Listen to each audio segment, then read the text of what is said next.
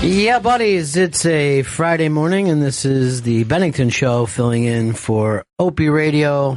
Ron Bennington, there's Gail Bennington. Yo. And we started off the show with the East Coast surf sound of Joey Ramone and Friends. I'm very excited for Ramone's Day. Well, here's the deal. Clinton came out to this last night, Hillary Clinton. Let's not forget the Lower East Side of the 1970s. I wish. I'm just like you. She's relatable.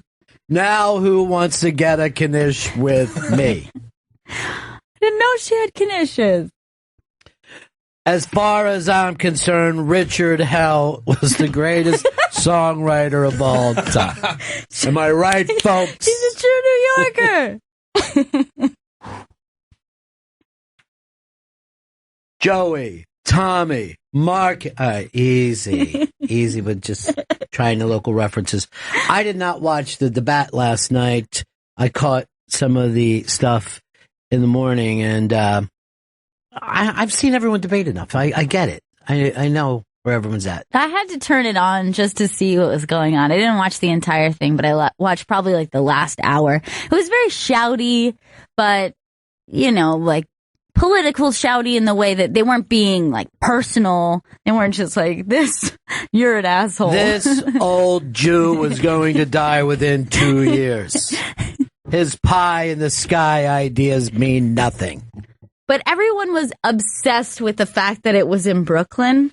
Right. So, I was watching CNN and all the talking heads chiming in afterwards. And really everyone on Twitter. Anything anyone was talking about was like, oh, these hipsters in the audience. And every time they would cut to the audience, I'm like, okay, there's like 3 rows there of elderly black women. Mm-hmm. I'm not sure if that's true. Like, I get it. It's in Brooklyn. And that's what everybody thinks. Brooklyn is entirely hipsters. But that was the only conversation. And at one point, Anderson Cooper comes back and says, and we're back quicker than a hipster on a hoverboard.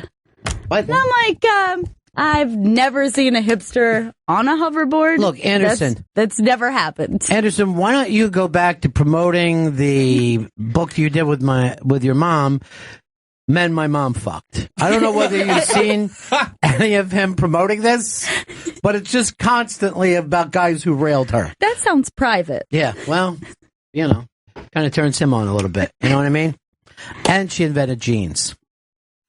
Well, that's hilarious. I love going through the tweets of just people being completely misinformed. Like the hoverboard thing, but then people are like, yeah, audience full of baristas playing their bongos. I'm like, I don't think I've ever seen what you're describing. So well, bongos are beatniks right away. Beatniks had coffee and bongos. Like they usually get somewhere mixed up between hippies and I don't know. They get just confused. They are confused, but remember before that they would just be like, Brooklyn, forget about it. You know what I mean? Pizza, right? Hey. I'm from a punch your face neighborhood, you know? A little gabagool. You get the good gabagool, you know what I mean? It's just fucking shortcuts to thinking. Yes. Is what the entire planet does now. This is what I'm told that people are like. So that's what I'm going to say. Let's all run out right now and go see an LCD sound system. I'm Hillary Clinton, and I want every single vote that's available, particularly super delegates. I don't think this woman is ready to run a country. I don't even know where her husband is half the time. He's like Jackie Mason. This guy president, and this guy comes over and talks to this guy. Hey, Aunt, I'm running for president. Fucking insane. We're a crazy-ass country. We're just out of our goddamn minds. No matter what it is, let's just get it over with. No, let's let just ISIS overrun us. That's my vote right now. I'm going to put a run-in that ISIS enslaves us and tells us what to do for a couple of years. I'll vote for anyone who promises our destruction. Hey, Aunt, I'm getting all the students free schools, free food, free gas. I don't know how I'm going to do it. Sounds pretty free. Hang the rich. That's Where I'm going. Oh, look, a birdie just landed. Hey, bird. They're fucking nuts. Right. Alex Hamill just wrote, tell Pepper Dix to make sure this goes on demand before Sunday morning. All right, that's a good point. Everyone always complains that when we do this show, it doesn't get on demand in time. Now, where can they find it? Because you say it does go up, but a place they can't find it. You have to go to the Opie Radio section of your on-demand app, Okay. and then it'll be there. There's a box that says Bennington. You click it, and then all the on-demand's there. So their problem is they're going looking over at the Bennington part. Right. Of it. So you got to Exactly. search Opie Radio first. All right, so let's make sure that we put that on our Instagram and Snapchat. Yes. Maybe we could do a 10-second snap really fast on how to find it. We want to be with everybody all the time. We don't want you to be away from us for a second because of social media. Mm-mm. We're for you. You can stay connected to us. I didn't think, like, when I was younger, I would wake up in the morning and just hit my phone and Jack Nicholson would be like, you awake, buddy? All right. Once you get up, get yourself a shower. And remember, I got a big movie coming out tonight. Thanks, Jack. I'm not answering any Q&As from anybody. Jack Nicholson wouldn't even go on the Tonight Show. That's when privacy, like I made a movie and if anybody wants to see it, there it is. But now if you make a movie, you're fucking spinning pizzas on one show, you're prank calling your mom on the other show and telling her that your brother's dead, you're singing with fucking Colbert. Aside from the previous generation of celebrities, is there any current celebrities, actors, musicians who have that air of mystery even though they're younger? Okay. You'd have to be younger because people who, Right. Prince still doesn't do that shit. But I can't think of one. Yeah, I can't. I feel like there's got to be someone. Like, I know that Louis C.K. dropped off of social media, like he was big into Twitter, and then he decided that wasn't helpful to him anymore, and that he didn't want it or need it. Well, who wants to read that shit? I don't know. Amy Schumer just sits around at night clicking and crying. This isn't fair. Just leave it alone, Amy Schumer. But they're talking about me. Somewhere someone's talking about me. Someone says I'm unfuckable. God damn it. Look here, Stinky 437. I fucked up plenty of people. All enjoyed themselves. You don't have to fucking make a case for your fuckability. Wait, Diana Ross was in a car accident? She was, yeah. I just saw that last night, that she was she was in a car accident, but I think, I'm not sure what her fine. state is, Yeah. but it was a limo crash. Well, that's the best kind of car accident to be in. Roomy. My limo crashed into a cashmere store. Speaking of fucking cashmere, I don't know how he ended up with Marty Jannetty's old pants. Seriously, who you wrestling against tonight? Are you going to kick Joe through the fucking barbershop window? I mean, barbershop's out today, so who knows? Yeah. It's a promotional. How do you get away with this? That's a good question. But I mean, I kind of feel like if you got it, flaunt it. Okay. So I'm flaunting it. Zebras are so in. I live near the Bronx Zoo, so I know that. Okay. So he's wearing zebra pants. He's wearing a very sassy zebra pants. Exclusively, yeah, with a little fringe at the end. I'm bringing fringe back too. You know what? But here's the thing. I saw you walk down the hall and somebody, and I'm not going to say who, that was sitting at one of these laptops saying, did someone order a package to be delivered? They thought you were wearing it a little snug in your zebra pants. I'll be right back. Say, that's bad. That's bad. That's bad. Bad pants. That's bad, Ron Bennington. I just did an impression of someone that no one knows. Used to be a receptionist at the first fucking radio station I ever worked at, and every time I would be leaving, she'd be like, I heard your show today. You're bad, Ron Bennington. And I'm not even kidding you. Every single day. She sounds great. Yeah, I she's wish the we had best. somebody like that at reception. She is the best of all time. Well, that was before, we got in that thing of, got to fill a quota, reception desk. Oh, you're not getting a good job, but you are getting a job. You're bad to bring up race, Ron Bennington. Every fucking day. Have fun with the strippers, Ron Bennington. I heard you. Speaking of which, Joey Jojo, he sent in this story. It's up on the iBank today. Probably the worst title I've ever seen in my life. Tell us, Joe. Okay, it's Yeah, there's the excitement level I'm looking for. frat bros build a wall to make America great again. It's Why tore when down I'm immediately. talking about strippers and ass and all, would you go to frat bros? This is, he put up a bit. This is the title of it. They now have ass makeup for your ass. Well, I'm going to ask you, Gail, would body makeup, well, I'm going to ask Kashmir too. Push Sleepy out of the way, Kashmir. Is there a difference between body makeup and face makeup? Oh, the list goes on, yes. It's true? I think that it would probably be different. It's probably heavier. Yeah, Now, no, definitely. why did she write? First of all, I wouldn't think that you would. Is she an Asian girl? Yeah, Before that's I an Asian, yeah. Why would you put an Asian girl as a ass model? Because she's gonna be about to get a better ass.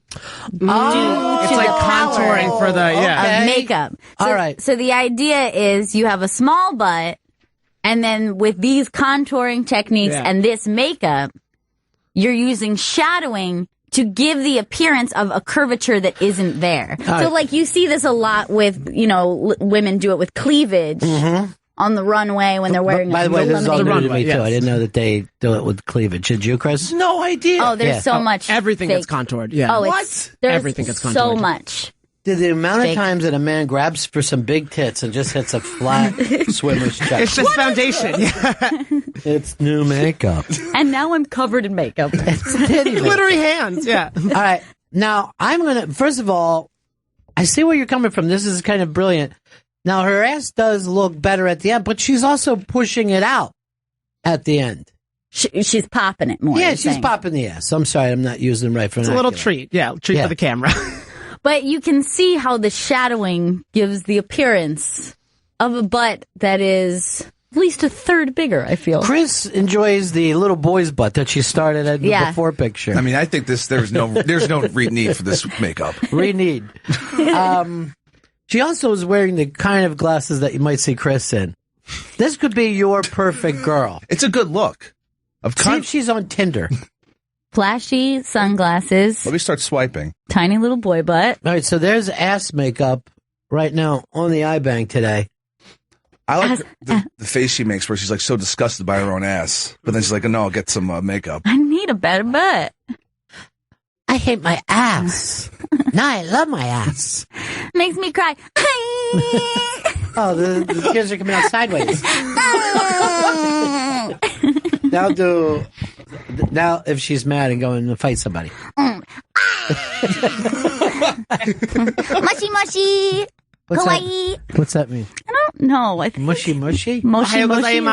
gozaimasu. What did you just do? I took Japanese for 4 years. Oh, ohayo gozaimasu. What is moshi moshi? I don't know why I always Moshi say that. moshi, I think that's like a compliment to something being tasty. Moshi Oh, moshi. I'm going to say that next time I go get sushi. Yeah, just go moshi moshi. You know, sushi sake is now moving around the city. Really? That was always my big secret place, but now you can go. Well, it's right down the street here in Hell's Kitchen. Wow. There's one, and there's one right next to Gotham. Man, they're branching out. Well, they Yeah, they're should, 'cause branching out. they're excellent. They're unbelievable. Maybe the best I've ever had. And yet they never make the top 10 list in New York. When they do the Moshi Moshi list of best sushi and ass makeup, they never make it. I think they should do a sushi place with like those baths, where everybody's in the bath, but then they bring in nice sushi. Oh, that sounds nice. I love a soak, so I'm down for that. You know what? By the way, the sushi sake may be the only like tuna roll that I'm crazy about. Because at most places, that's the dullest thing. Yeah. But they always end their, whatever they call the tasting menu. I forget what they got. Yeah, there's like a specific to the sushi chef's taste. It's like Akamora? Rockamora. Akamora, I believe it's called. I can't remember, but that could be it. I'm going to go with no. Although the just last 'cause time it's I was you. there, they did a spicy scallop hand roll. Oh, that sounds good. Out of this world. What am I, crazy? I should be going there tonight. Don't be crazy. No, I feel like a lunatic. I haven't been there in a while. It's just down the street. I know. But you know what? A lot of times you get there and like, no seats. And I go, here's maybe look around and see if George Washington understands. Wait, Jesse wants to tell you about Mushi Mushi. Go ahead, Jesse. Hey, what's going on, boys? Now, Mushi Mushi is how you would answer a telephone in Japan. It's how you say hello. Mushi Mushi. Mushi Mushi. Yeah, exactly. That's crazy talk. What's It is. konnichiwa? It's crazy talk. It's madness. But that's, Wait, what's that's how it is konnichiwa? over there. I thought konnichiwa was hello. Konnichiwa is hello if you're in person. Yeah. Oh. Well, it's just like in Italian, hello to greet someone is different. Like, because when they answer the phone, they say pronto, which is kind of hello, but it's like specific to greeting. So it's a specific telephone hello. All right, this is why Joseph says that Asians have flat asses from the fallout. It's awful. Oh. It's not true. Just let it go. And if it was, it would be really sad. Johnny, Hard Rock Johnny says he has to use contouring makeup for himself since he lost weight. Yeah, except for he's using a buttered roll.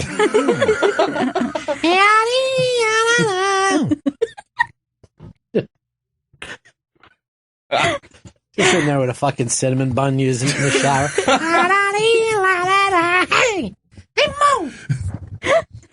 Mushy, mushy. Mushy, mushy. But there's something about Japanese culture that's so comfortable, though. You ever notice that? It's like whenever you go to one of their spots, you're like, this is very comforting. Well, there's something very relaxing about like the way they dine, the way they kind of like. I think their clothing Comfortable, nice and loose. Yeah, nice kimono with like those like little slippers. There's the toe socks, the slipper. There's an Asian massage spot on my street, and I only see single guys going there, and they're always wearing shorts. Odd. No matter what the weather. Let me tell you, they lounge their way in, but they fly out of that place, just sneaking up, not looking up at anyone. What did I do? What did I do? My family. Johnny just texted us.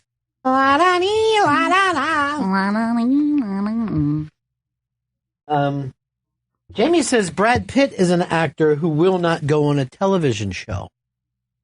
So he won't do a guest spot on a TV show? No, he won't do the talk show circuit. Oh, okay. Like we were talking about earlier. Now, I saw him when he had his movie coming out. I think it was called Fast Zombies Are After Us.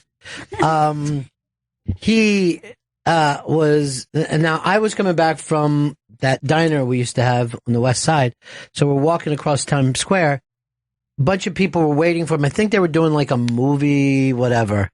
But he jumped out of the car and just started like waving to people and running around, and the fucking place went bad shit. Oh, yeah. Well, how could you not? That would be the craziest. His hair was shinier than any human being's hair.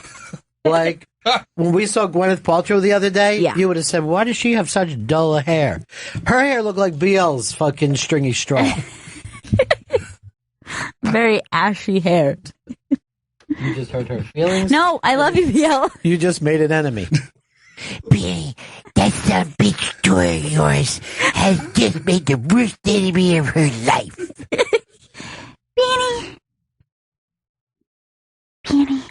Benny, for 45 years. What? She likes to throw out dates.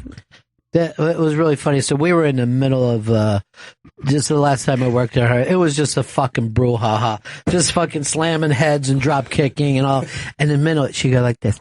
How did you get your start? I go, what are you doing? You never get interviewed. I thought I gave you an interview. So, let's see.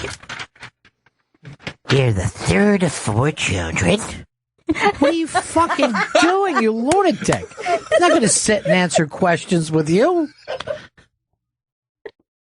Your mother was a homemaker. Your father worked in research and development. What are you talking about? Where did you get that information? The story that Joe brought up was one about this little little frat in Tulane. I believe the entire name of the school is Tulane Highway. And so they had a really fun wall that they put up a wall of like sandbags around their cool frat house. And there they are standing around with no shirts on like it's fucking spring break all the time. So they put up a wall that said, "Make America Great Again," and they were very, very proud of it. The pictures are up on the iBank. But then guys, local youths drove up. Some people saying it's the Tulane football team, and immediately started to take their shit down, and the frat boys were doing nothing. They were just standing there. Turn up the sound a little bit. This is private property, all right? This is private property. And they're throwing their shit into the street.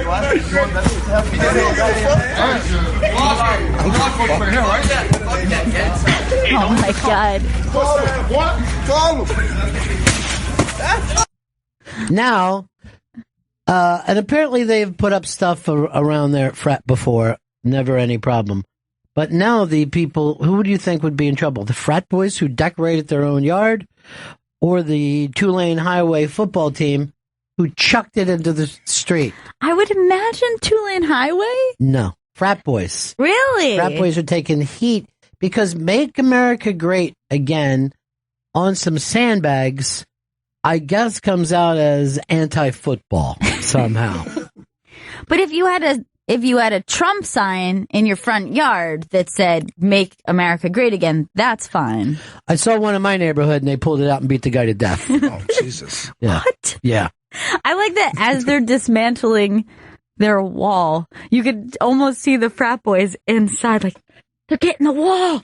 Oh my God, like this. Those pussies. They really come off looking like frat. I'm going to go out there. Don't do it. I would just go out with them and just start throwing the bags in the street. These guys are pretty fucked up, right? Those assholes. Let's go Tulane. Try to get one of the 90 bowl games this year. Fucking hilarious, though. Boy, Trump is a divider, not a uniter. He is. Just by being himself. Just polarizing. Yeah. When I bring up to people, like, well, I don't know, maybe I'll vote for Trump. Maybe that's the thing we need to break that logjam. And people will just start to, are you fucking kidding me? I once respected you, but now no more. Yeah. I want to just put up, I'm going to start wearing a hat that just says "Make America Drunk Again." Because everybody will be fine with that.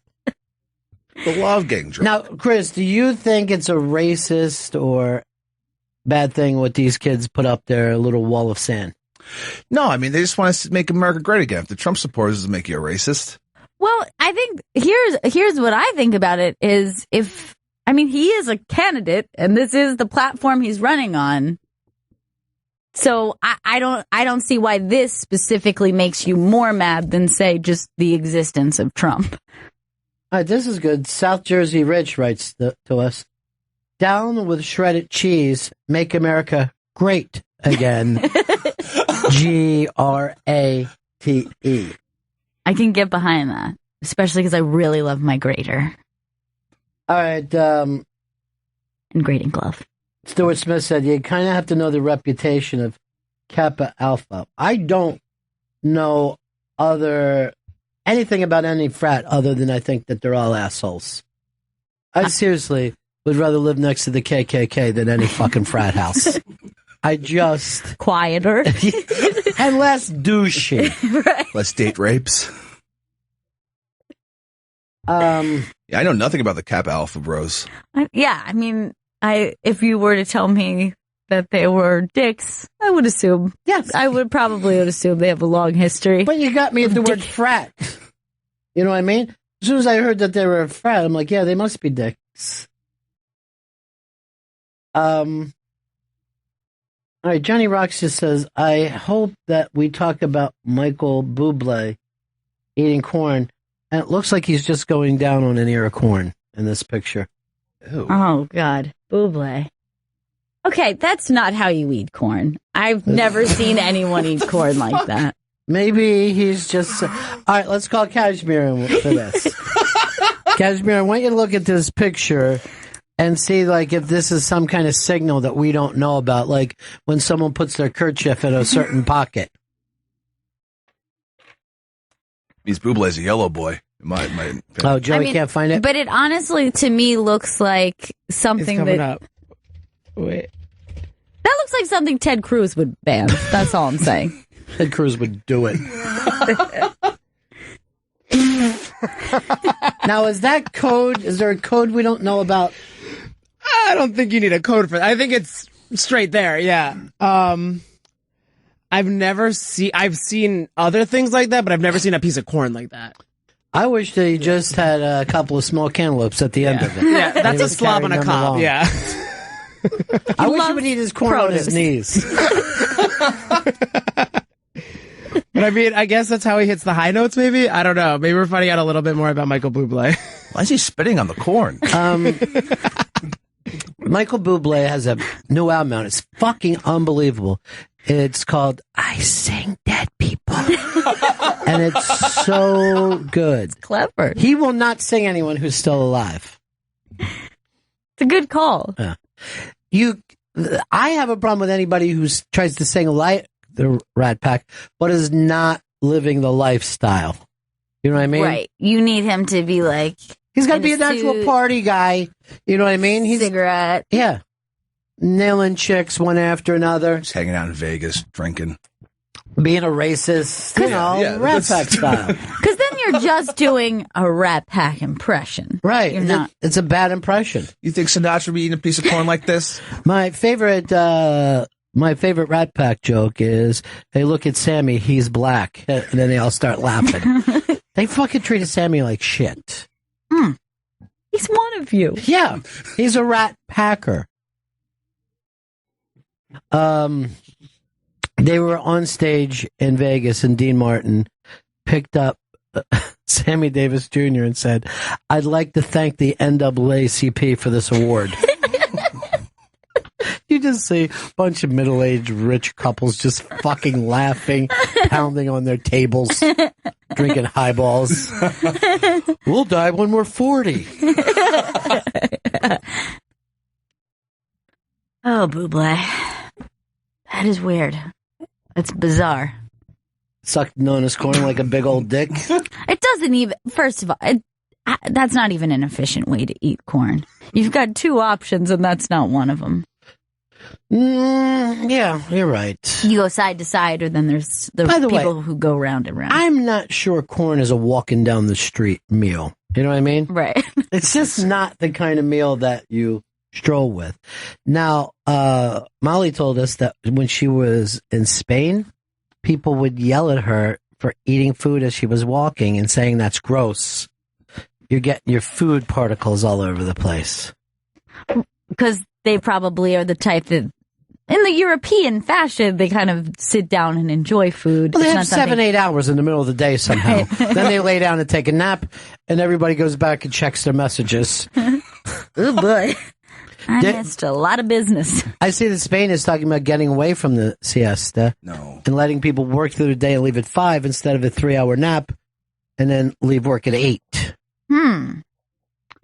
I just like the siesta because I hope they hold on to it because I want to believe that we can have that. I like the people who don't even leave their store and just throw a fucking pillow and blanket down behind the cash register and lay down. That cracks me up to no end. Gone sleeping. People are knocking at the door. 2.5 hours. Siesta time. Don't you realize? Why are you up? No more Yankee, my wanky dong, I need food. Yeah, the siesta is, all right, this is what the internet, all right, without anybody checking, let's see who comes the close to what people are calling Bublé on the internet right now. Chris Stanley, you go first. Corn job. Corn boy. Cornhole. House Glover. The answer? Cobsucker. Brian in Charlotte. Yeah, you just raised the point, but I thought that was weird too. Under the photo, it says that Bublé is enjoying a popular theme park treat, corn on the cob. Like, No. I've been to a million theme parks. No. I've never had one. A churro? Yes. Mm-hmm. A churro? Yeah, no doubt. Those gigantic turkey legs, maybe. But And even Yeah. that, it's again, that's not terribly convenient. I know turkey people. leg? I know people get excited when it's an option in theme parks. It's only an option one place, and that's that fucking Tits and Dragons show. Renaissance Festival. Yeah, those. They're always walking Yeah. around with big old turkey legs, That's fine. like But the you- way they did in olden times. Right. But you don't want to be in Universal Studios eating a fucking turkey leg. You guys going to Harry Potter or not? So greasy. Yeah. A little greasy right now. How much grease? I find fucking cotton candy disgusting.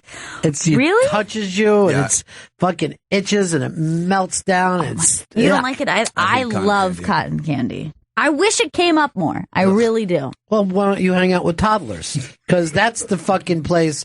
That's their go-to drug. Cotton I already candy. do. Oh, I already do. I thought Chris was bad enough. No, I was saying you guys are toddlers. Never mind. Ouch! We didn't even get your joke. What the fuck? We And I didn't don't, even get it. Because you're babies. Yeah, I guess we are. and I don't hang out with actual toddlers. Just want to throw that out there. No one said you did, Chris.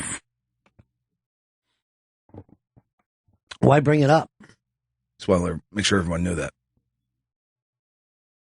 Well, now. Me thinks the protest too much. This is Stanley loving that Cobb slobbing. I'm weirded out by it, to be totally honest. I ain't loving it. Corn job. You can be honest here. I think we were all pretty freaked out by it. Like, it looks like he's going to bite into the corn core, whatever that's called. Yeah.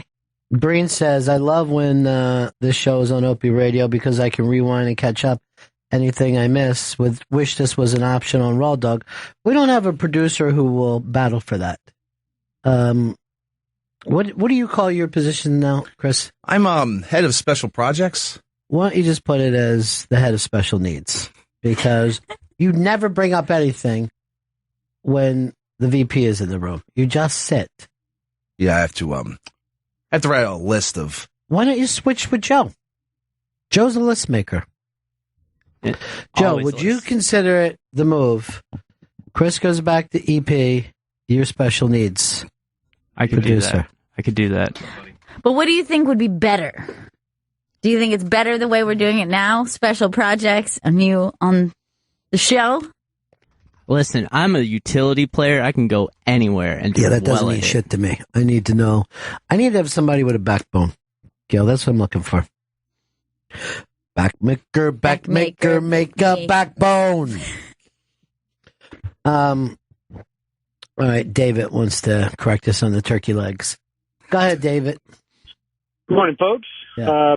My wife was just down in Florida at Hollywood Studios, and they do sell turkey legs down there. That's disgusting. I know I've seen one at a Busch Gardens. Why don't you do this then? Just carry a small bucket of gravy with you as you're walking around. Oh my God. Buckets of gravy. And gravy dipping sauce? Yes, please. Small bucket, if you will. Going to be a long, hot day in the sun. And I've got plenty of gravy.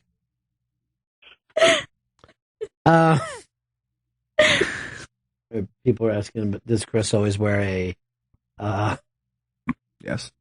fucking bicycle helmet wherever he goes? No, You just said yes. this head is sturdy enough. Doesn't need a helmet. And why are you wearing one now? No. That's his hair. Oh, okay. Weird texture. It's the grease. Why is it so domey? Haven't showered. Cotton candy, edible spider web. Well, all spider webs are somewhat edible because everybody's taking some in their mouth. I love cotton candy. Ugh. I don't think it's used enough. It's a freak food. It's just it shouldn't exist. I hate it. Or There was, fairy floss, if you will. That restaurant that used to be on Fifth Avenue that used to change their whole decor and their food every season would do a summer season, and there would always be a small piece of cotton candy on your dessert. Oh, I love it. Yeah, and I would just go, "Can you bring someone over and take that off with a fork? I am not a baby. Why don't you just put a pacifier on my fucking plate?"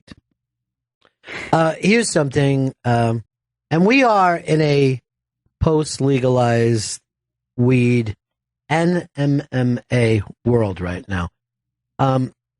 There's a pizza place that delivers a pizza that you could take the box and make a small cardboard pipe out of it. This is the most brilliant idea I've seen in my entire life. I mean, the video shows how it happens, and that is a proper weed bowl that you can reuse and reuse. I mean, this thing looks amazing. Why hasn't anyone done this before? I want this pizza box. All right, let me see what the pizza box itself looks like.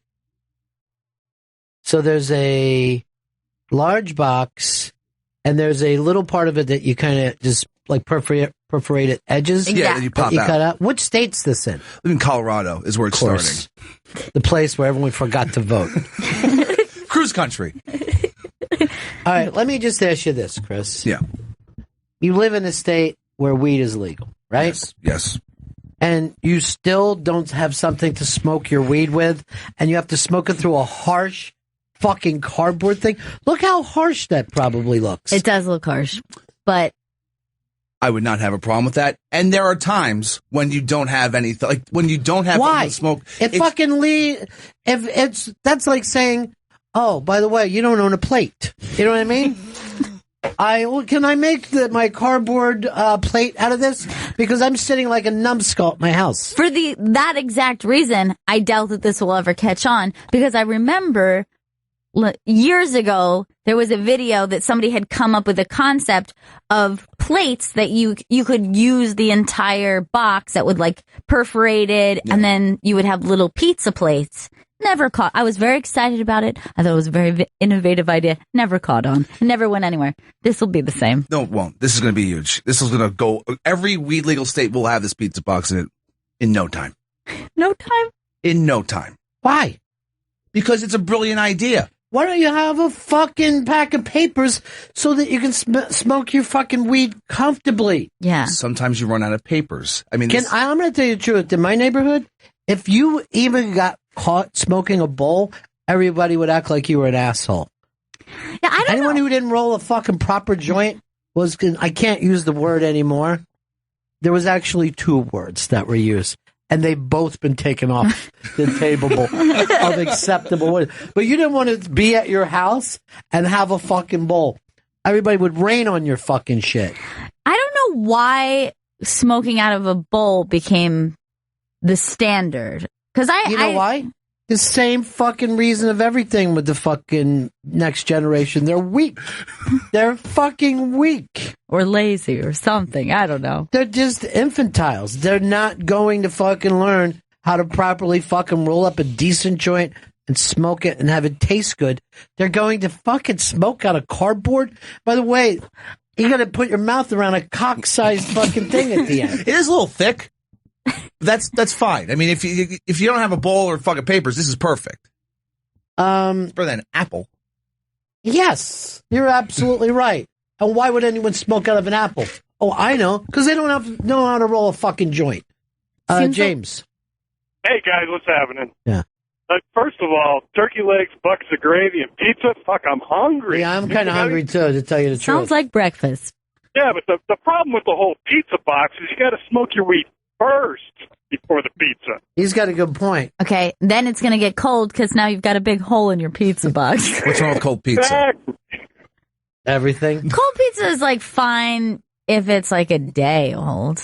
But you don't want just like lukewarm pizza. I'm fine with lukewarm pizza. No problem whatsoever. You have no standards of food. You're fine with smoking a cardboard bowl. And there's 2 words I wish I could call you right now, but I can't because the years have rolled by. So confused about it. They just keep on going. Now, here's the interesting thing. The 2 words that I can't use now, I was able to say in front of my parents. Those were the only 2 that were acceptable in my house. So confused what these words could be. Got to guess on one. And the box is recyclable, so it's good for the environment. Aren't they all? Pretty sure.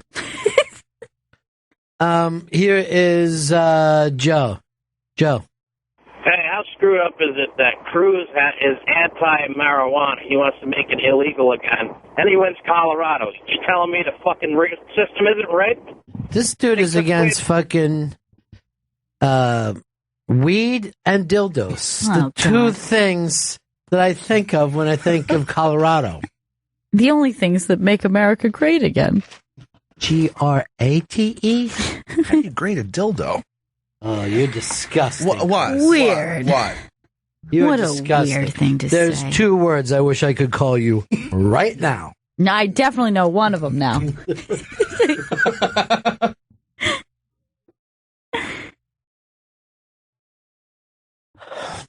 Not Sam Fanfuck says, did I just experience deja vu? Gail saying, I love cotton candy. Nope, at least once a week she screams that out. For Hey no guys, apparent reason. you remember that I love cotton candy, right?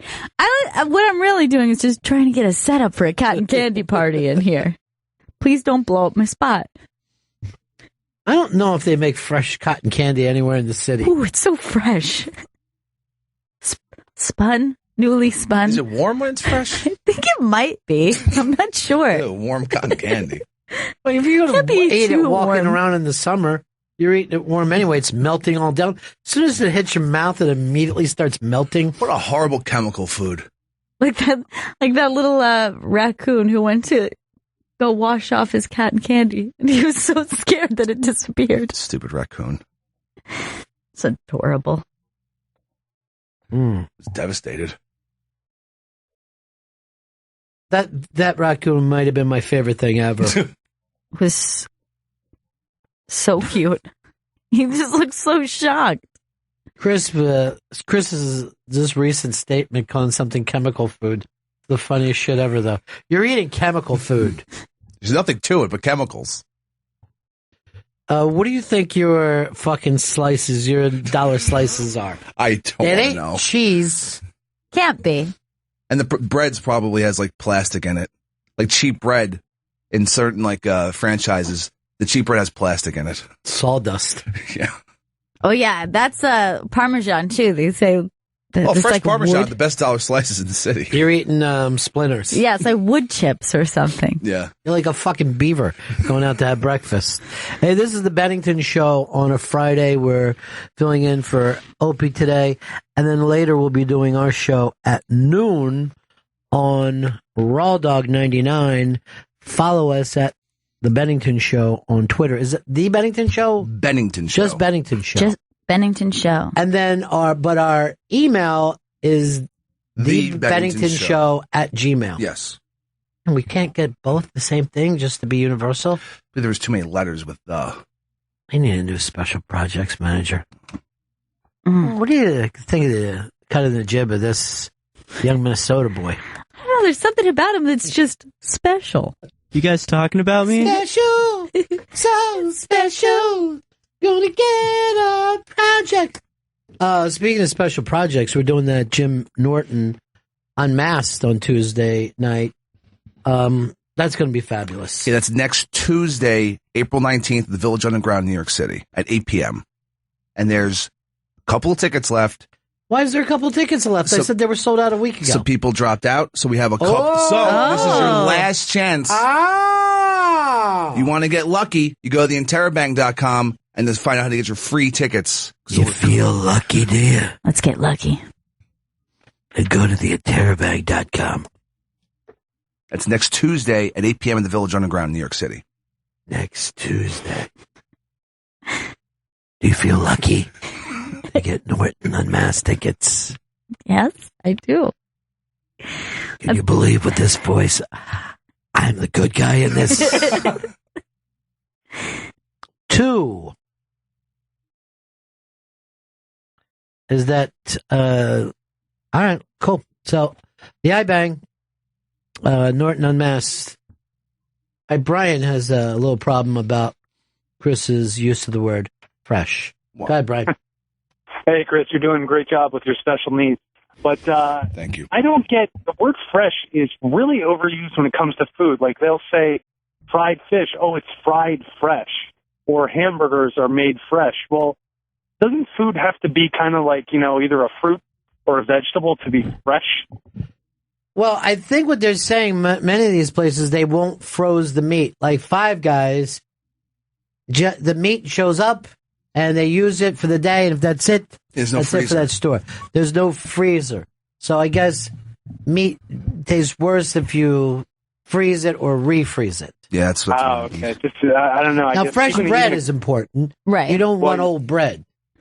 right. But I Now- will agree I that guess I can't. Oh, go ahead. I will agree that if meat is fresh, as in it's not frozen, it's not the adjective I think of when I bite into it. I'm like, this is a fresh burger. I get that normally you think something crisp. I have the freshest wine that you'll ever taste. I mean, it's grape juice. All my wine was made within the last 45 minutes. You can still taste a little foot in it. Guys. All right, there you go. He's jumping all over me for my fresh cotton candy comment. Why? Oh, you seem to have a problem that these thing cotton candy can be fresh. Cotton candy. Cotton candy. It's a very weird. Cotton candy. Cotton candy. It's up to him now. Cotton candy's got the upper hand. California. Now I just do an impression of Chris doing that impression. Of course, because it doesn't sound like him at all. Yes, it does. California. California. My name's Chris Stanley. Get away from that, California. Don Doe's got the upper hand now. Huh? Doesn't sound like. Johnny. Yeah. Mushy, Mushy, mushy. Most.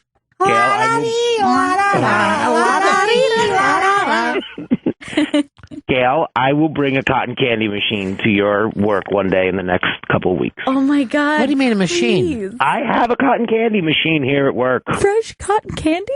Johnny, is that why you had to get the surgery? It's in my office right now, yes. I am so excited about this. Our friend Sharon Doherty wrote in to Gail, cotton candy is pure spun sugar. Just chemicals, just food coloring, you dummy Chris. That was my next statement is it's just pure sugar, Chris. There's really no chemicals. Seems like a chemical to me. It's natural. Why are you Aside from sitting little next to a cotton candy machine every day? I don't really have it in my office. It's here, though. Just as it's coming out, he's just got his tongue go, letting it wrap all around his tongue, and then he sucks it all in. I actually think it would be interesting to see some cotton candy that's not dyed, just like white. Sugar cloud. I'd rather have that. Yeah. But is there anything worse looking fresh. than cotton candy in a bag? Like when they try to sell it in the store? It's awful. I think it looks great because I'm so excited cotton candy. Johnny, when you walk over from Times Square with the cotton candy, do me a favor and bring a balloon in the other hand. I want to get a picture of you walking around New York like that. That sounds adorable. I'm bringing the whole machine. I'm not bringing just a little thing of cotton candy. Oh, I can't wait for this. All right, Wordy says this to you, Gail. If you go down to St. Mark's, where you used to I did. be every fucking day of your life, you can make your own cotton candy at some crazy Korean joint. What? Oh, I've been there before. Well, what's it take for you? Why your memory to kick Why in? couldn't you have shared that with me? Never ate the cotton candy. Cheap beer, though. Oh man, I wanted. I'm going down there tonight. Hey, Steve in Queens. Hey guys, Yeah. I think the pizza box will catch on if it comes with a dime bag of oregano. You know what? I used to sell that, and I can't use the words right now. To who? There's two different words I can't use. So many guesses here. I've made a list. I can't believe it. And by the way, destroy this list when you're done with The it. only two curse words that were fine at my house, and I can't use them. That should have came up in Brooklyn. You young people are social justice warriors. Johnny, did you watch the debate last night? I did, and the yelling between the two of them, but they weren't even yelling at each other. It's just the way they talked. It was so annoying. Man, that's all I can hear when Hillary talks. And Bernie, wait a minute, I'm trying to make a point. I was like, what is this? And the moderators were even worse, I thought. Yeah. Like, they were really shouty because it was like they would give them 10 seconds to answer, and then they would shout over their answer, and then Clinton or Sanders would shout so to be heard over the moderator going, okay, well, like, we got to wrap this one up, or like saying their name over and over. Come on. I want you to meet my vice president, Lana Del Rey. Wow! Yeah! She's great! She fainted. I went to one of her shows. She fainted 7 fucking times. She's just... This world is too hard for her. It's just too muchery. Yeah. She's just anemic. Well, it's because she won't eat iron. She is on an anti-iron diet right now. She needs it. No iron? He likes to stay nice and pale. Bubba says, and it has his name as the original Bubba. That's hard for me to believe. Wow. He says cotton candy in a bag looks like a wig. It is kind of disgusting, though. It isn't. It looks delicious to me. In a bag? In any way I can get it. Like a cotton candy junkie. I love it so. I love the texture, It's nauseating. the sweetness, the happy Ugh. colors. That's disgusting. Looks like fucking Betsy Ross's pubic hair. Yeah, and Vito didn't laugh until he heard pubic hair. He's like, that's great. It's all sugar. Come and give me some sugar. Vito, come and give your grandma some sugar. I used to have relatives from Mississippi, and when I was a little kid, they would always say, give me some sugar, and they would grab your face and kiss it. But they always called it sugar. And I remember that thing. See if you remember this, that while they're kissing you, you just kind of go dead body. You just make sure that you're not touching them back. why is this happening? And if you want to know how to slow down time, have elderly people kiss you. Because you'll just be like, is this going on forever? She's getting closer. Chris always kisses kids right on the mouth. whenever No. he sees them. What? No. I would never do that. I'll get close enough to kiss a child. Would you kiss Joe on the lips? Would you rather kiss a kid on the lips or Joe? I'd rather do neither, but if I had to make a choice, I'd have to fucking kiss Joe. Go ahead. Joe, you Do ready it. for this? No, I'm not Thanks. going On to the guess. lips. Do it. No. Oh, man. Do it. Listen to this. It's this, Johnny. It's this. If you would have said, would you rather go ass to ass with your southern aunts than kiss them on the lips, I probably would have said, let's go ass to ass. Because at least I don't have to look at them. Yeah, get me that double-headed dildo. Cruise bandit. Sorry. Cruise bandit. He doesn't want any of us to have dildos. But I think if you didn't grow up with mouth kissing, it's very weird to you. But then there are people who, their parents kissed them on the lips. And that's the way they showed affection. But if you didn't grow up that way, and then, let's say, extended family members or something like that, you're like, what? Yeah. That was on the mouth. Like, why would they do something? My family's always been mouth kissers. Yeah. The aunts were mouth kissers. And I'll tell you this, too. My aunts and uncles, when I was a little kid, and I'm talking like 3 or 4, would grab you, hug you tight, and yell, I'm going to squeeze the shit out of you. They would say, right? And I remember sitting with my legs dangling going, that's entirely possible. Because I don't think my little insides can take much more of this pressure. So much pressure. My colon is rupturing. Well, Vito, you're Italian. Italian are mouth kissers. Yeah, but it makes me sick. And like when I saw Kobe kissing his kids in the mouth after the game, it just fucking disgusts me. I can't. That's his children. I don't care if you kiss your kids on the mouth. I think it's gross. I'm willing to say this. That's an abused person who thinks that way. I don't know. I sometimes think I don't judge that other people do it, but I don't think we were mouth kissers in our house. No. But then extended family would like come at you with a mouth kiss, and you'd be like, I don't know what's happening right now. We weren't mouth kissers because I always had some weird sore going on. I want to give you this. No, honey, no. That's hooker mouth. But when I was when I was in high school, I was a babysitter, and I babysat for this family, and they were mouth kissers. So they would kiss hello and goodbye to their kid who I was watching on the mouth. And so one night, her parents were leaving to go out, and the mom left first so she could get the cab downstairs. And the little girl I was watching was like, give me a kiss. And they kissed. And then she said, now kiss Gail. And so she was like, oh, okay. And then she faked like she kissed me on the mouth. And she's like, okay, good night. And then a few minutes later, the dad comes out and she said the same thing to the dad. And then he just grabbed me, planted it on. And I was like, Shit. okay, we just fake kissed. Now you've just kissed a 16-year-old girl in the mouth. Yeah. For more than a 0.3 seconds. Can I tell you something? Their entire website's built around the story. He was very attractive, by the way. Oh, no. Jesus Christ. Oh, no. And that person is Ted Cruz. That's why I'm coming forward now. Ted Cruz in third place in New York, by the way. Third fucking place. The Daily News gave their thing to Kasich today. They endorsed Kasich, yeah. And they have on the cover, Never Trump. Hashtag Never Trump. And then just put Never Trump. Well, thanks for not putting pictures of him in clown makeup. But the Post picked Trump, and they say, even though he makes a lot of mistakes, we think he's going to get better as it goes along. It's a learning curve with Trump.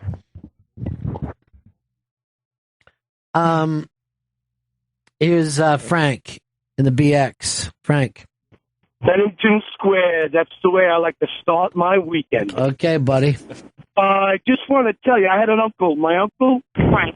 Every time I used to see him, it used to be the handshake or the squeeze of the hand, the hug, and then as I got older, I said no more. So every time I went to, shake his hand, he punched me in the nose. Literally, punched me in the nose. We were online at Hershey Park, and I was messing with him, hitting him in his big fat belly, turned around and clocked me, broke my nose on the line. My old man had a fist fight with him in the line to go into Hershey Park. I had a bloody nose. I was 9. I was wrong. I'm like, my mother's like, what the fuck is wrong with you, Frank? What's wrong with you? And that's the love I had in my family. Can I tell you something? First of all, I think now you know kissing is better. Second of all, Frank, pretty good prize closet. Yeah! It's the pretty good prize. It's the pretty good prize closet. We have pretty good prizes.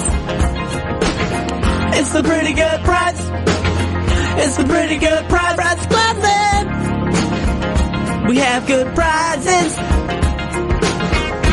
Frank, for your dad going to bat for you, you win a signed CD, A Cure for Loneliness, signed by Peter Wolf. Oh, that's fucking cool. great. Ow! Yeah. That's badass. Jim in Jersey. Morning. Yeah. I think you guys you got to differentiate between mouth kissing and lip kissing. It's starting to sound a little gross. I think it's the same thing. It's about the same thing. To me, mouth is like French kissing, making out kind of thing. Not, Well, who would fucking put I didn't say like Sick. French with my no, family. I know that's not what they're doing. I'm just saying that lips is different than mouth. It's mouth to mouth. Yeah. So you find lip kissing with children fine. No, it's just okay. He says, okay.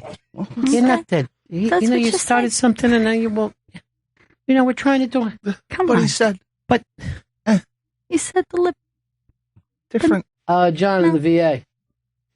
Hey, I was just thinking it's weird. As an adult, you don't want somebody to kiss you. That kind of goes without saying. But as a kid, you basically have no choice. Like your aunt, grabs you, starts to kiss you on the cheek. Yeah, you're always. out of it. You just have nothing. Yeah.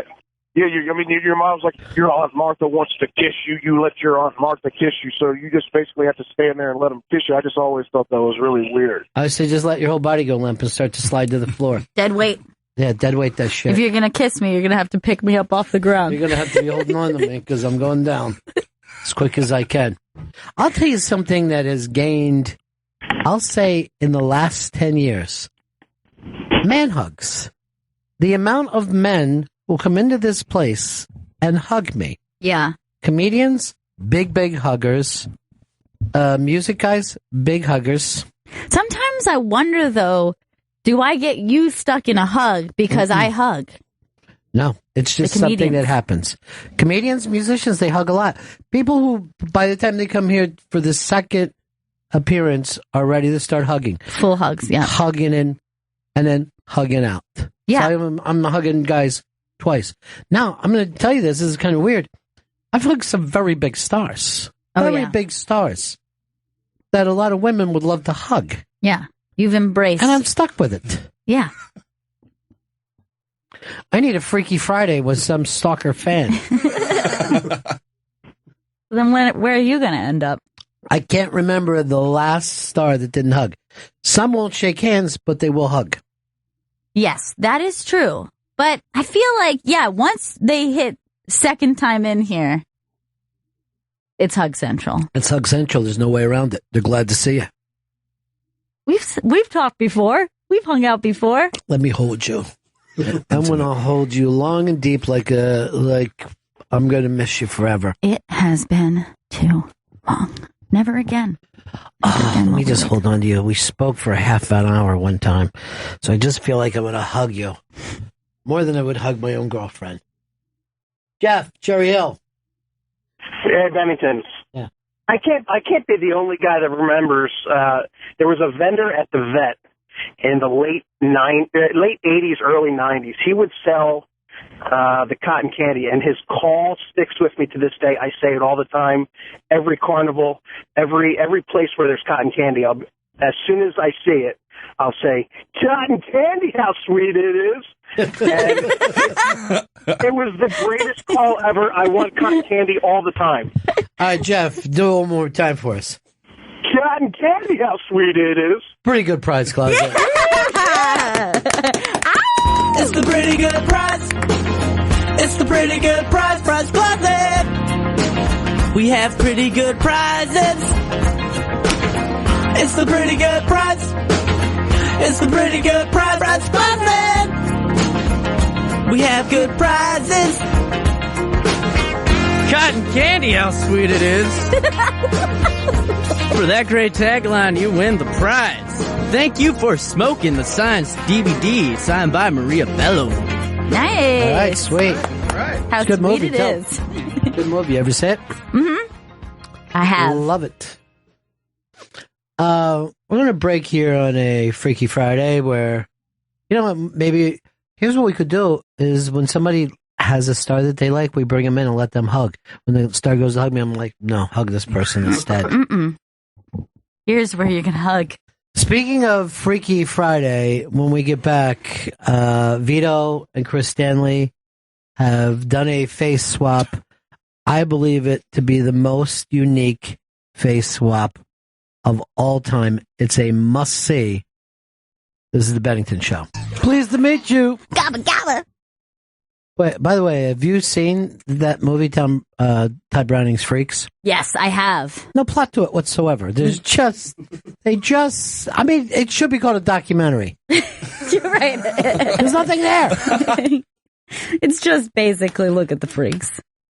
Todd, can I talk to you about the structure of this project you're working on? Hey, it's the Bennington Show. You can join us in just a couple hours. We're going to be over on Raw Dog at noon, Raw Dog 99. But we're filling in for our buddy Opie today.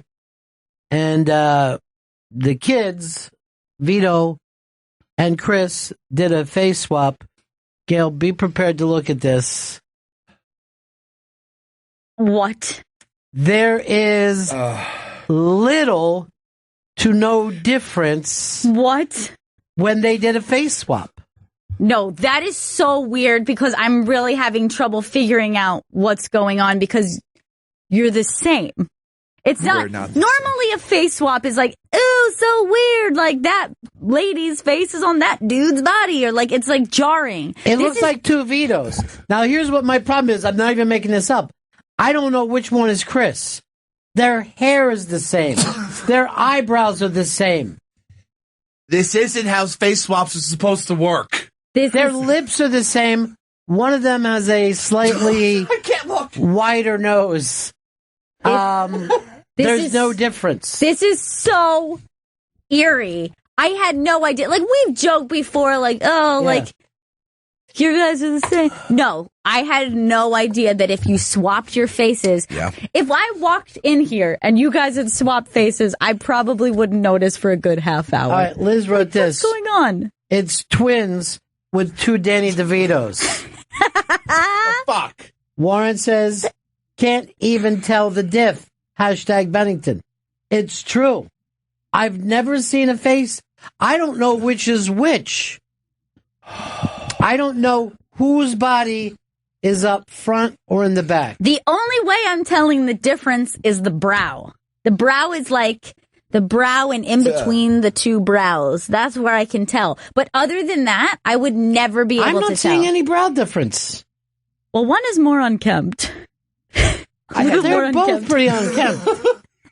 I had no idea we were doppelgangers. That we're the fucking same person. It's crazy. I've never had a brother, so I'm really excited. I never wanted one. That's really sweet. So sweet. Everybody should have an older drunk brother, and now you have one, Vito. Brothers don't shake hands. Brothers got a hug. Brothers got the same face. Maybe a little bit difference with the forehead and some thickness of the nose. Brother? I've always wanted a brother. Brother! How do you feel now? Vito's I feel creeped the fuck out. Vito just said he has a brother now for the first time. I don't want a brother. Look at us. I have no need for a brother. I thought, we're going to face swap. This is fun. It's so hot right now. Everyone's face swap, and this will be great. Oh, wait. We didn't have to because we're already the same person. This has been pointed out now thanks to the face swap. Could we send this out to the face swap people and say, has this ever happened before? Yeah. There's a face swap community. This is so weird how much you guys are the same. First of all, your hair is like pretty much the same. Greasy, natty hair. I have better hair than Vito. I don't think so. Definitely do. Don't know at this point. How can you even tell which one's yours? I know from real life. I don't have to depend on the face swap. All right, Buckknife said this. Find the pod and destroy it before we're overtaken. You even have the same expression. Yeah. Like same slightly disinterested smile. I just feel like it's Twins Days at Dollar Pizza. 50 cents. Buy $1 pizza and your friend gets a slice for free. It's just freakish, man. Man. I mean, Vito seems to be happy about this. Why can't you be happy? I just figured out how I could finally tell the difference.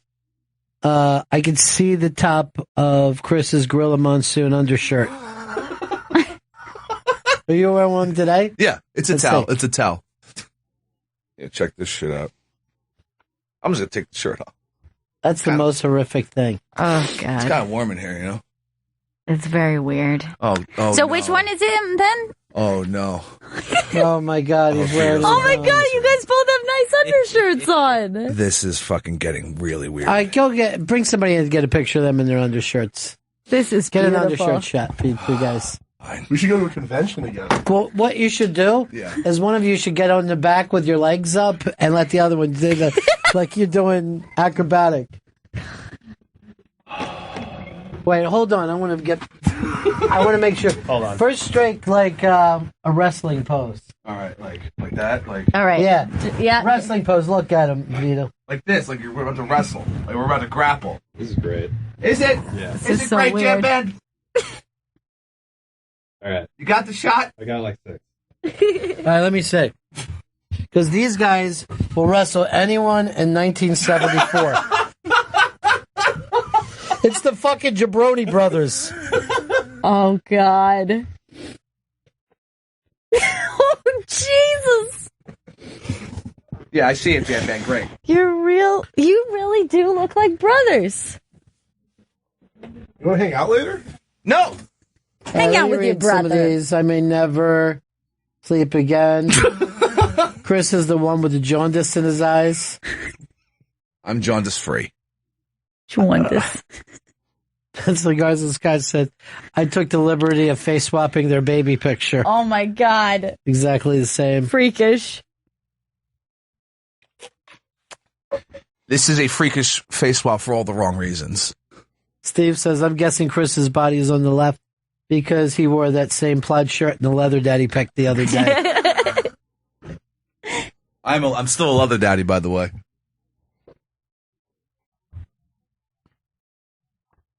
God damn it. This says, this is from Andrea. Bad week, running late. Listening to Gail and Ron doing a Philly accent live read.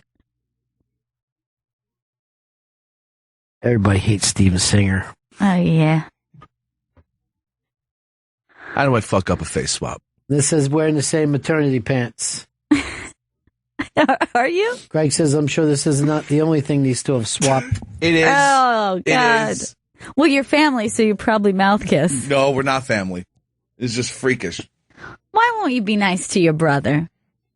Because he's not my brother. He's your little brother. No, he's not. Yeah. Let me know when we tweet out the next pick. I fucking love it. Make sure they're called the Jabroni Brothers. Couple of fucking ham and eggers. Couple of hookers that if you beat them in a fight, you get ham and eggs. Take out all comers. Ew. No, not like that. That's Gross. disgusting, dude. Not like that. Joe pulled that. This is seriously frightening. This is from the same template you create a wrestler video game.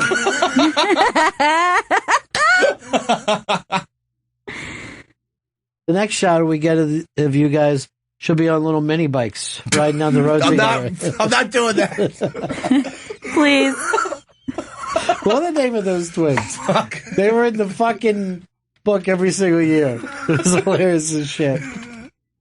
The McGuire twins. Yeah, the McGuire. Oh. Is that right? Yeah, the McGuire twins. Oh, that is fucking disgusting. I found that out by Googling giant fat twins.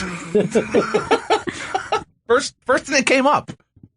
All right, this says maybe Chris's dad sold some sperm to pay off bookies, and Vito is his turkey baster brother. Oh, Jesus Christ. Could be true. No, he philandered in Mexico. I'm sure you can walk around Mexican and find one fucking dude who looks just like you. Oh, he said that to me straight up. This says let your brother move into that rent control department. No, man, I need my space. Come on. I like my privacy. You can come over to my place for every holiday now. Yeah, me, you, and your mom can hang out. Yeah. What's wrong with that? Your mom By the now, way, too. I didn't even get a chance to say hi to your mom the other day. She's so cute. That was my first time meeting her. Oh, she's great. She is a sweetheart.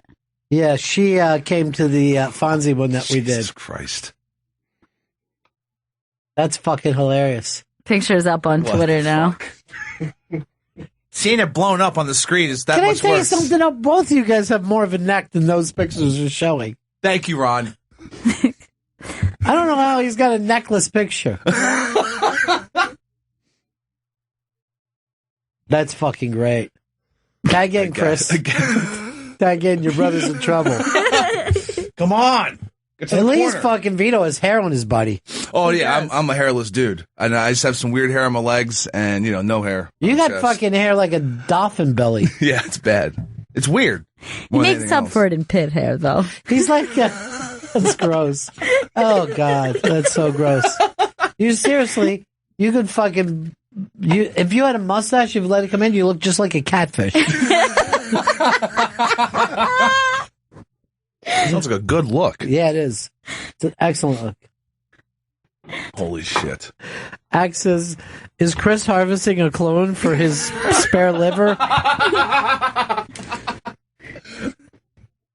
That's actually a good idea. Do not steal your brother's liver. Here's Natural Disasters 2016. Oh, what the fuck? Come on.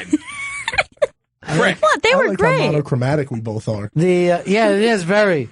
Both wearing maternity fucking pants still. Didn't plant. The Queen says, we want to breastfeed your baby. That doesn't even make sense. Yeah, thank you, Ron. Call her out for not making sense. Ray say, yay, I can fucking rewind and fast forward, unlike Raw Dog. Don't worry, Chris is not working on that. Anything up with you guys? Nope. Nothing. That's fucking so hilarious. Chris is the one who shaves his shoulders. No, it's naturally hairless. I don't shave shit. That's nothing to brag about. People are asking if Roland can come in and be the third brother. I don't think Roland wears cutoffs. Although, Roland will not wear a coat in the winter, right? No, he refuses. I've seen him on the coldest fucking days in New York in a t-shirt and shorts walking down the street. He rocks like gym shorts or basketball shorts. Yeah. He never wears long pants, right? Never. I've never seen him in them. Always just basketball shorts. Well, what if he's going to a restaurant or something? What does he do? Wears that? He wears that, yeah. That's taking casual to a whole new extreme. And like a Bruce Springsteen t-shirt or something. There's going to be a print on it. Maybe show him Cashmere's flashy zebra pants and he could get turned on that. Dude, you can wear a pants. Guys do not understand how much you look like national disasters, earthquake and typhoon. Look at this picture that got set, Gail. Let's see. Damn it. Am I earthquake or am I typhoon? I'm going to lean you for being typhoon because he was the older one. Oh my God. That was a great tag team, too. I never liked them. Is that Joe there in the middle? That's so fucking funny. I guess I know what you guys are going for Halloween. Ooh. Chris, you're the only one not having fun with this. Now, this might make you feel better, Chris. Okay, good, I like feeling better. Otto's girl wrote into us. Oh, what'd she say? Looks like a stock photo for pedophile websites. Come on! They need stock photos. Don't like children. That sounds mean. Don't care. They don't give you a rock bottom. They've hit rock bottom.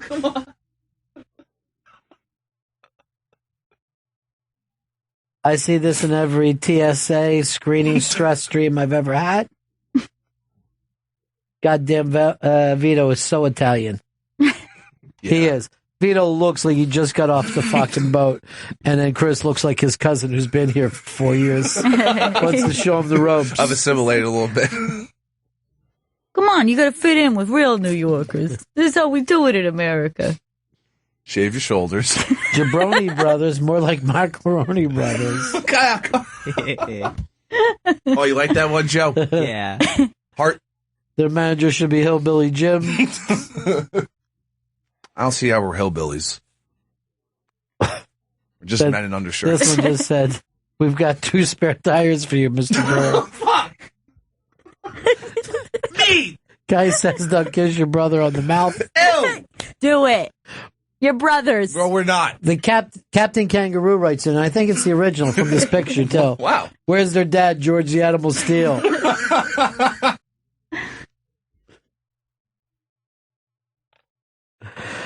Dan Perlman writes to us. What's Perlman have to say? It's like that scene in Parent Trap where they piece their ripped photos together and realize that they're twins. Good one.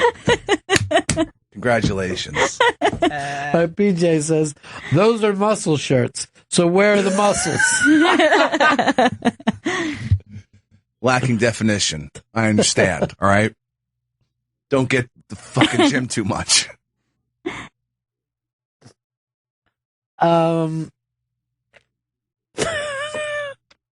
Pepper working on his mismatched black outfit like Dice. Take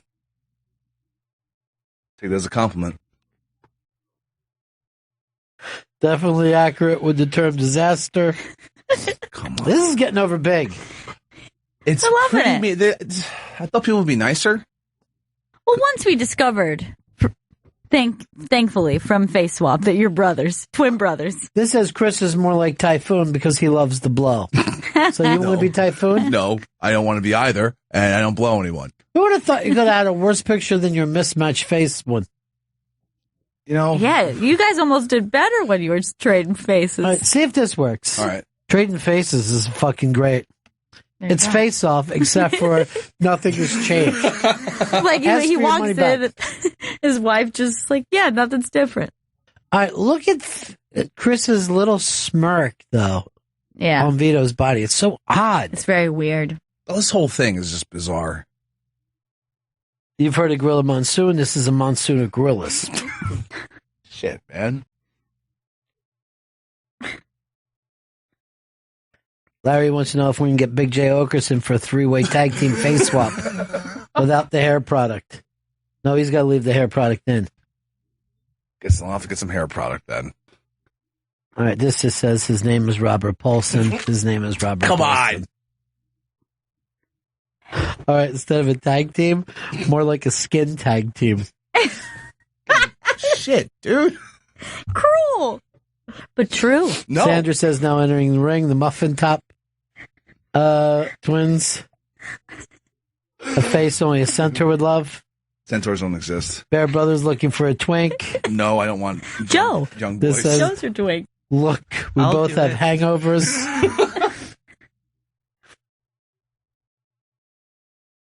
Oh, God, these are fucking great.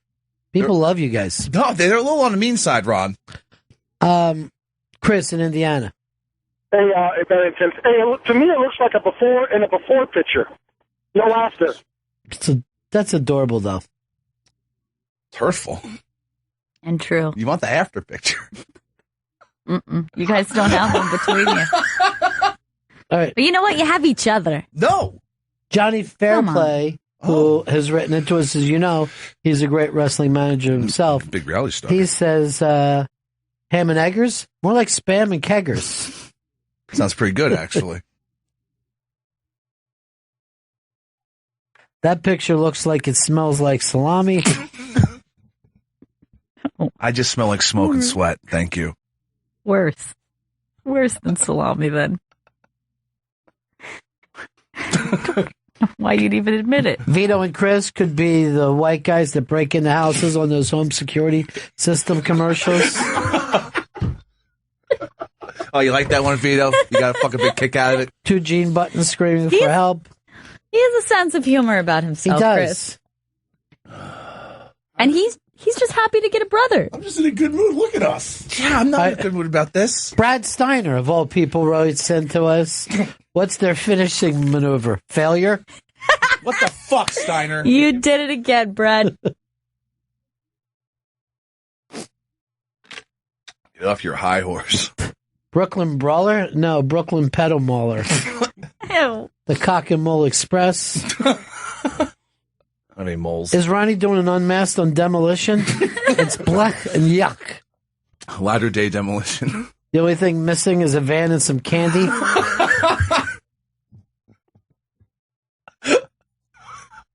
All right, this was good. This is from Green Lightning. Oh, look. The 2 stock thugs that get beaten up by the main character in any martial arts movie. This says middle-aged bodies and zero future. Fuck! Pricks! These are fucking great, though. No! You should be very proud of yourself today. I'm not. First, this fucking face swap picture goes sideways. The commander said I've seen more muscle on a newborn. Look, I skipped leg day for the last, 32 years. I'm in a bulking phase. Guess what listener has a little crush on Chris? Liz Sets Fire. Is that right? Yeah. She likes the way you look. I'm glad she does. You're going to like the way Chris looks. Ham. Just a ham commercial. It's the other white meat. It's kind of racist, though, isn't it? I don't know. I mean, they're talking about meat, not I don't humans. see colors of meat. I really don't. It's not good. Look, Trump is called CNN while we're sitting here. Just calls on the phone. Hey guys. What's up? I heard what you said about me. I just saw those face swap pictures. Disgusting. Trump seen him. Oh, no. Dude, you guys ought to do something with this act. What? You want to do fucking wrestling the next time we go out? No. Would you guys be a fucking tag team? I'm not tag team. Come on, please. We could go for the titles. What titles? Any title. Any federation. I don't care. This is all Vito's ever wanted. Yeah. I have faith in my It's the brother. last thing I've ever wanted. He has a brother and a tag team all on the same day. Vito is the happiest he's ever been. Call Cashmere. We'll get his pants. Nope. We'll be Nice. matching. Dude, No, this you is- guys are 1930s wrestlers. Yeah, I wouldn't want like some like fucking Dean Ambrose type thing. No. He wears jeans. What are you talking about? I don't know. I don't know what. Yeah, that's not. How do you that's not know this, Chris? You're in the fucking sport. No, You're I'm in not. the biz. No, I'm not. You're with it. You're with it. It's the last thing I am. Sad, though. Well, at least you have a brother. They look like Bobo and Little Debbie from Nothing But Trouble. Ouch. Oh, Little Devil. Remember them? Yeah, I remember that. That fucking weird movie? I like that weird movie, and that's really fucking mean because those That's were like, actually really cruel. those were like freak fucking I'm not gonna lie. pollution That monsters. That one's really mean. That one hit home a little. Damn, Otto's girl's back for another one. Listen to this. What she got? Looks like an ad for Buns of Tapioca workout tape. Oh, great. She Good put one. the boots to you. You know, I share. This is what happens. So fucking mean. I mean, they'll even make wrenches that big. Ridiculous film. You on the right there. Here's one. Catch tonight's main event at an old country buffet near you. Fuck. Double XL Dragon, I'll take that. Clemenza and Clemenza. Wrestling with diabetes. No. Well, anyway, the pictures are up if you want to see it. They're wrestling and they do a face swap that looks exactly the same. Frightening. They're two athletic Frightening. brothers. It is frightening. Up on the iBank today, the Chris Gethard show back on TV. They brought in John Starks. That's awesome. Yeah, that's pretty cool. And there is the Lucille Ball Festival. I think, isn't this in upstate New York that they have this every year? Yeah. This is upstate, and then Lewis Black is part of it. Brian Regan, Trevor Noah. I'm just asking where it is. I didn't ask you to fucking do a bad promo. It's at the National Comedy Center in Jamestown. How far away is that? I think it's about 2 hours. So where is it? Show me on a map. Maybe we ought to go up for this. Sounds like a fucking blast. Road trip? Yeah, road trip this thing. I love a road trip. I'll go in a hotel. You guys are in a tent. Get a couple of trash bags of cotton candy. Hit the road. Do I get my own tent? This is Right? August. Go to Google Maps. What is wrong with you, Vito? How do you not know how to find things? I think the keyboard. Chris, just take over for him. The keyboard's locked. That's what he's saying. No, we saw him Oh. kicking around places. Oh, it's all the way by Buffalo. That ain't fucking 2 hours, dude. It's more like 5. When I hit J, a question mark comes up. That means you're being watched. Oh, shit. That means somebody is checking out where you've been fucking going on this computer. My God. That's really bad. No shit. When you go to the places you go, everybody else be like, sure, go ahead and take a look at it. What's the big deal? All right, can you guys do anything? Can you even get to the 6 hours. 6 hours? It's not 2. No way I want to go to that fucking stupid thing. Too far. That was in Orange County. Did you say Orange County? Yeah.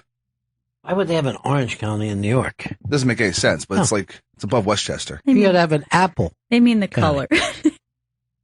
That's what the son said. Oh, I saw that picture. Face swap. I think the best video I've seen in a long time is cat freaks out after getting its head stuck in a lampshade. First of all, I like anything where an animal gets stuck because they lose any animal grace. Now, these little girls, stop, Chris, just please, for fucking 2 seconds. Now, give me a little sound. These little girls are just trying to look cool, and you hit play. You're hitting play now. More curly. Yeah, and twisting is optional, but So they're trying to figure out how to use bandanas They're using doing their like camera. a little Yeah. tutorial. It could be even looser, like mine's a little bit looser, but Look how they work the same. trying to explain Check it out. Yeah, what's fun about a bandana. They all have different colored bandanas. Now watch, there's the cat stuck. My cat's in the lamp. Look at her face. That's hilarious.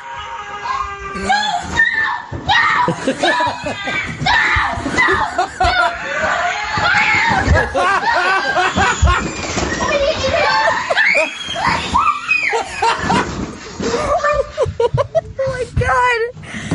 The sound of that cat screaming was terrifying. Well, then the little girl immediately bought into it. Instead of being like, calm down, she just decides she's witnessing a murder. She was... Imagine you're the mom, you hear this in the other room, turn it up again.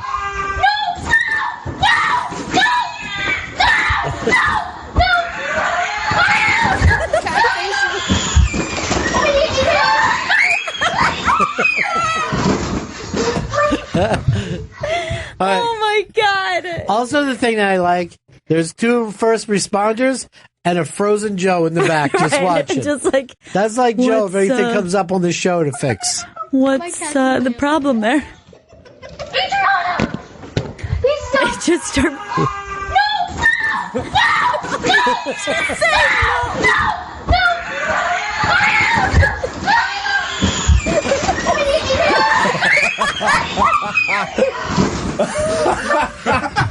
They're all just screaming, no! No!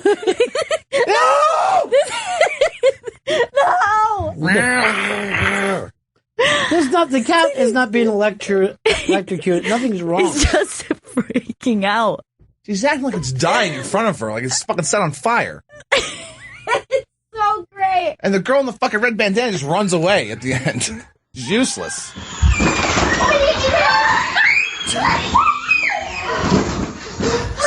She covers her ears and runs away. Smart Get move. me away from the tragedy. God, that's amazing. That's some of the funniest shit I've ever seen. Ever. So damn funny. All right, it's the Bennington Show on a Friday morning. People are already starting to call him Frozen Joe. But you know that he and Vito, neither one of them will move if something is going on. You got, yeah. It's a problem. And I like to just run, and even if I don't know what's wrong, I like to fucking run. Well, that's not any help either. Sometimes when you're running back and forth and nothing's happening, that's not a good thing either. He just screams. No! He's running into the food. No! Oh, I'm moving though. Seriously, what is a better video? Those little girls freaking out over the stuck cat, or the Asian girl trying to get an ass for herself? I like the Asian girl a lot. Cat stuck video by far. I'd just be like this. Oh, you look like Jen Selter now, don't you? That ass is so big. Don't touch it though. Oh God. Just make sure you stand back at least 2 or 3 feet. All right, so you'll be able to listen to us today at noon on Raw Dog 99. Make sure you stick with us. You can follow us on the Twitter at Bennington Show, or Gmail us at The Bennington Show on Gmail. The Bennington Show on Gmail. We'll take a break. Right back, Bennington. Yeah, buddies, it's the Bennington Show. Today, our house band is Ramones. That's the song that makes you think, hey, Joey's got a pretty good voice. I know, his voice is so sweet. Yeah. In that song. And it's a Dee Dee song, by the way. Dee Dee wrote that one. Is that right? It's a Dee Dee song. I love that this was Ramones Day. Can't believe it took us so long to do our, like... That's your, morning like, show. favorite band of all time. Yeah. Ramones. And probably our own Joey Ramone. Remember when we found out that Joe's middle name was Ramone? He's Yeah. Joey Ramone. Joey Ramon. Why don't you find that, like, something that you would want to make your fucking radio name? I think that that should be like the first thing you say. Instead of pushing the Engelbrett that's never going to be caught on anywhere. Engelbrecht? Is that your name? What's Brecht, right? Joseph Ramon Engelbrecht. Stop saying Ramon. It's the only fucking word you're going to use an accent for. You roll that fucking R one more time. Reza He's not rolling Ramon. the R, he's rolling his tongue. Ramon. Ramon. the bad guy, Joey Ramon. Hey, I know what I want to say. Here comes the bad guy. I just felt sorry for him. He never was face at any point in his career, was he? Nope. He was always a heel. Yeah, he couldn't. The face stopped Too him from greasy. being face. Too tall and greasy. He also always looked funny the way he would stand slouch-shouldered in the middle of the ring. You know what I mean? He looked lazy while he was in the ring. I'm an outsider. All right, it is the Bennington Show. We're here till 10 o'clock, filling in for our buddy Opie. And then what happens at 10, Chris? An Accelerated airs. Nice. Maybe we can start and get back on Accelerated now that, we're doing the occasional Friday here. Oh, I'd love to. It's been a while. I know. I don't even remember the last time we did who was still with the company then was Wiki. The last time that we did a Friday. Oh, he's not with the company anymore? Hmm? Oh, you just said last time Wiki was with the company the last time we did this. Yeah, he's still with the company. Okay, good. But he was then, too. Why are you stopping me all the time, man? I'm on a roll. Trying to... He's rocking and rolling. Yeah, trying to get some responses from people. Joey, I'm telling you right now, if I had a fucking rocket launcher, I'd blow that room up. The fart box? Oh, God, with he that. He just pointed at his own asshole when he said that. You're disgusting. And also, he put it in a little when he said it. He didn't just point. God, you push a little. You know what? You're a fucking hiney boy, all right? He really is.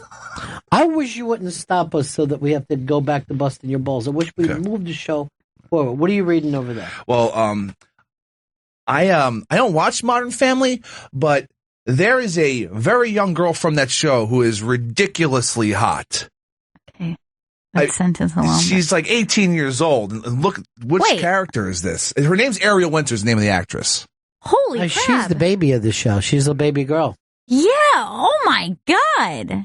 And her Instagram is just her ass and titties out. Dude, don't fucking... You gotta understand something. I watched that girl grow up. I'm not going to sit around She and was talk just a about that. kid a second ago. I know. I didn't watch her grow up. And I just see her right She now. was also, her character... Was the homely one. Yeah, she was. They're always saying how unattractive she is. She's the homely nerd. And her older sister's always saying, like, you'll never get a boyfriend and all that. This ain't no nerd. I mean, her Instagrams. I mean, all these pictures are up on the Interrobang. Look at that ass. Dude, I'm not going to look at her ass. I watched her grow up. You're disgusting. I'm not disgusting. She's one of those countdown guys. You know what? She's flaunting it right now because she's like, I spent a lot of years being told I was the ugly duckling. Well, she's been in the news a lot for breast reduction. I know. Because people, and she gets body shamed, so this is her way of saying, it's my body and I'll cry if I want to. These breasts are reduced? Yes, this is post breast reduction. She filled out fast, too. It was like overnight. Yeah, she said she was one of those kids that had back pain and couldn't sleep properly. It's fine. And then on the show, she was just like in turtlenecks all the time and scarves. They were just trying to like, no, you're not supposed to be the sexual one. Bandaged her breast. Oh, my God. Tried to pull him down closer to her body. So far, I've mostly noticed that she has just been on this season mostly on Skype because she's in college. So every time we see her, she's just Skyping. I mean, it's ridiculous. There are a lot of bikini pics. There are a lot. You know what, Chris? Yeah. She's going through a stage. A great stage. Leave her. And it makes me sick because this is, you don't see her as the child we once did. I know. Because you don't watch the show. Stop looking at it. Even if I watched the show, I'd say you can't deny this. Why are you touching the screen? Get away from it. Just the reduced breasts are so large. I mean, it's really ridiculous. I had no idea this girl was on television. I didn't know who the hell she was. Yeah. That's because you don't have a TV, do you? No, I cut the cord. You didn't cut the cord. You can't afford a TV. There's no cord to cut. I just tell people I cut the cord to make it seem like I have a television. Like you made a choice. And that's why I can't watch Modern Family. You know what it is? Do less, own less. That's our own Chris Stanley. I mean, look at this. I mean, I wouldn't even be able to pick her out of a lineup. I know. She's gorgeous. I don't remember that. I always thought that she was like a great little actress, too. Yeah, she's very funny. She's got great timing. Yeah. She does have great. Stop looking at her like that. Seriously. It's making me uncomfortable. You're like a bad uncle. She's bent over with her ass sticking out She's on the beach. playing on the beach. That's playing? She's having her own It's fucking teasing, Ron. moment. Dude, I'm going to fucking knock you out. That's I'm really not kidding. creepy. I know that you got a fucking twin brother. And you guys will sit and, bring me into the corner and work the turnbuckle for a while. Go ahead. Take the fucking turnbuckle off, Vito. I know what you're doing. He's going to slap my head into it. That doesn't mean I'm not going to protect this young actress. She's going through a phase Yeah. where she is saying, Hell of a I'm a phase. woman now. Yeah, she certainly is. Daddy dear, you won't know your daughter. She's got a lot of living to do. Has she ever dressed like this on Modern Family? No? No, it's a family comedy. There's no chance. And she has a sister who's supposed to be more attractive than her. Bullshit. No one's more attractive than You her. haven't seen the sister. The sister's cute. Not Ariel Winter cute. There's never any beach scenes on this show. Well, they did go to Hawaii and They did. Australia once, but she was a little So girl fun. then. Yeah. Great. There was a tiki that looks like it was cursed. And then she hit her head on a surfboard. That's terrible. It's just a show, Chris. Don't worry about it. All right, good. It's not real. I'm going to stick to the Instagram account for Ariel Winter. Do not follow her. Oh, it's on now. Vito, who were they making fun of the other day for their TV? R. Kelly was watching the Kobe Bryant last game on this 12-inch TV that was all mounted up, and the internet just went crazy over it. That is so mean. He broke, son. You don't even have a TV. You don't have a TV. And you just yelled, son. I can't stand Chris anymore. It's so I've annoying. come to hate And him. I would at least wish that he would put the shirt back on. Nope. I mean, Please we've not already for the taken the morning picture. He doesn't need to still right. be in It's that. warm in here. Dude, here's what I want. Okay. You either put the shirt on now or Smoking with Chris is done in that outfit. I'll do Smoking with Chris in the South. Smoking with Chris today at my 10:45 God. a.m. Outside? It's gonna be. It might be a shorter Smoking with Chris, but the entire episode will be dressed like this, Oh, God. like a jerk off. Why? TV small, son. It is a shitty tiny television. You broke. Fuck happened to R. Kelly? Having all his money.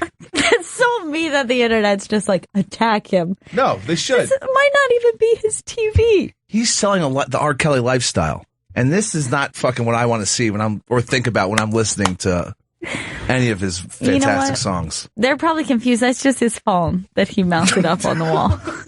He still has the sound bar on top of it. That'd be really impressive if it's just a phone. You guys are ham and eggers. Seriously. Now, the thing is, it seems like a bathroom TV. Yeah. It doesn't seem like a TV that you would sit. Or is it just a bad angle and it looks smaller? He could be on the pot, though. No. By the way, you know what I hate people saying? Flat screen. When every screen is flat. They're all now. flat now. They're all flat. It's like saying There's no tubes. It's like when people still say smartphone.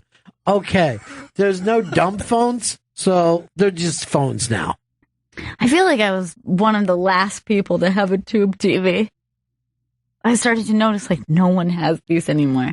And part of it was we just didn't want to carry it out because it was so heavy. Yeah. It was massive. It was so... Should have broke it into pieces. Or just leave your door open and let somebody rob you of it. And they're really moving out your old furniture. Got him. Chris, you don't even have a TV in your house? No. You watch everything on a screen? On a laptop, yeah. Or a cell phone. I So don't, you I don't even watch have a tablet. All right, wait. A football game. Yeah. You're watching on a laptop. Like if I'm watching home, let's say it's Thursday Night Football. I'm just watching the game at home. I'm watching a stream. You're watching on Twitter. Basically, yeah. That's disgusting. I'll be watching on Twitter now. He's one of the few people that are excited about this. Don't those streams still mess up all the time or no? No, they're spot on now. They No, got it down. Netflix is a fucking stream, really. Right. But And I I'm mean, always amazed. That wasn't that long ago that if you tried to watch something on your TV, it would keep Just it would buffer. And now you watch Netflix and you're like, well, how did this happen overnight? It just happened. when did YouTube change their thing where you can't pause it and load it. Like now it has to play in order for it to load. When did they make that change? I don't load that stuff. I just fucking hit play. I didn't even notice that happened. Must have shitty internet. Yeah, you probably do. You probably have hipster internet in Brooklyn. Stupid How? hipster internet. How would that be a thing? Probably you can't get it because you have that bicycle with the big giant front tire. Love that The bicycle. little bottom one. Why do people hate hipsters when the only criteria to being a hipster is someone between like 18 and 35? There's no other criteria. Well, because people hate young people. Yeah, I do that makes too. them feel All right, bad about themselves and their aging. Yeah, I got you. I really do. I hate them for that. Like you don't feel relevant anymore. No. Closer I'm all to done. death and Yeah. all that kind of stuff. Is Generation Y hipsters? Okay, listen. Stop saying Generation Y. Millennials and Why? Generation Y are the same He thing. wants to take the fucking conversation off rails every moment. No. He's like, how can I get him to call me dumb? How can I get everybody to yell at me? That's what you bring to the fucking... You know, we try not to call you dumb. You know something? Yeah. Sitting there in that shirt, you look like Grape Ape. You know that? You look like you should be riding on top of the fucking car with your big, giant gorilla feet. Good look. I was going to get us some Uber Eats for the Between show, but I don't like any of them. Oh, none of them. It's not a No. good day for it. Subpar Uber Eats. Eeps. I just said Eeps. Oh, boy. All right. Remember the other day when you said frish? No. I do. I think it You was tried to say today. fish and then you said frish. Oh, a lot of the good ones don't open until 11 o'clock. That's why. That could be it then. I've never done this Uber Eats. Yeah, it's easy. Hey. I'm fixing it. Let's see. Here's some 3-decker sandwiches. Oh, shit. I don't know. Like you like how he got excited about that because he's just happy about quantity. Because you said three decks? There's 3 decks of that sandwich? How many slices of bread is I'm going that? to get Chris a... Wait a minute. What's his breakfast in a box? Holy shit. Breakfast burger. Listen to this. What? Chicken sausage patty, American cheese, over easy egg, inside of a glazed donut. Mm-hmm. So it's healthy or no? Oh, yeah. Very healthy. Okay. Old school egg sandwich. Giant. I don't know. No one The seems to be donut jumping turned. on it. The Yeah. donut turned everyone off. I thought it was hilarious that it would come inside a donut. Can I separate these things? No. I'll do it. I'll fuck with that. What's that mean? Means I would like to eat it. Why would you say I'll fuck with that? Nobody wants to visualize what you're describing here. It's not literal. Is anyone else hot? No, you're wearing the least amount of clothes that anyone should ever wear at work. It's not hot in here at all. Please don't take off anything else. You're good. Thanks. I'll do the glazed donut thing. Oh, that's disgusting. I'll do it. It's a diet. Bam, bam. All right. If I buy on my Uber, somebody else has to wait for it downstairs. Well, I'm going to go Not for it. a smoke anyway. Not it. I'll fuck with that. By the way. Oh, fuck that glazed donut sandwich. What's wrong with you, Chris? I don't know. Why do you want to make everything about you, too? I don't. But you do. I don't mean to. That's the truth. This is kind of interesting. For the first time in 51 years, Paul McCartney performed Hard Day's Night. That's fucking unbelievable, That's right? crazy. So this is him at the concert. I don't. Where is this, Chris? This is in Fresno. All right, now imagine you're there at Fresno. Paul McCartney comes out, and he's been touring a lot, let's say, over the past 10 years or so. But you just end up hearing that opening chord.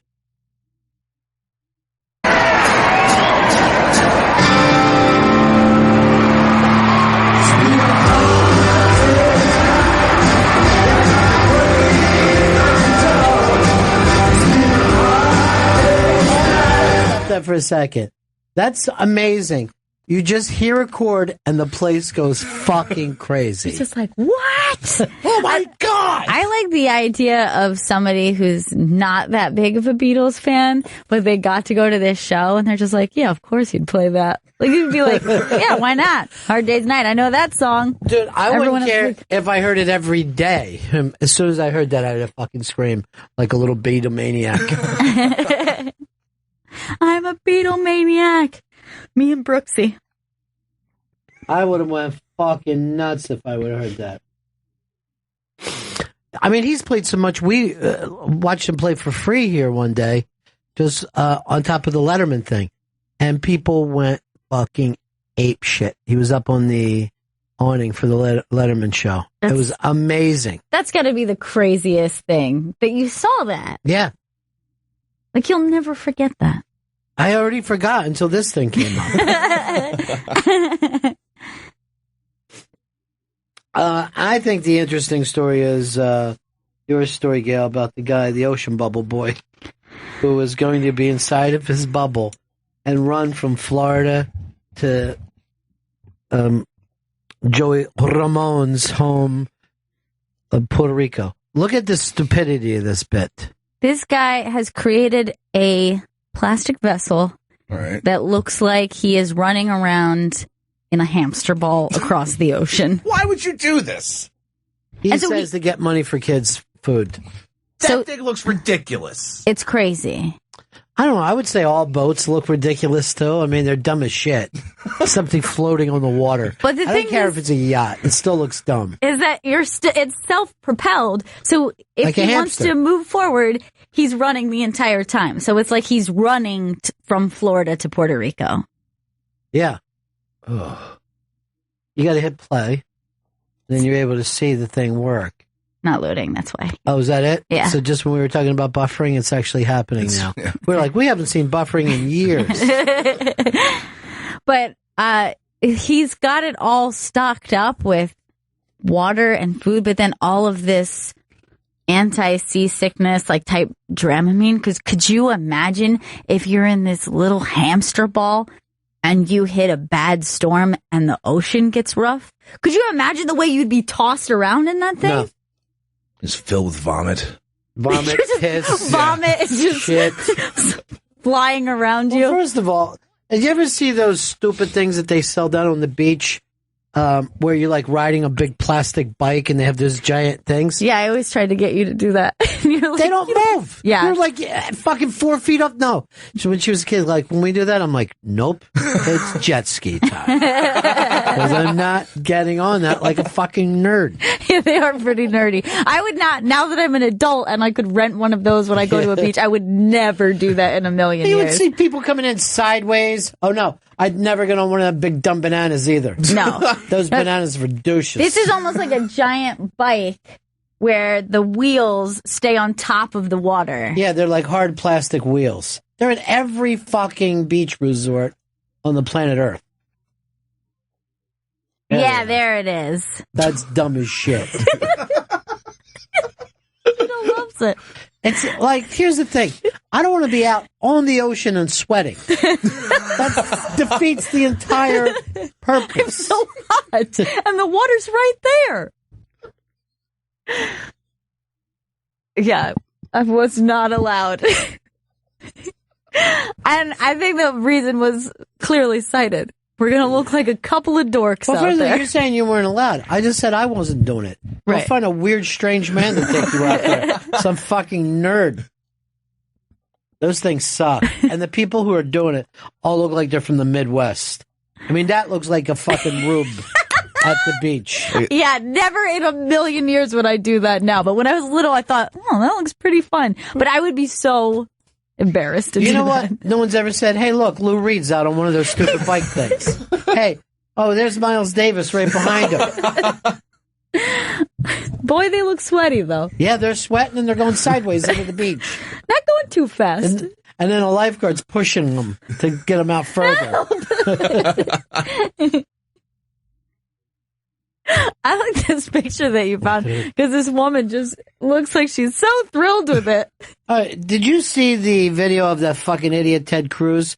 He gets on the fucking roller coaster in Brooklyn. And that's, he starts putting his hands up in the air like a child. I don't think a grown-ass man needs to put his hands in the air on a roller. First of all, if you're on a roller coaster, you better have a 9-year-old kid next to you. Is he on the cyclone? Yeah. Look at him. Get off. Get off that. Look at him putting his hands in the air. Oh, what a douche. This is what people do. You're running for fucking... Yeah, you're right. Because the guy next to him did it. So he was like, oh, shit. Is this like using a fork with pizza? So I have to put my hands up? This is what he's doing instead of getting votes in New York. And then he wants to take dildos away from people. Right. But you can have your pleasure the way you'd like it. Your balls are tingling when you go down that fucking hill.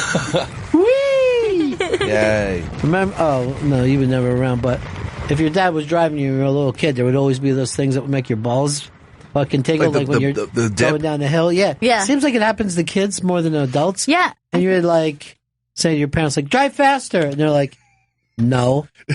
I know this is about your balls, and I'm not fucking playing into this game. That's weird because for girls, it's low in your stomach where your ovaries are. Right. Isn't that weird? Or So our it's like ovaries the same... drop down. Yeah. Your outeries. They are. They're outeries. We like to keep them on the outside where they can be smashed. I couldn't live like that. It's difficult. It's so dumb. It's difficult. We think about it every time a toddler or a dog is jumping around. Oh, God. Because you're at nut level. Let's slow this game down. Hey, seriously. I'll start and fucking smash your nose while we're waiting to get like Frank from fucking the Bronx Uncle.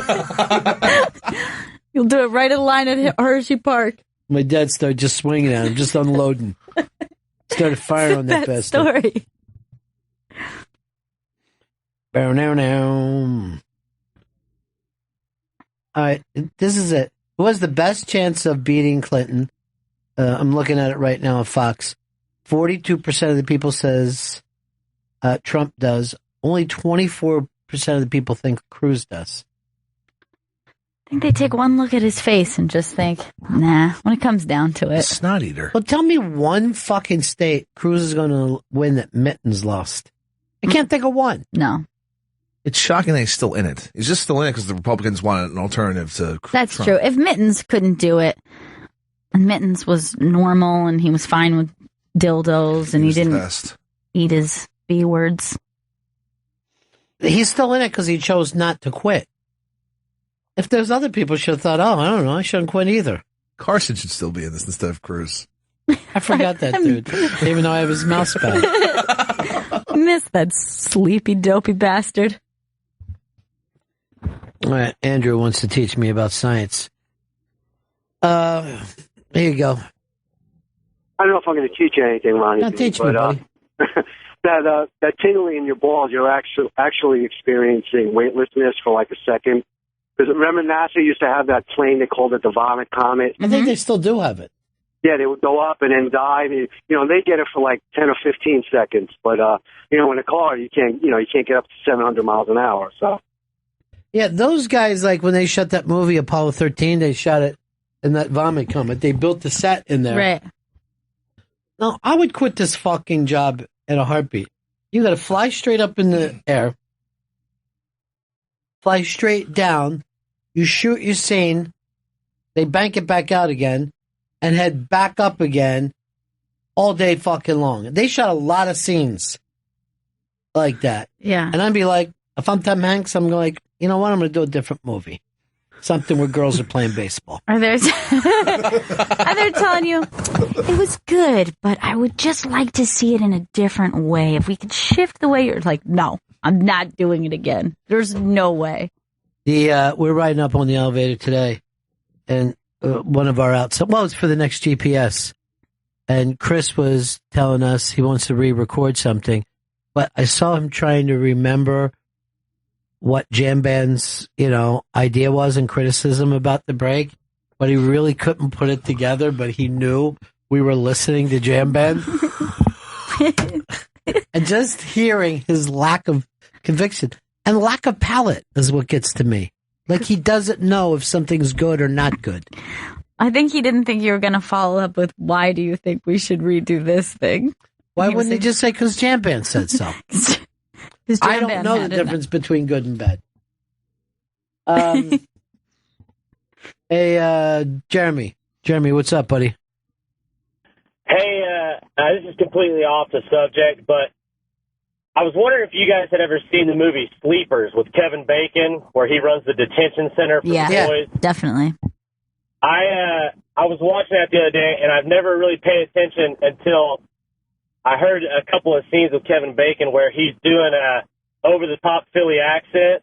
It sounds exactly to the T the way that you guys do the Philly accent. Well, guess what? He isn't doing a Philly accent. That's a New York film. That's just Kevin Bacon. He's from Philly. Yeah.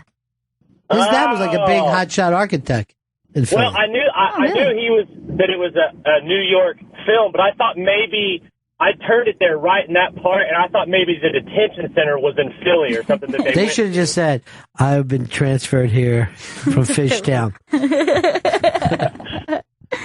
No, it was hilarious, man. I was thinking as soon as he started talking and walking down the halls, he was saying a bunch of the words that you guys always say to make it that really over-the-top Philly thing. And, man, I cannot even contain myself. My wife was looking at me like I was retarded.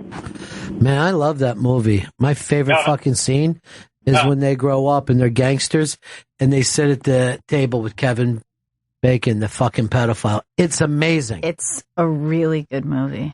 Really good. Well, that scene is like far better than everything else in the movie. You know what I mean? That scene is one of the classic all-time scenes. That scene is a Quentin Tarantino or a David Mamet strong enough scene. Because there's that moment where you think, like, is he going to be afraid when they're confronting him? And he's just, like, pushing it off. Like, he kind of has this thing like, yeah, I don't remember that or whatever you're talking about. He's like, why don't you get out of here? And you're like, this is going to go south real quick. And Jeffrey keeps sending me this thing about somebody who talks. Well, this is what he said. Hey, Ron, I sent you an email yesterday. He's supposed to send them to Chris. Any interest in having Thomas John, the world-acclaimed medium who connects to the dead, on the show? I'll be with him at an event that Johnny Podell is producing. Do you guys even know who this guy is? No, I've never. No, I haven't heard of this medium. How's he world-acclaimed? I mean, I've heard the New Jersey thing, but what are we supposed to be doing? Like, tell us what our dead people are doing? I think that's what mediums do, yeah. Yeah. Chris, there's somebody I'm picking up with you. It's like begins with like an M or a N or a... Oh, Amy. It's the M. Amy, yeah. She said you were being inappropriate with her at... Oh, Jesus Christ. Did you kill this woman? I don't... Let's stop channeling things. You don't need to channel anything. Is there anyone else in the room instead of Amy? I'm never a big fan of Amy. It's a man here who said you owe him quite a bit of money. Oh, shit. I gotta go. I mean, does anybody want to talk to a dead person? I don't want to talk to dead people. You don't? No. Guess if I could, I would. You want the person to come in? No, that's not what I meant. Sorry. What do you mean? I thought we were talking about the hypothetical. No, I'm trying to figure out whether we should bring this guy in. What do you think, Joey? You want to do it? That kind of scares me. Why would you be scared of something that isn't real? He's afraid of ghosts. You doing Homer Simpson? They said the ghost. No, it's a ghost is coming in. Oh. What are you afraid of? I'm afraid of connecting with friends that I've had that have passed. Why? Because I don't know if I want to know what they're doing in the afterlife. You're afraid of... So you're a believer? Yeah, I'm a believer. Why would you be a believer that some fucking dude could come in here, charge money, and be able to talk to dead people? Well, if he'll do it for free, then maybe. By the way, No, I'm serious. What would make you think that he's legitimate? You think that we live on a fucking planet where people sit and they hear messages from dead people that know you? I believe in ghosts and just reading about ancient cultures that have had shamans and people who have connected through the past, and that being a link between these ancient cultures. If I brought this guy for any reason, it would just be to sit next to this fucking imbecile. Boy, the island just came out with Neo in a fucking heartbeat. Why, if somebody could talk to the dead, would they only know the first initial of the person's name? You know what I mean? Like me calling someone on the phone. Yes, who's calling, please? It starts with an R. Think. Randy? I'm like, they're always showing them things. Like, as though, like, this is what... Well, then finish the name. Why just write R? They're showing me an R right now. That's what's happening. Don't know. I wish they'd be more clear, but they want you to tell me exactly their name so I don't have to do it. Also, I always think it's strange that, because you said you'd be afraid. Yeah. If they were your friends in life, why are they going to be spooky and scary to you in death? The second I die, I'm going to try to kill my family. Oh, God. I'm going to have a totally different personality. It's just like... What about you, Vito? You're Italian. You believe in everything? No, I don't want to meet that guy. Why? I don't want to meet my dead people. I want them to stay where they are. All of this, by the way, is not because they think it's fake. All of this, all three of them said, I don't want to meet the dead. That's not of interest to me, as opposed to, I don't want to be played like a fiddle. Hey, let me see this. Anna in New Mexico. Anna. Hi. Hey, Anna. Hi. It's not that, I guess, because my dad had died, and you're trying to see if they are, like, have anything to tell you, I guess, because I was a believer in John Edwards. I don't know if you remember that show on... Yeah, I remember him. Mm-hmm. Yeah, and I was living in L.A. at the time, and me and my sister and my sister-in-laws went, and it was, like, quite expensive, like $125 a ticket. And you go into this big, huge room, and then he just picks, like, a whole, like, square corner of people and says, okay, did anybody have somebody die of, like, and he goes, like, cancer, and then people start raising their hands, and then he narrows it down till, yes, of course, you have, like, hundreds of people here. Of course somebody's going to die of, you know, breast cancer, you know. So ever since then, I never watched the show again. I totally don't believe in any of this. It was like a total wake-up call. I guess I had to pay and waste my money in order to... Yeah, he got your 125 either way, though. It's nice. It worked out for him. I'm doing a thing where I'm traveling around the country, and I'm connecting people with loved ones that are still alive. For just using my phone. And I've got it on speaker, so just feel free. It's your grandmother. Go ahead. And then while she's talking, she wants you to know that she loves you. Yeah, I know. She just said that. For just $50 for 5 minutes. Yeah, and then, but it was really like people were really like into it though, but watching it live rather than on the TV show was like, really? You guys are believing this, you know? Yeah, it's like wrestling. You can see how far the kick is away. Exactly. You're like, that's 6 inches from his stomach. By the way, I love your guys' show. Oh, thank you. I completely love it. And thanks for having me on. I'll have you on any time, honey. Take care. Okay, bye. Bye. Steve, Texas. Hey, what's going on, guys? Hey, I think it would be fun to have this guy in and then just talk about coasts the whole time instead of coasts. Just talk about, like, California and Virginia and fucking Oregon and some shit. And they get all confused when he wants to talk about dead people.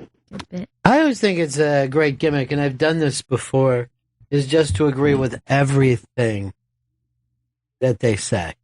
Because then they start to get really freaked out, like, maybe I am a medium. No, and then they'll go like,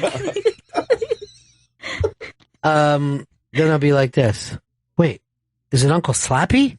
You know, just do stuff. Yeah. He used to slap me all the time. We called him Uncle Slappy. Okay, so that must be who I'm seeing then, Uncle Yes. Slappy. How is he? Is there something that he's doing? Well, he's trying to tell me that he left you something. You have something of his. Oh, yeah. It was this little box he used to put his balls in. It's Uncle Slappy's balls. Yeah. Tell him I got it. I guess. How do I get it to him? I guess that's what he was showing How you. can I get it back to him? His ball box. Damn it! I can connect you with living people. You're using just a few digits on my smartphone. It's $126. Now, for slightly less, I'll mail a letter to them. Chris, I'm talking to, I believe it's an uncle of yours. Do you Jimmy. Yeah, Uncle Jimmy. And he said he's sorry. Really? For coming in your mouth and in your hair. Can't believe this is happening in front of a live studio audience. And then making you take pictures of it. There's he pictures? did say it was your idea. What? He said he... How old was I when this happened? He said you're the one that pulled his zipper down. Does that make sense to you? No, I don't remember this at all. He says he's been watching you jack the porn. And he gets excited. Does that make sense? It's disturbing. Do you think of him? Joe, I feel like I'm connecting somebody who wants to talk to you. It's John F. Kennedy. JFK? Lucky? Yes, he said there was a second shooter. Holy shit. Oh, my God. Yeah, and it was his wife, Jackie. She had a Derringer. What? Jackie? That she, yeah. Jackie, no. Did your dad pass away or did he just leave? Passed away. How old were you? I was about to be 4. You remember him at all? Yeah. Oh, man. That makes you just love Vito even more, doesn't it? And it makes me sad that Chris wouldn't just accept him as a brother when you know. Well, he's just a baby. Vito, I mean, I'm not really shouldn't even talk about it, but it's his business. Vito's dad passed away from trying to pick up his 4-year-old. Vito was a very big child, and his dad's knees buckled and gave out from underneath him. Poor bastard. Snapping his hip, spine, neck. Don't blame yourself, though, Vito. Oh, yeah. He was, his last words is, this baby's way too big for me to carry. That's why I don't talk about it. No, I don't blame you. Is this something you never like to talk about? I don't really care. I don't talk about my dad. Yeah. I make dad jokes.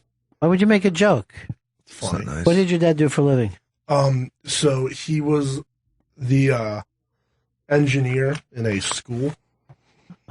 Like Freddy Krueger? Like he, no. No, he like, I don't know. It's like custodian, I think. It sounded to me like he was a janitor, but my mom was like, he wasn't a janitor. He had to get a college, like, he had a college degree to do this job, and he got paid a lot for it. Sure. But he had to, like, run, like, he ran, like, the pipes and, like, all that stuff and in a New York City school. And, Grants keep a willy with your dad. And of course, if any of the kids threw up, he had to spread around that sawdust. Did you ever notice that doesn't play anywhere in adult world? But when you're little, go get fucking the Paul and tell him to bring the sawdust. Yeah, get this under control. So go ahead. So Your dad was an clever. engineer. yeah, and, so he worked in, like, boiler rooms and stuff like that. Like Mankind? Dude, would you do me a favor and show some fucking respect? We respect that goddamn criminal dad of yours that fucking that died. That was his job. How'd he die? Pipe burns? Lung cancer. Oh, God bless him. Well, maybe you could talk to him. We'll bring this guy in for you to talk to your dad. That would be exciting. And Chris, you Yeah. can talk to your parents. I believe they're probably back together again. That's nice. The thing that split them up on Earth was you. Shit. That's what they find out. Tell them that you got a new brother. This is guy that wants to be my brother. They look alike. I'm glad that Chris typed. I always tell him, type messages to me during the show. I love it. And never bring up any of the stuff we need to the VP. Then he's doing a good job, I know. if that's what you want. You know what? Why don't you fucking face swap with the back of your heads and see if that looks exactly the same, too? Why don't you two do a dick swap and see if there's any difference at all? Could be $1 million app idea. All right, we got to get going. What's coming up next here, Chris? Accelerated is coming up next. Accelerate good times. Come on. Got to accelerate it. And we'll be doing our show in just 2 hours. We're just taking 2 short hours off. And then we're over on Raw Dog 99. Raw Dog 99, where there's 99 different Raw Dogs for you to listen to. Take your pick. Yeah. You can listen to comedians who've memorized something funny and then are saying it to an audience. Here's some things I memorized. Here's something I've been saying for the last 2 years. Some people find it funny. Just wanted to share it with you guys. At least they used to. Hey, can you believe that ending of Lost? Man, that bit used to do so fucking well for me. Wonder what happened. Anything else we need to plug, Chris? You have one last chance to get Jim Norton tickets for Jim Norton Unmasked on Tuesday. That's next Tuesday, April 19th at the Village Underground at 8 p.m. Go to theinterrobang.com.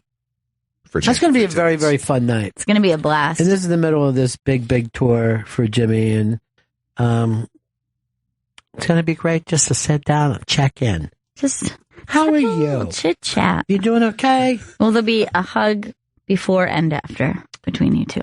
I don't think so. I mean, hugging is strange, but the hug in front of people, that's really odd. You know? Embrace. A public embrace? So yeah, that's PDA. Yeah, it feels like that, and then I'm, a sex worker at that point if I'm going to start hugging in front of other people. This is for everyone else's pleasure. Let's make up our mind. Do we bring in this fake to talk to people's dead parents? Yes or no? Chris? Yes. Joe? No. I vote yay. I'm going no. 2 versus 2. Leave it up to one person. Cashmere. Cashmere? It's a medium, although you would probably call it a large. You know what I mean? You're, right, in your world. Yeah. You don't shop Tommy Bahama, where everything is pretty much a medium. Oh, but he's coming here. I need that. I need him to come. Oh, you would like him to come? I think it'd be so interesting. Do you have somebody in your... I feel like, I would love to just reach out to, like, a grandma or, like, someone I've never met in my family just, just like, following me. Gays love a cognac. Mm-hmm. Oh, my gosh, eat it up. It's like funnel cake all day long. Yeah. Then. Why are you no on it? Will do it. Because I think that I'm going to see it coming from a mile away. It's going to be uncomfortable. It's going to be just... I watched the Long Island Medium. I've seen what she does. Yeah. Remember she tried to grab you in the hall? She did. All right. We'll pick this up at 12 o'clock. Yeah, you'll hear more about it. You're going to hear more. Maybe we'll have a what I want is a dead person who can talk to living people. That would be my perfect show. Thank you to our buddy Opie for having us stop in here and do a fill-in for him. And we'll see you guys again in 2 hours over at Raw Dog 99. More, please, and thank you. It is the Bennington Show. I'm Ron Bennington. There's Gail Bennington. Yo. And it's so exciting to have our cousin stop in here, Michelle with 1L Bennington. Yay!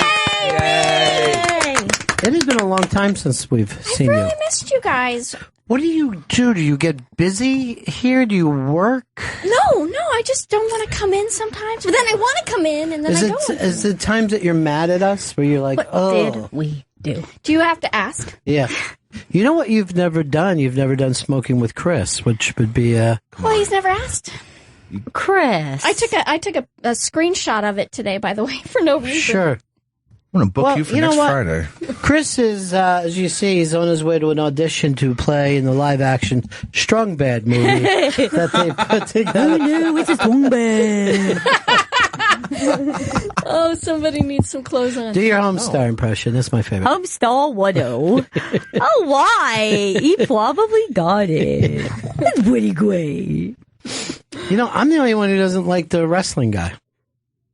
Strong Bad. You don't like Strong Bad. Oh, no. He's not Strong Bad. He's Strong Sad is what he looks like. Yeah, Strong Sad. Strong Sad dresses that way.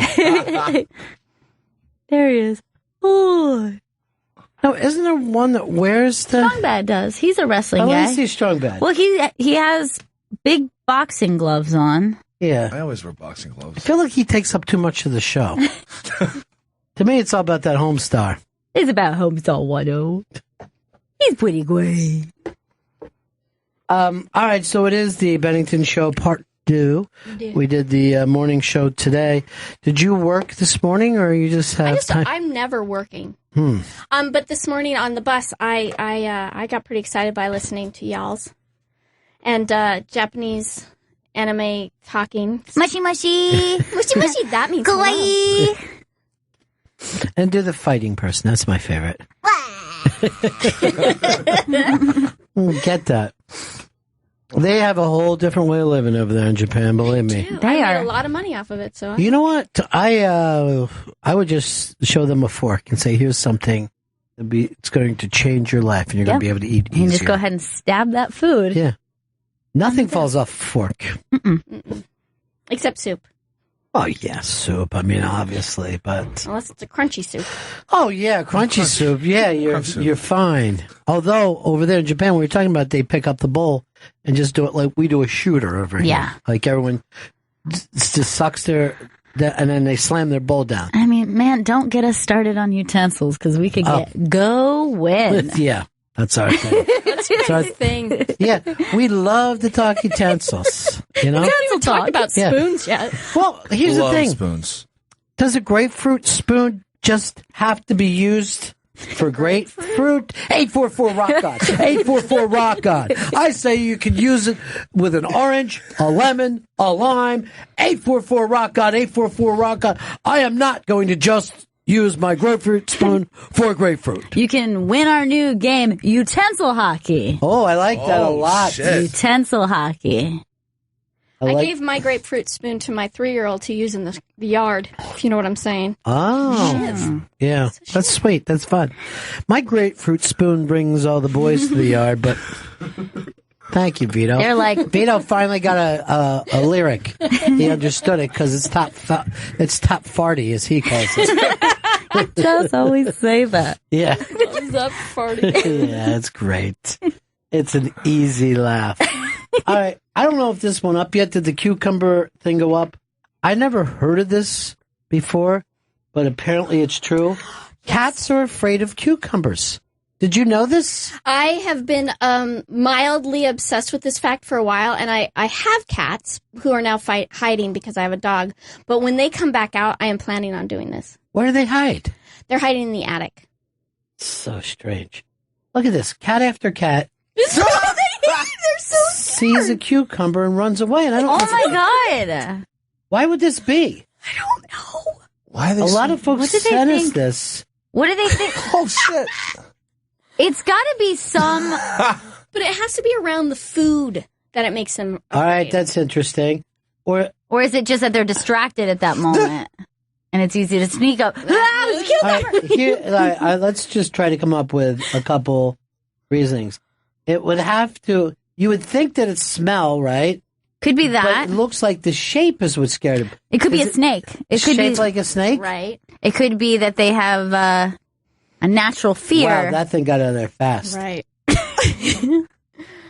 This is fascinating to me, though. Oh, that one's stuck in the corner. Nobody puts kitty cat in the corner. Steve, Michigan, what's up, buddy? Hey, buddies, I just want to know, is a straw a utensil? Is a straw a utensil? A drink utensil. Well, you use it to utens. What? I don't believe a straw is a utensil. I believe you don't it need is. it. You don't need a Well, did you ever notice this? Ever that break your mouth?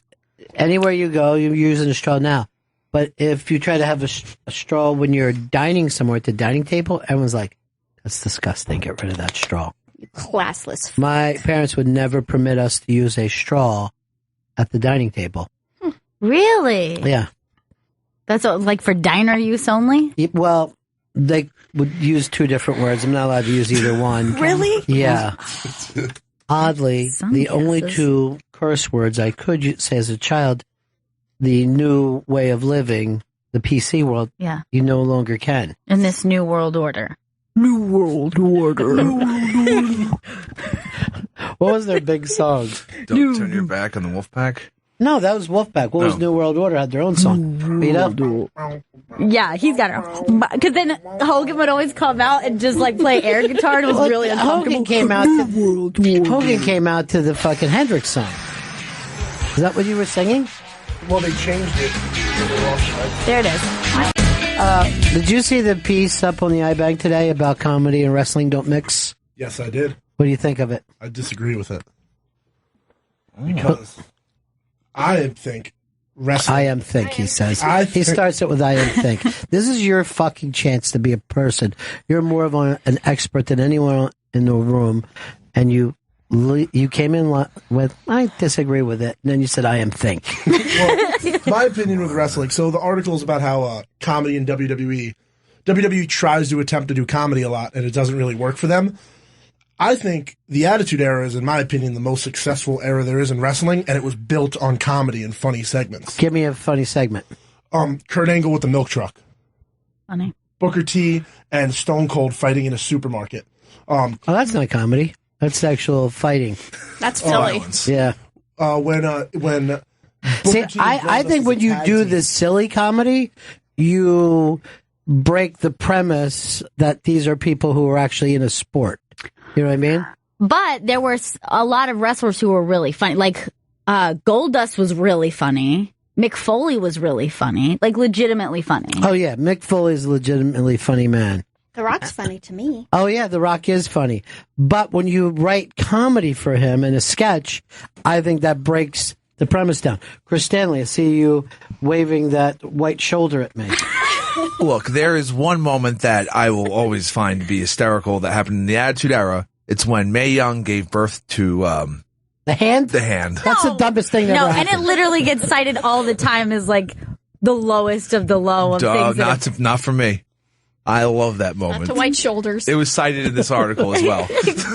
I even think when wrestlers would mock each other, that stuff was hilarious. Like when Triple H and DX came out dressed as the Nation.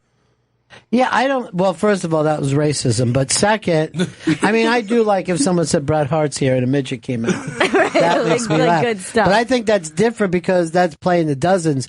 I'm talking about the comedy sketches. Right? So when you're actually setting up to say, this is going to be a really funny sketch, as opposed to this wrestler has great timing and they get off good jokes when they're like cutting promos or whatever. All right, Vito, there's a list of comedy moments on there, right? Well, let's let Chris do it because he's a reader.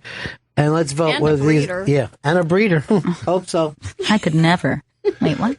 So when Cyndi Lauper returned to WWE after 20 years, Heath Slater could make fun of her while she looked bored. WWE announcers spent the segment talking about how boring and stupid it was, and they were right. So I guess when Cyndi Lauper came back to WWE. Well, I don't remember that moment, but I do know the girls just want to have fun. Yeah. They just wanna. They just wanna. They just wanna. Then there was Gene Snitsky. Disproved. Yeah. Causing a woman to have a miscarriage in a genuine accident, and later punted a baby doll into the audience when people made fun of him for being a baby killer. That's hilarious. I love a good miscarriage joke. I think it's a miscarriage of humor. He then had a catchphrase after that it wasn't my fault that he would come out to. He had a catchphrase that was, it wasn't my fault. It wasn't my fault that she miscarried. Larry had a question for you for the cucumbers. He said that do you eat cucumbers? They're not my favorite food, but I do eat them. But because they are related to the melon family. That's what I was just gonna say. That there's something about them that I don't really enjoy. She won't eat a melon. It's texture and it's the no, it's flavor alone. Flavor alone. Flavor. You know what? Alone. You don't like the deliciousness of a melon. I don't. But give her cotton candy any fucking day. True. Here's the thing. Would you eat melon cotton candy? Because fake watermelon taste is totally different than actual watermelon. That is a good point. Taste. Yeah, that's a different flavor. Artificial watermelon. Yeah. It's not even close. I like watermelon water ice. Mm-hmm. Oh, that's anything a good watery. time right there. Rita's ass is coming open because you're gonna drink that either. Jim Ross had an emergency colonoscopy. Oh my God. Let's do it. Yes. That's bad when you just ignore everybody to get back in your thing. You know who that is. Go ahead. Jim Ross had an emergency colonoscopy, so his real boss made a video mocking him for pulling his head out of his ass. Yeah, that doesn't sound so funny. No. I don't even know any of these. I mean, the miscarriage was funny, but not this. I don't think the miscarriage is funny. Really if I'm being honest here. The baby came out. Like, you forgot about the punting the baby They doll punted part. the baby, Ron. That's funny. Well, I punted a real baby once, and I'll tell you, it's not easy. Well, Takes skill. Yeah. McMahon called his white top star the N-word in front of two black wrestlers who'd been the focus of several storylines called racist. I don't know who he called dropped an M-bomb on. I would never laugh at that. He just said it to John Cena, and Booker T was in the background.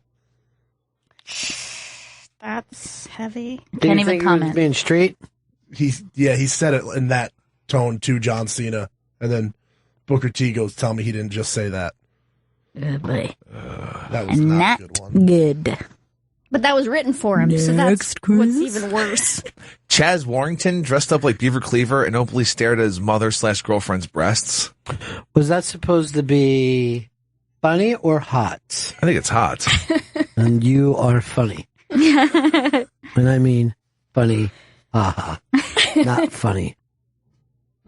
Triple H accused Kane of murdering a woman and having sex with her corpse. Then Triple H raped a mannequin in a casket while wearing a Kane mask in order to prove it. That sounds pretty funny. Triple H couldn't stop laughing the entire time. Hey, Lou in Jersey. Hey, $1 million, thanks. Hey, what's up? I think the funniest two commentators, Bobby Heenan and Gorilla Monsoon. You can't get anything funnier than that. Well, first of all, Heenan carried Monsoon like there's no tomorrow. Yeah. Heenan is a hysterical man. He's so funny. Heenan could have been in the Rat Pack under different circumstances. And the banana phone was absolutely always hilarious. But my favorite thing was Heenan was every time, Hulkamania's dead. He would say it every fucking Saturday. That's it. It's over. Hulkamania's dead. And I was like, dude, this is 50 fucking Saturdays in a row. I don't think it is. I think people are just going to start clapping and it'll get strength from it. You know he's going to kick out to start hulking up. Michael Cole was raped.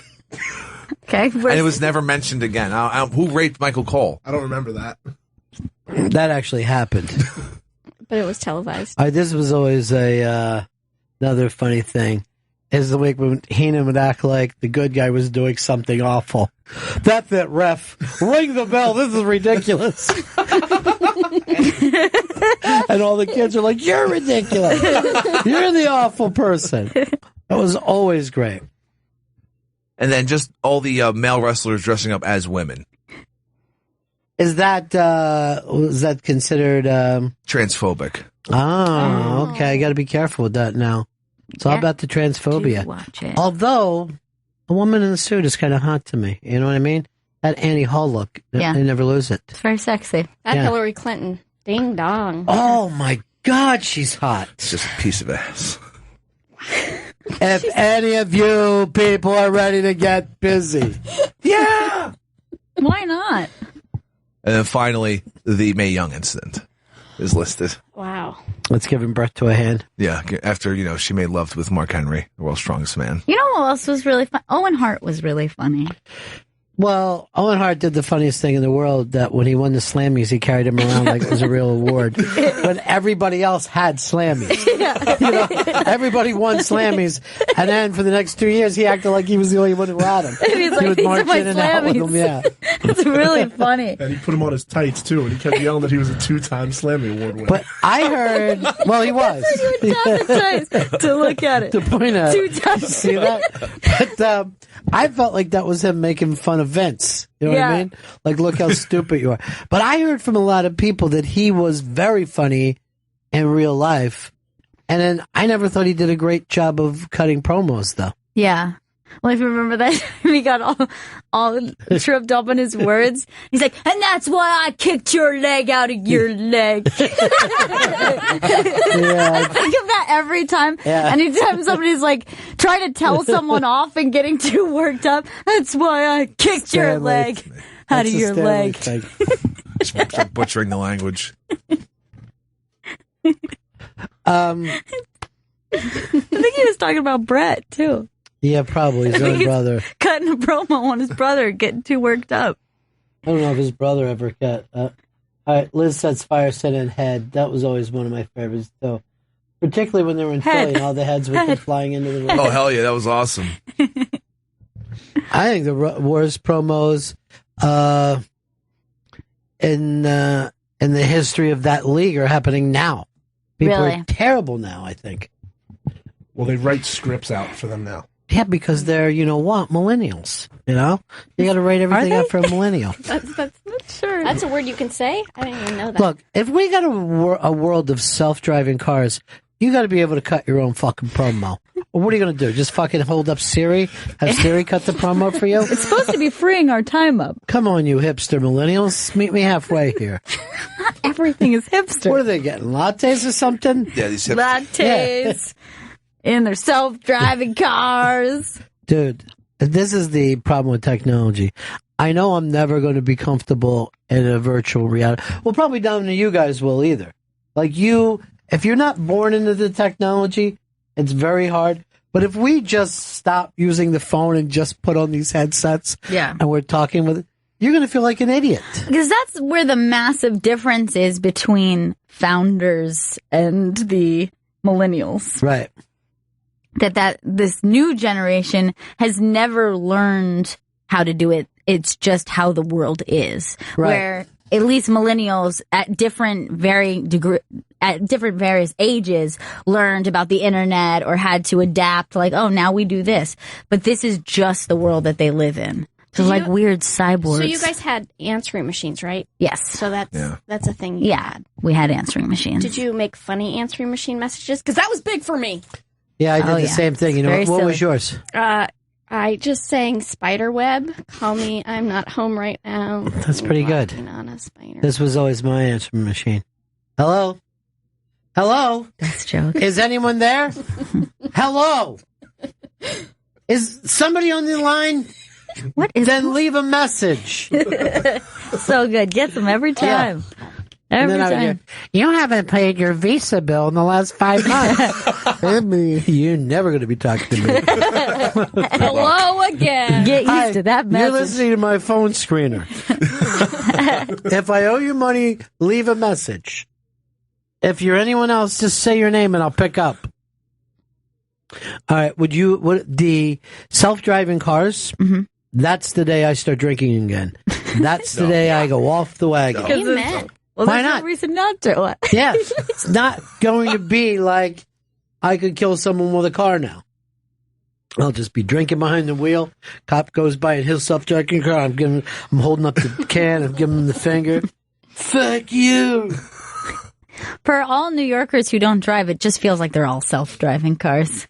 Uber is Just a like- self-driving car. That's what it is for me. That's just These the are back probably of a head. like it probably wouldn't even freak you out, right, Chris? Because you've never driven, so you wouldn't. You've never been in control of a car, You've so you never wouldn't had be a like, license. "Dear God, Never realized. this No. car's out of control." It's like this Uber drivers, where'd he go? Oh, wait, he's just taking me anywhere. What about other Chris? He doesn't drive either. It's amazing. It's crazy. This is literally within a 3-mile radius. Is the only place in the United States of America where you could say I don't drive. I I'm lived in at my 30s and I don't drive. 14. Yeah. Yeah, that's crazy. 14. Well, it was Montana, so. I didn't get my license until I was in college because I was here for high school. Right. But you had been in cars. Yeah, and even now I haven't driven really regularly since I college. wouldn't trust So you, man. no. Shut up and dance for me.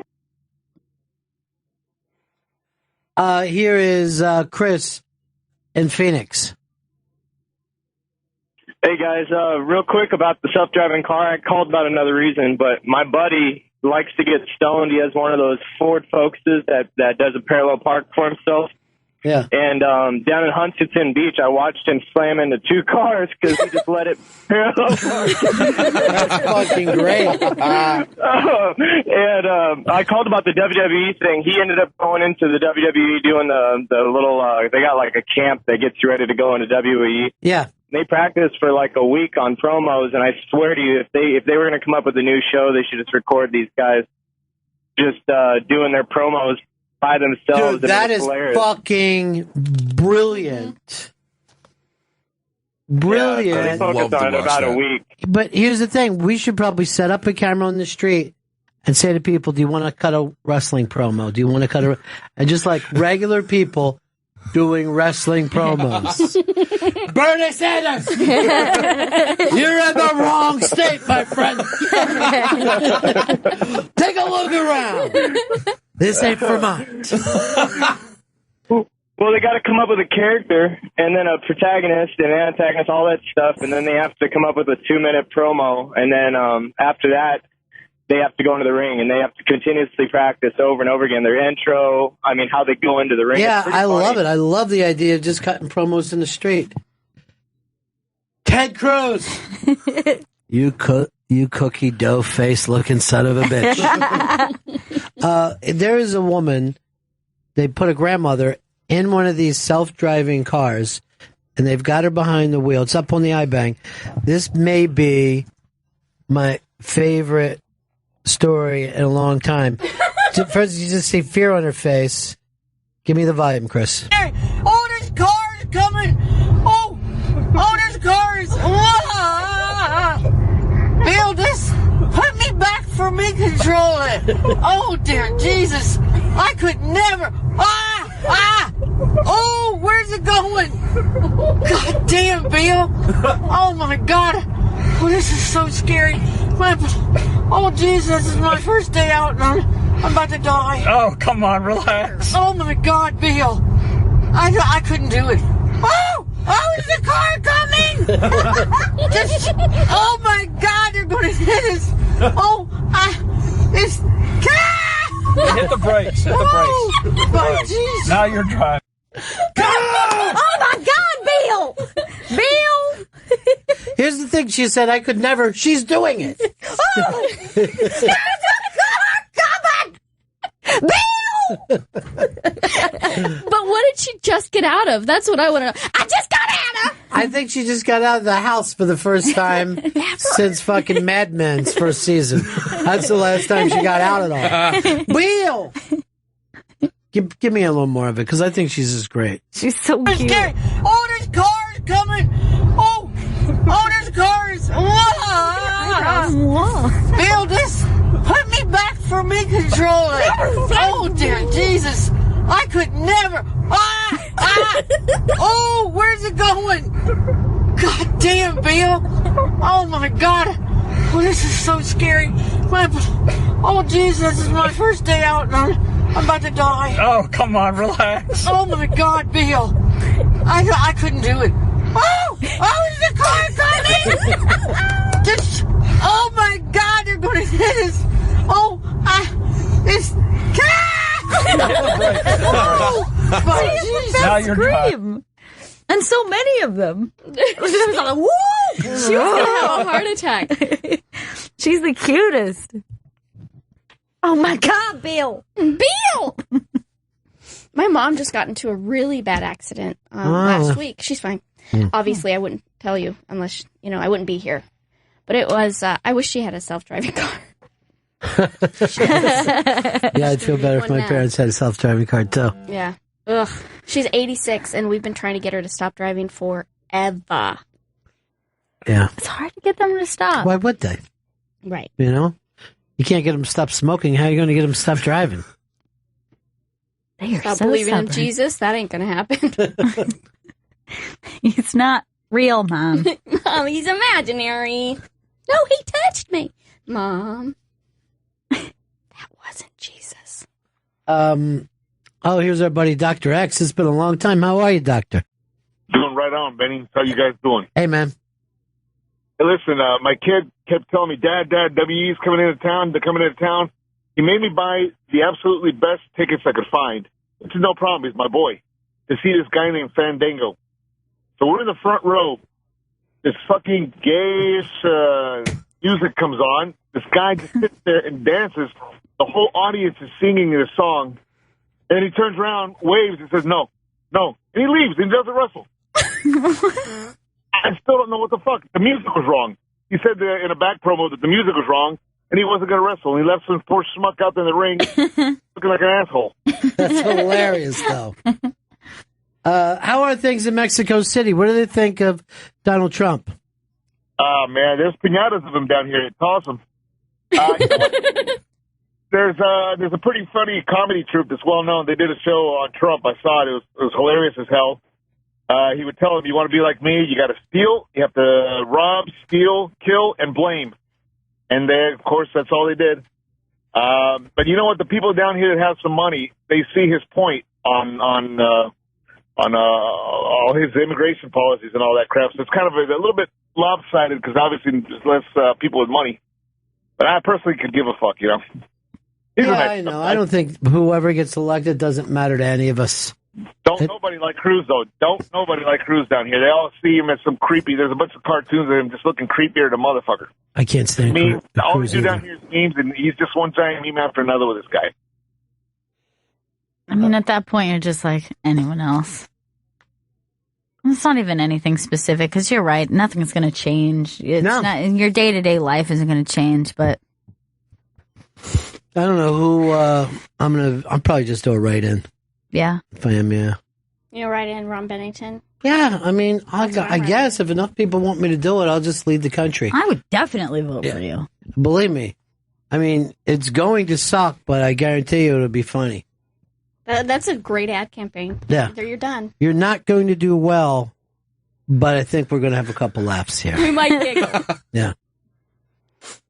I would be like, if I went out and did a speech, I would just have those big bullets on with those Mexican vests, where it's just a big, just fucking hanging out. A couple of dudes sitting next to me. I don't know what it is about this guy, but I trust him. I'm not going to take shit. And I would like it if Ben Carson could be a running mate, if that's possible. Sure. I mean, if you're gonna. It just seems like Why you not guys get a brain surgeon? I don't see anything wrong with that. No, was he a pediatric brain surgeon? Yes, he would only work on childish brains. Like the smallest brains he could The smallest find. brains he had. Doesn't have to be children. Just really child like childish. mine. Yeah. Like he would be able to do Stanley. Yeah. Bring it on, Carson. His head is so big, though. His brain must be huge. Thank you. Oh, yeah. It's big like a melon. Don't eat it. Don't eat it, Gail. Gross. You melon. will not eat a melon. I won't. Name a melon. I won't eat it. I think honeydew's the worst. If I was elected president, I would honestly just act like Gene Hackman in The Quick and the Dead. I wouldn't act any differently. And I would force people to be in gunfights every day. If you live to see the dawn, it's because I allow it. I own everything here. What is it? You own one block in the middle of the desert. There's not a fucking blade of grass anywhere. And no idea how people get food. You know, there's a bar. Anything. Everything has to be important. You just walk up to me. She never proved she was my daughter. She never proved it. She was a farmer's girl. You were so fast, kid. You were so fast. Did I get him? Did I kill him? Sweden must be a small country. The kid is so fucking funny. My name is Chris Stanley. Bullets cannot kill me. I was shot 3 times in the chest by Ralphie May. 2 times in the back by Ralphie May. I'm Ace. That's why I carry cards. Seems kind of cartoony, but look at the other people in this thing. This is a weird place. You know, Ron Bennington used to be the fastest, but me, I'm in my prime. It's scary. I could wake up in the morning by 3, still be back here in time to make you breakfast. He looked like he was 5 years old then. He was such a baby. So cute. God, I'm going to watch that tonight. Such a good movie. Harvey May shot me 3 times in the head, 2 times in the ear. But what's the girl who's in that thing? Sharon Stone? Sharon Stone wore a nightie that was like the best thing I ever saw in my life. It was just this white sheet that was cut all the way up on both thighs. She looked badass in it. I remember this. In that movie, though. Yeah.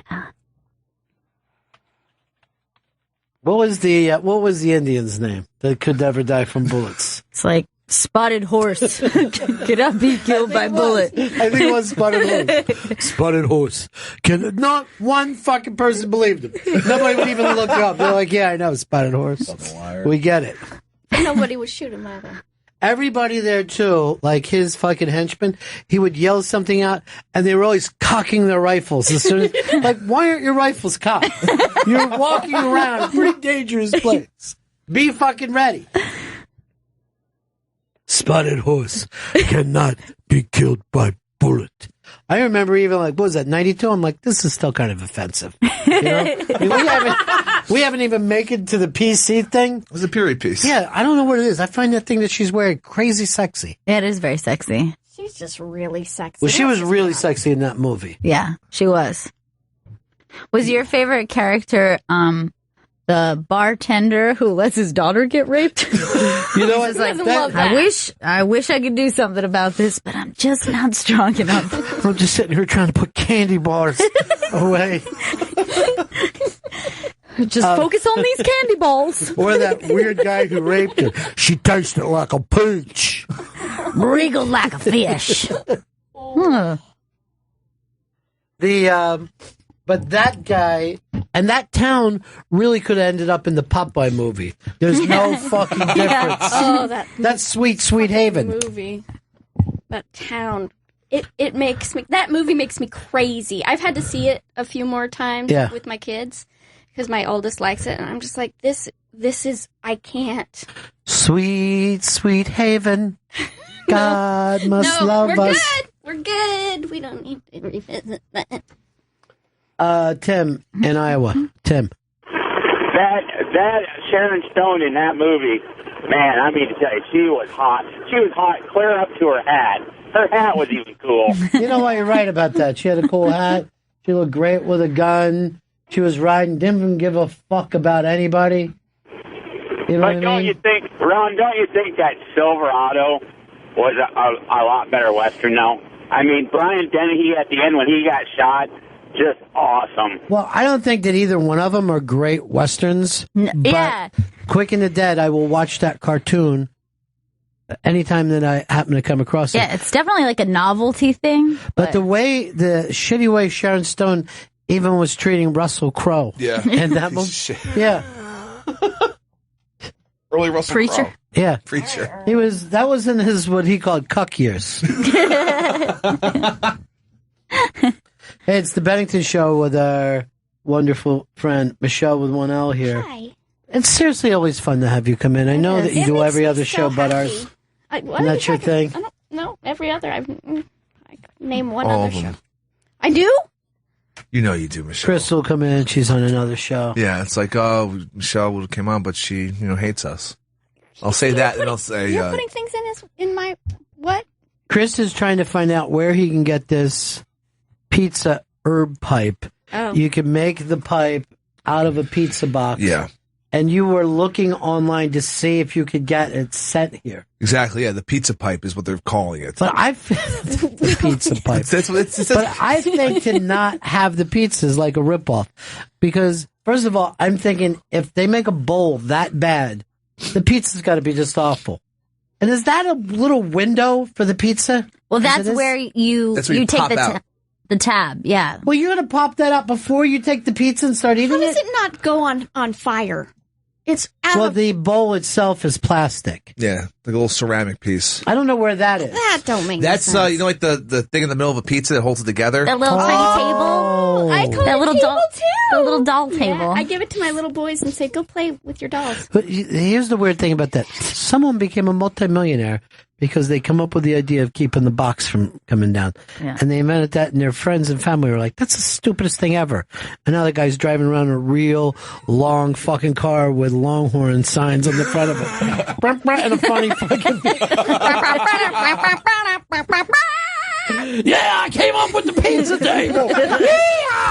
Oh, Floyd, I never thought you'd do anything with your life. Everyone's got to kiss his ass now. I hate that guy. By the way, Chris thought that the table kept the pizza together. whatever it's kept the lid off. That's what it's for. I never knew. Yeah, it keeps the lid from coming down and stick to the Remember in the old cheese. days, The cheese would stick to the top of it. And I would eat that and get a little cardboard in my mouth. That's true. And be like, fuck it. That's how I'm going to live my life. That's how I'm going to live my life. God, Floyd's a brilliant bastard. Fucking Floyd. Well, this is why Chris didn't know. He hasn't bought anything more than a single slice his whole life. I just want to hug him. He walks. How far away is the pizza place from you? Across the street from my apartment. So you just go over and get single slices. I'll get like 2 slices. Do they deliver? No, 2 slices. Just the kid walks across the street. Here, Chris. This one's on the house. Does anyone ever say to you, dude, do you eat anything besides pizza slices? Oh, no, they love me in there. Of course they do. Shahid is the guy who runs the place. Like, what's up, Shahid? Yes, ISIS makes the best pizza. I'm not saying it's the best pizza, but it's affordable and convenient. And doesn't taste bad. Do you get a drink with it? Sometimes I'll get a Dr. Pepper with it. Oh. Is it in a, like... Most of the times I'll just get 2 slices, go back to my apartment, drink some jug water. Jug water? Yeah, I have some jug of water. He puts a jug outside of his window and collects the rainwater. He's a rain catcher. That's what we call him back home. Sometimes he'll put his hat out there and just put it over his head. And that's a fucking shower for him. Cooling off. Yeah. He has Sharon Stone's old hat. That'd be awesome. Sexy. Sexy Sharon Stone. He chose not to put it in a little box. He chose to use it as a shower. He's got Roger Stone's old hat. I mean, he's not doing well. So I honestly hope that you never get this because I don't want you smoking something that harsh.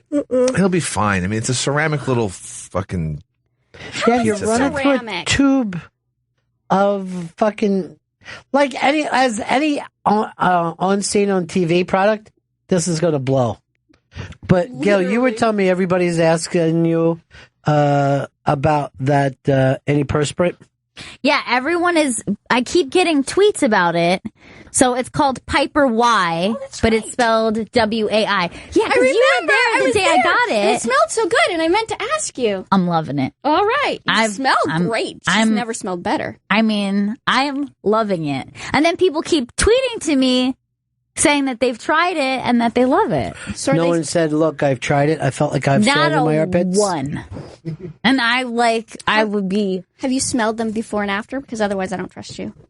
She got this from Shark Tank. Shark Tank. That's gross and messy. I wish we were high right now so we could rewatch Cat Freaks Out after getting head stuck in a lampshade. We can watch it. Rewatch it. Just one more time. Just please, can we watch it?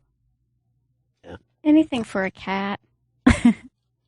Your cats live in the attic, though. I'm really sad about my cat. And then pull it as tight as possible so the curls come out more curly. Yeah, and twisting is optional, but twisting works a lot better.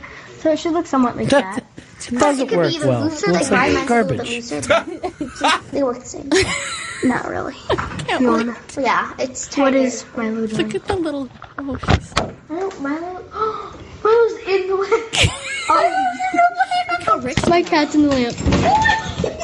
Adriana!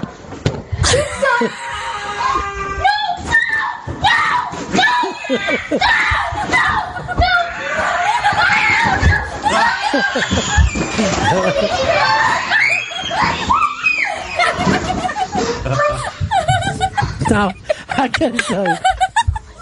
Here's the difference between boys and girls, right? If my buddy, when I was a kid, ever screamed like this, I'd stop being friends with him. I wouldn't care if he was on fire. What the fuck? You can't fucking panic like that. Just all the girls would be like, no.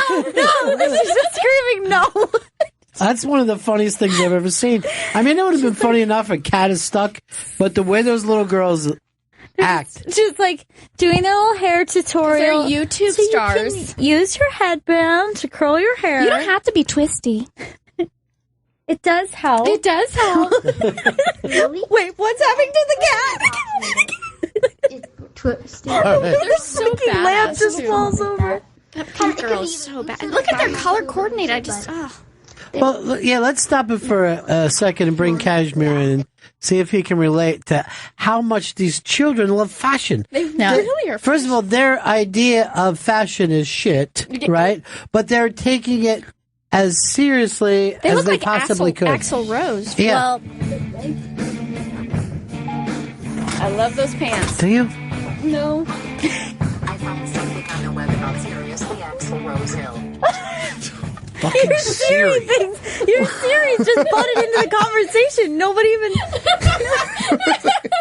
All right, why would Siri think that we said Axl Rose Hill? Because we said it looks like Axl Rose. I don't know what the hill was.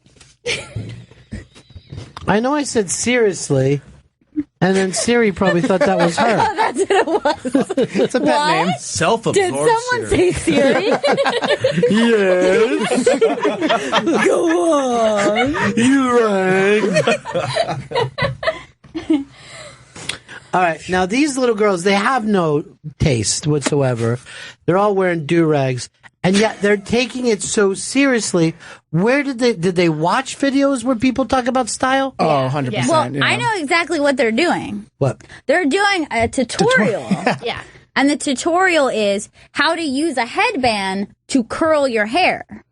So they're saying if you wrap your hair up in this headband and then your hair dries, once it dries, you can unravel your hair. You're going to have a Nellie natural Olsen little waves. curl. By the way, I got to read Carla's thing. She goes, Chris thought that the plastic thing held the pizza together in the box. He really is dumb as fuck. You're dumb. You're dumb, Carla Finch. That really made me laugh. Because it really summed up everything. Dumb as fuck. No. Just a miscue. So they're like 11 years old? I would put them in that zone. Chris had him at 18, 19. They're not. As he clocks all the shows. And now kids like that age have like 2 million followers on YouTube doing stuff like that too. Yeah, they're the most It's popular insane. people Really? on YouTube. Because then I ought to get them as producers.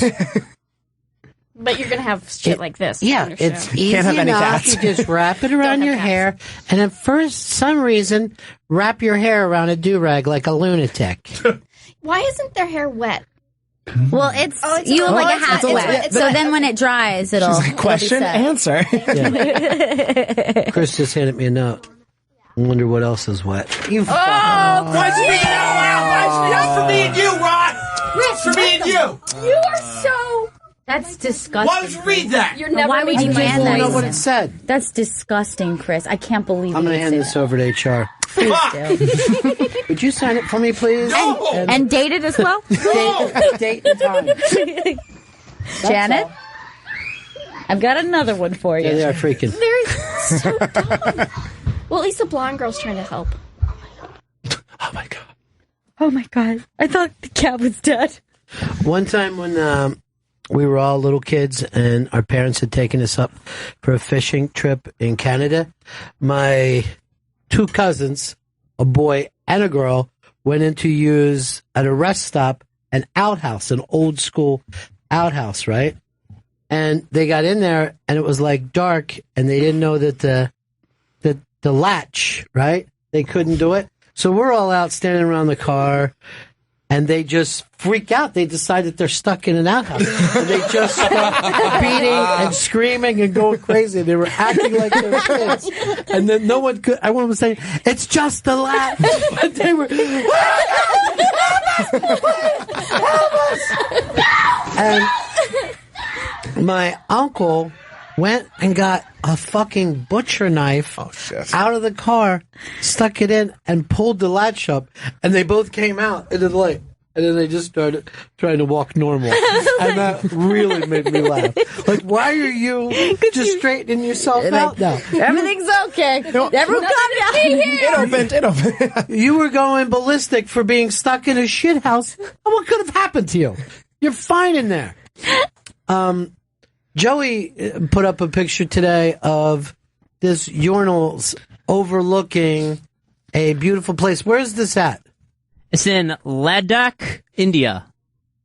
What is it about this story that captured you? What? Just urinals with a view. Yeah, pretty much. The most scenic toilets. It's an open place, but you can sit and pee there. See? It's beautiful. We have to stand and pee there. Yeah, well, the thing about women is you don't have the opportunity to look around a little bit, you know, when you're peeing. No one's ever put up a sports section the way Hooters does. You're sitting there. We look around. We're just We just look in a different direction. Yeah, but you're not, you're not seeing all the sights. But we can turn around if we wanted And the to. sounds. We could mount it like this if we really wanted to. I want you to. I want to see you want to toilet like it was a Harley, and you just fucking. You don't think we can run? Just reverse cowgirl that toilet. Giddy up. That's what I say when I poop. There's a weird thing that you put into this, and it's the only reason. First of all, your story is stupid as shit. Is there other pictures? It's not just this one. Just the one. Oh, that's it. But then he puts hashtag Summer 16.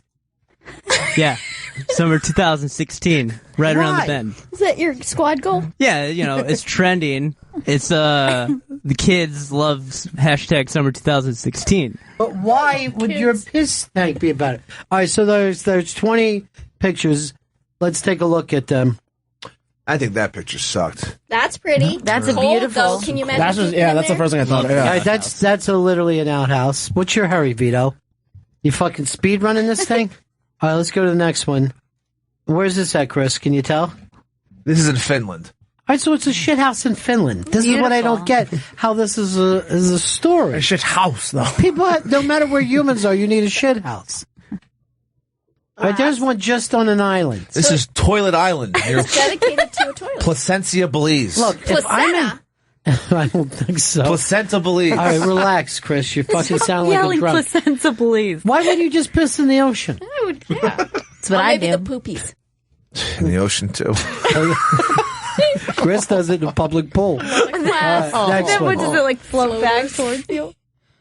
This sucks. This is in Iceland. Oh, that's nice. Well, you say it sucks, but if you had to use it, you would. Oh, yeah, I would. Yeah, Yeah. that looks nice to me. Wait, is there a cushion on it? Because that changes everything. I think it's to keep your ass from being frozen. And it looks like a nice little. It's like a I thought little. there were rose petals under it too. I was like, that's almost romantic. Yeah, that's nice. Yeah, that's a one-on-one time. Yeah. I like the shower. Oh, that's cool. just an African hut. I like it. This is Brazil. Which one's boys? Which one's girls? There's a fucking tire on top of that toilet. They're very gender fluid over there. Yeah, They don't. Yeah, they're like, go Yeah. where you need to go. They even wear their G-strings backwards for some reason. Ouch. Reverse cowgirl. Yeah. This is in Tunisia. That's a cool looking. I would toilet. only piss in there if I was in the new Star Wars movie. We call you Obi taking two. Okay. I'm trying I mean, with this you one. went so far Number for that. You drove so far, and then the drugstore was closed. Oh, boy. Come on, let me in. Cold. This is in Nepal. Fine for number. I got the knife. Please. Give me the knife. All right, go ahead. This is, by the way, Joe's summer vacation. I think it looks Shitting great. around the world. Touring toilets with Joe. This is 20 shits in 20 countries. Tonto Trail in the Grand Canyon. Hashtag summer shit steam.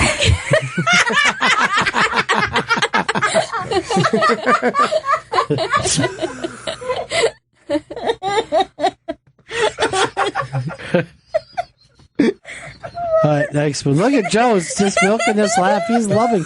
He's never gotten a laugh. He normally gets a groan. Dig it. Enjoy it.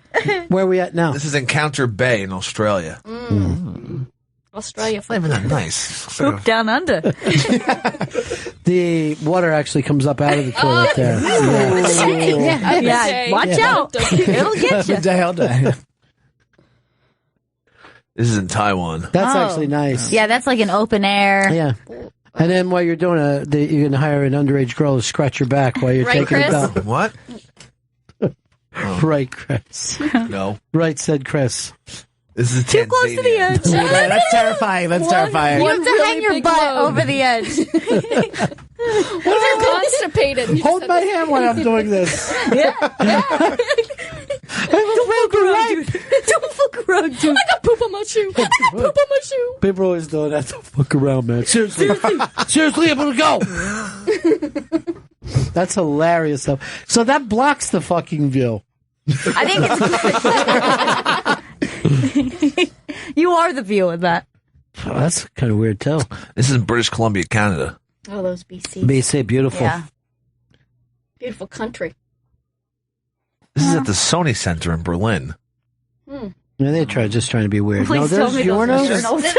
It's just like Because something I don't want to have to try to figure that out. There's a, I forget the restaurant over on 59th Street, but you just piss into a waterfall there. What? You go down and they just have a water running down and you just piss into it. That sounds kind of... You never feel like you're okay. You're just like, it's all right. Guys are coming in like, what are you doing? I can stop if you No, need I to. think this is the urinal. Because it looks like you're just pissing in a fountain.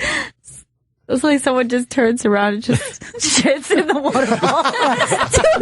Everything's That's what fine. you do. It was fine until that guy started shitting in the waterfall. He's wiping his ass with a fish. Nice. Wiggling. Koi. That's the same fish that they serve as sushi there. Fresh. Very fresh. This is in New Zealand. So? Seriously, you act like this is your vacation, you fucker. And this is where I shat New Zealand, guys. It's making me have to pee. Matt in Florida. Uncle Ronnie, mad props for the Eddie Murphy Golden Child reference that none of these children picked up on. Oh, really? Because I went, please, afterwards. Oh, you face.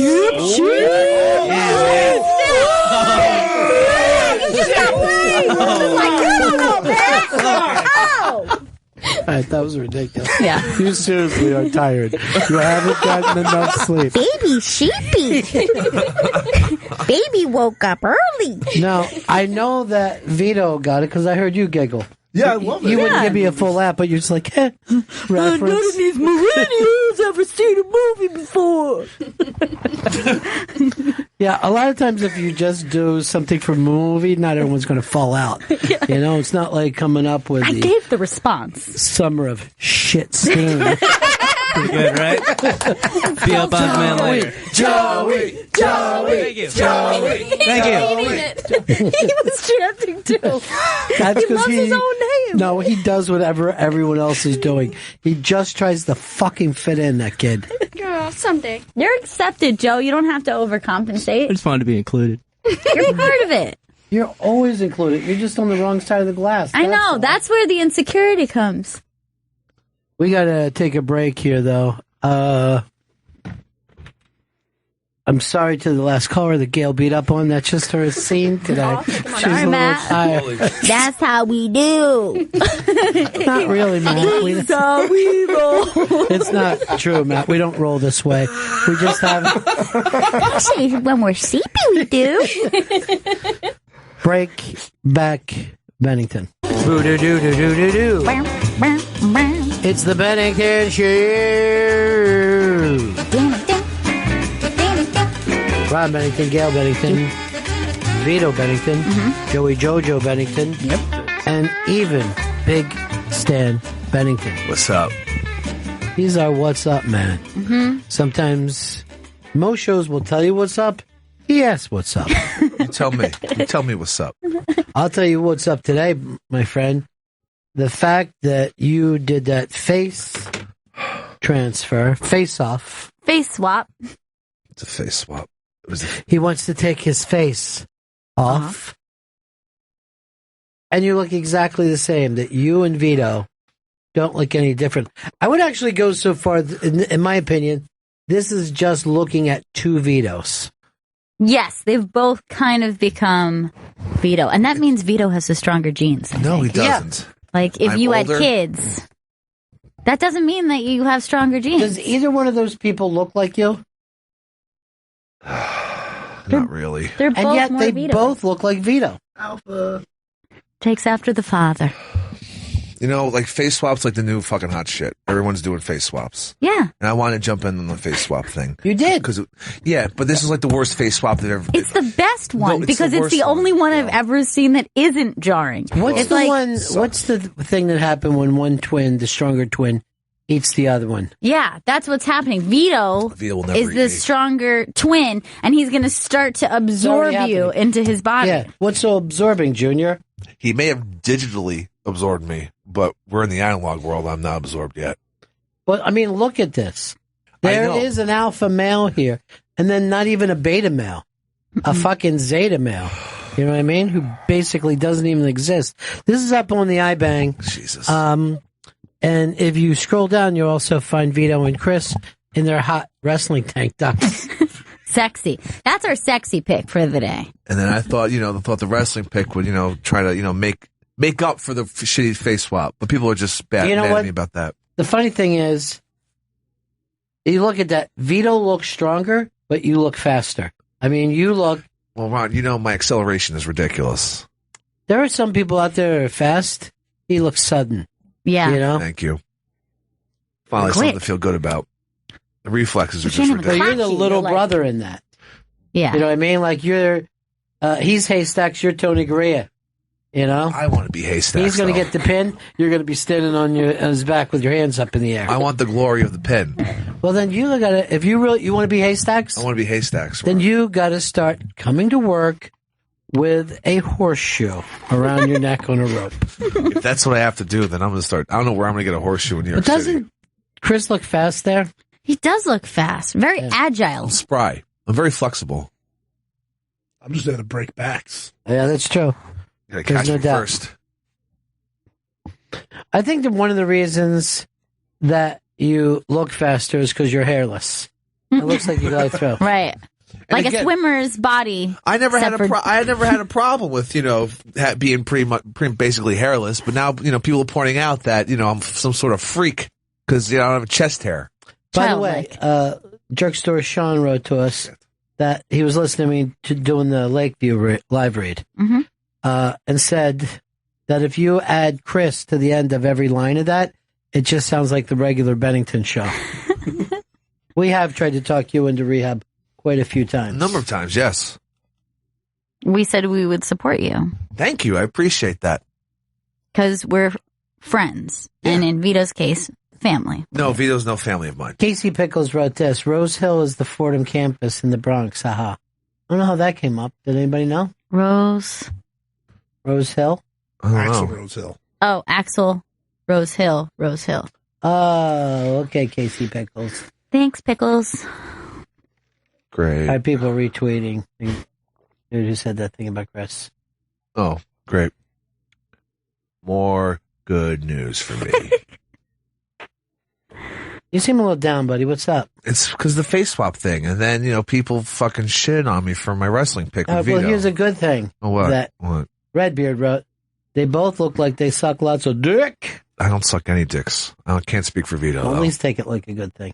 No, it's not a good thing. It doesn't have to be a bad thing. They're calling me basically like a male slut or like a gay prostitute. So why do you even got to pull out gay? Why can't it just be prostitute? Well, if I was sucking lots of dicks, that means dude, you know what? That's fucking really offensive. It really is. The guy on Twitter brought it up. But I'm saying for you even saying it that way, like it's a good thing or a bad thing, just make it a thing, dude. It's fucking 2016, all right? Yeah. The Eagles are reuniting, all right? Things are going our way again. Get with the times. Yeah. Get with the fucking times. We're ready for the second Star Wars movie, all right? I can't wait for Rogue One. Virtual reality is on us, okay? Rift. Yeah.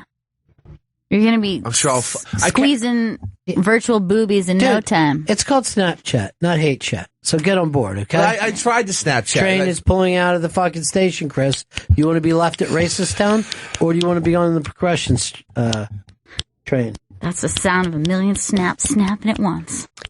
Here's Kendall in Texas. Hey, Kendall. Sorry. Oh, geez. I was laughing at Gail's million snaps at once. God, I love the second shows when y'all do the double. Nothing is better. Nothing is better. Oh, God, I'm getting nothing done today because of you assholes. God, it's like a sleepover with 10-year-old girls. Sorry. Check out the face swap that popped up a couple of weeks ago with Ted Cruz and Kevin from The Office. Same thing happened. They look identical, no change. Oh my God. I don't even believe that that's true, though. Weird. Do you think that it's... I think it's just their pictures next to each other. I don't think there's an actual face swap there. No, Vito and I are the first to do this. Because look at the eyes are the same, right? This is a sham. That's really weird. That's really bizarre. That's great, though. I hate face swapping. The further we get into this, there's only one guy I do not like, and that's that Ted Cruz. And that makes me think he's going to win it all. He can't. you think will be smited? Paul Ryan. Paul Ryan's way. got it.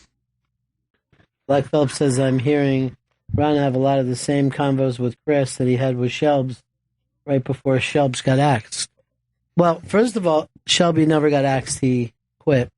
And I was always trying to save Shelby. I told him his main thing was a communication problem with the other guys. He didn't work well with his team. Oh, didn't you just say that? Yeah, I did. I absolutely did. Is he looking at me? Look over. He's still looking. Can he tell when I'm talking? I think he's kind of trying to look at your mouth, so I think, yeah. He's only got 2 weeks left. What? How's he hearing this? I'm not even moving at all. You said 2 weeks left?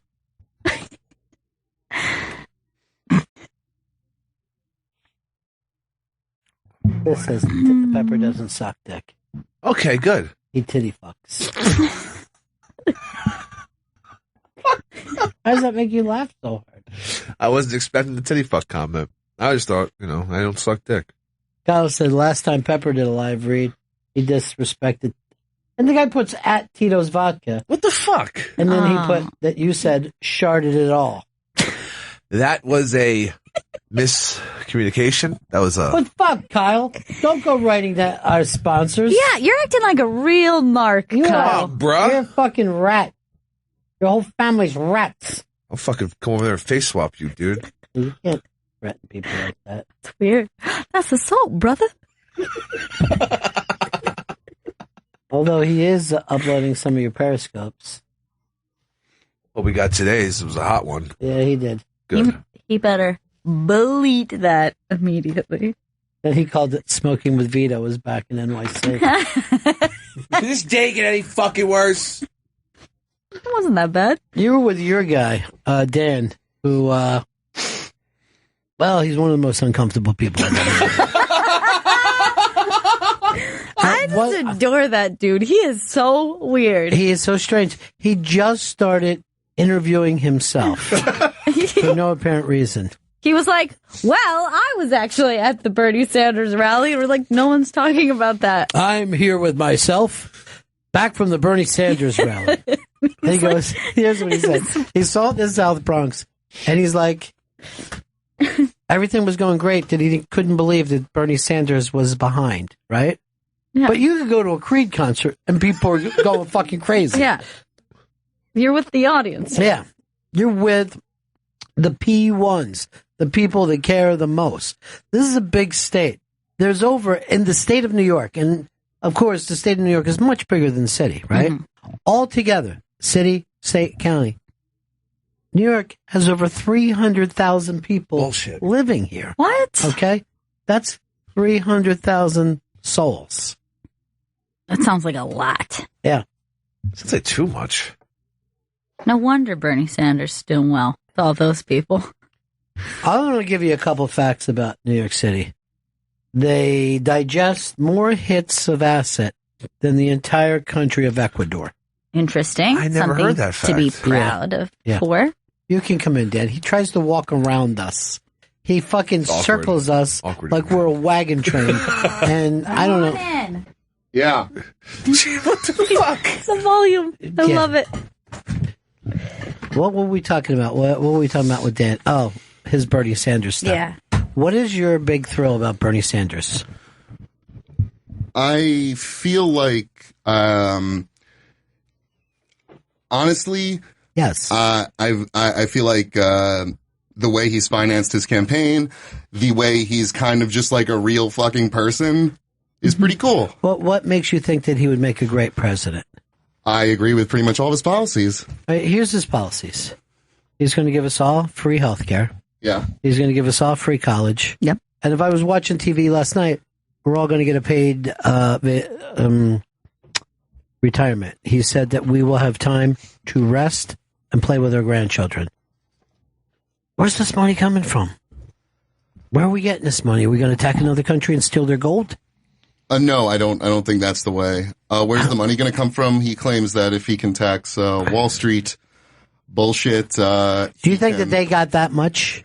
They give us all free health care? Yeah, they have quite a bit. And probably taxes will be a little higher, but your return will be a lot more. So you believe that there's enough money out there to pay for everybody's health care if Wall Street, one block, plays, and it's not a big street, by the way. Mm-mm. I mean, seriously, the Strip in Vegas is much larger than Wall Street. You could fucking throw a rock down Wall Street. No, I admit, it's pretty high. I mean, there's a lot of places up there. Not as high as it used to be. Thanks, Al-Qaeda. But you think that there's as much money that all the rest of us are getting, as he said last night, free ice cream. Yeah, honestly. Why would he say this? And it came up in the debate. He said every human being in this country is going to be farting through silk. Where are we going to get that much silk? Imports. Okay. So now you said people were going crazy at his speech, right? Yeah, oh yeah. And then you were surprised that he was trailing by so much. You thought he was winning because you got all caught up at Yankee Stadium or wherever you saw this. For people who are already his supporters. Well, no, if you actually... He's preaching and you're the choir. No, to be honest with you, if you look at the numbers of attendees at each of the Clinton and Sanders rallies, Clinton's rally, the same day that I think it was Wednesday that Bernie had a Washington Square Park rally. Clinton's rally that day in the city got like 1,300 people, and his had 27,000. So it's just kind of like this. But let me tell you, here's the problem: Clinton's followers have jobs. They can't be sitting around in the middle of the afternoon fucking clapping every time they say we're getting free ice cream. Right. No, and you could also fart silk. And you could also say like it's just all the NYU kids just walking out of their dorms because it was in Washington Square Park. By the way, it's their parents that are going to be paying all this. Do you know that what it costs you a semester being NYU? It's over $400. That's too much. I don't have it. Over $400. I don't have it. Who has that? And that's why girls strip in college. Josh. I did. Josh, go ahead, buddy. Hey, to the guy that just turn your radio down, buddy. There you go. I apologize. To the guy that walked in the door talking about how Bernie Sanders is going to be offering all this free shit. You want to know how to get that free stuff? You join the military. You support and defend the Constitution of this great country that we live in. And guess what? There's perks that go along with that. Decent health care, a paycheck on the 1st and the 15th every month. They give you clothes. And guess what? For a short period of time, you get free college. So you're telling me that I need to go to join the military? No, not you. The military wouldn't want you. You're already tainted by wanting Bernie Sanders president. You wouldn't join the military? Fuck no. What if they were attacking this country? Never. I'm not going to pick up a gun and shoot people. That makes no sense to me. I don't care. You're going to be really bad in a war. You're going to be one of the worst people. He's like, I won't pick it up. He's what we would consider a bullet sponge. So you do not support the troops?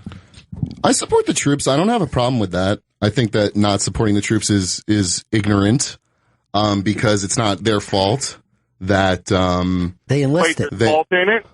No, I don't think there's there's not fault in it. I was going to say, choose your words. Yeah, I know. I'm kind of, Go ahead. You say it's not their fault that this happened? No, I'm saying that they didn't decide to make the country go to war. They're just doing what they can to help. But I don't think that's a good excuse to say that Sanders' plans are completely ridiculous because we have the option to go to war if you want to. That makes no sense. I'm sorry. Okay, well, with your idea about the whole taxes and who's going to pay it all, you do realize that with his idea that approximately 80% of all the money that you would make would go to other people that don't want to work. Are you really willing to work for $100 and only get $10 out of it? I mean, come on. We're going to be in a 90% tax bracket if Sanders wins. You believe that?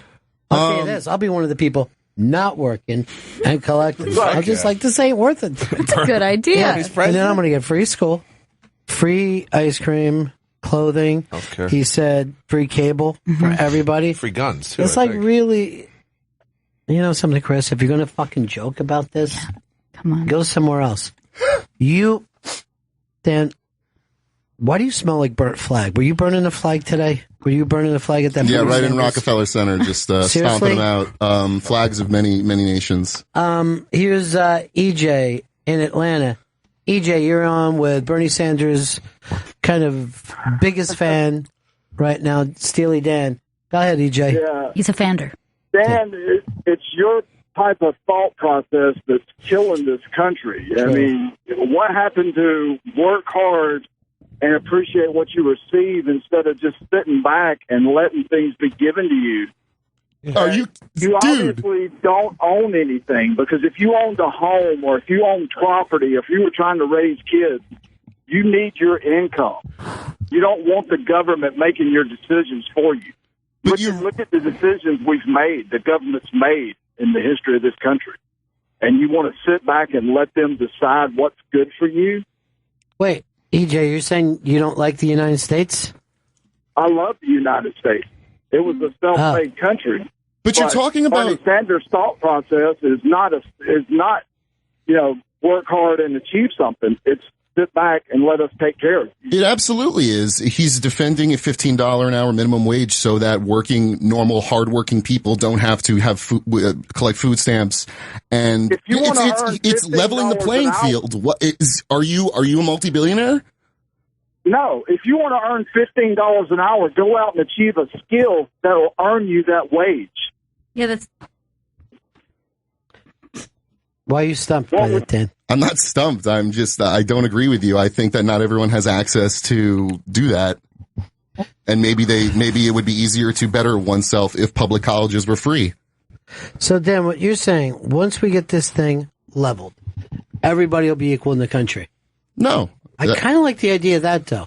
I like the idea of every single person in the country making the same wage no matter what they do. Can we all wear the same thing? Yeah, we'll all be wearing gray. Cool. I want to wear gray. I like that. Yeah.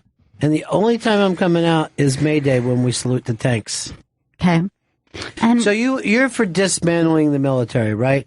Getting away from the trillions of dollars that we spend every year. Well, I think that if we reallocated some of that money from these wars, that in hindsight, I think it's the jury's out that Iraq was a huge mistake. Didn't even need hindsight for that. I knew that from word go.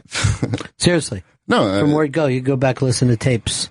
So how many trillions of dollars did we spend on that could have been spent on education, on infrastructure, on all these things? So yeah, I'm all for cutting back the military. You're starting to turn me around. So we get rid of our military. I'm not saying get rid of the military. Well, I mean, we make the cops the military. Sounds like no, I don't like that either. That's a scary thought. No cops. Well, no, we need get rid of cops, the military. The cops are the military at this point. Did you see the tanks in Ferguson? You're welcome. No, so we get rid of the cops. We get rid of the military. We get rid of the fire department. Where do we go with this? No, I mean, obviously, the fire department's fine. Reading? What are you reading during the show? I'm just looking up the notes, Wikipedia. You have little notes there? No. All right, good. No, I think we obviously need a fire department. That's a basic service. Like, we need EMTs, we need hospitals, we need all these things. Yeah. It's just kind of a waste. Here is John, Wyoming. John, we got you, buddy? Going once, twice. Here's Ryan. Ryan, what's up? Hey, I just wanted to help defend Dan. Good. Thank you. Yeah, man. I think all the people that are calling that are anti-Bernie, I think they got it wrong. And I really do believe that if you don't think that basic health care for all is just a human right, then you're just kind of lost. All right, let's do it right now. How many people would be okay with basic health care here? Everybody in the country. You're saying like universal coverage. Universal health care. Chris, is that a good idea or a bad idea? It's a bad idea. Really? You wouldn't want health care for everybody? Seriously, be honest. Yes, then yes. Which is it? Yes. Well, why were you doing bad idea? What was that about? I just felt like saying something crazy. Joe, what would you say? I would love health care. Gail? Yes. Vito? Of course. Yes. All right, so there you've got 4 people on your side there. What's the next big thing? $15. Oh, by the way, SR2 interns, free, are they for healthcare? Yes or no? Both of them. Yeah, they both love healthcare. There's a lot of like other issues that don't get talked about a lot that Bernie supports that I agree with. So I guess for me, honestly, the second most important thing is ending the NSA surveillance program, because that shit is so that really bothers me. All right, so we end the war on terrorism. So that's done. Sorry, go ahead. No, I'm just listening to you. I'm not saying end the war on terrorism. I'm saying end the bulk collection of data and my phone calls when no crimes were committed. It makes no sense. But I got to tell you something right now. I'm sitting next to you, and I can't even pay attention to you. I can't imagine anybody's listening to your phone calls. Who wants to sit around here about fucking Star Wars? Well, exactly. So we're. I don't even like Star Wars. You love Star Wars. All right, here's Sharon, our buddy Sharon in Philly. Go ahead, Sharon. Hey, Ron, how you doing? Good. Hi, everybody. I'm calling because I'm tired of this whole political season getting boiled down to tiny little talking points. Sure. The point is about Bernie Sanders that I think people are jumping on, but they don't understand his reasoning, is that we as a government are handing over tax breaks to huge companies who are already making a ton of money. And he's just trying to say, let's stop doing that. I don't think he's trying to say we're going to tax the rich and give it to the poor. I mean, people are perceiving it that way, but I think the bottom line is this country was built on, I guess that's the word, thinking that when the rich are successful, everybody has a job and everybody's happy. But the thing is now, there is no such thing as an American industry. It's worldwide. All the money's going out of this country. So keep giving the tax breaks to the rich. It's not trickling down, quote unquote. Well, absolutely. So go ahead. It's obvious that that's true. That money doesn't trickle down because the wealth gap between the poorest Americans, like the bottom, 97%, and the top couple of percentages is insane. So I agree with what you're saying. Oh. Yeah, I think there's no job to be had because the companies don't want to keep the jobs in the United States because they can make more money. And I'm going to throw the other monkey wrench because this is the industry I work in. So everybody's retirement now is tied to 401k plans as opposed to pension plans, right? So your 401k plan is invested in American companies. So your success of your retirement is those American companies making as much money as they possibly can. So it's like, it's a circularity that we're never going to get out of. So those companies are under the requirement to declare huge dividends and huge income every year, or all of our retirement's going to go to shit. But then as a result of that, people can't get jobs or make a lot of money at their jobs because their money has to go back to the company, to go back to their stockholders, to go back into the retirement plan. All right, I'll say this. I don't worry about that because I'm going to live with Gail when I retire. Oh. Huh? That seems fair. You know, just in a back room somewhere. Oh, sure, yeah. Because I guess I'll just clear out my yoga studio. Walk in the closet with the cot works. Yeah, I'll just have my space. All right, thanks, Sharon. Here's Jeff in Nebraska. Hey, Ron. Hey, how big is Gail's house? Hell, I'm ready. What? Huh? I think he asked how big is your house? Yeah, it's big. My future what house. What can we do for you, Jeff? Sounds big. Not too bad. Hey, I was just disagreeing with $15 minimum wage. There's jobs out here for $15. You can go walk around the corner and be a journeyman for a plumber, for an electrician. You need no experience to do that.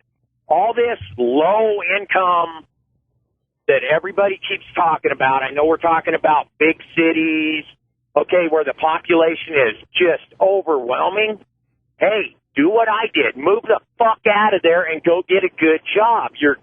You're setting in that poverty level because you want to accept what the government gives you, and you just want them to keep giving you more and more. I don't care who you are. I grew up poor.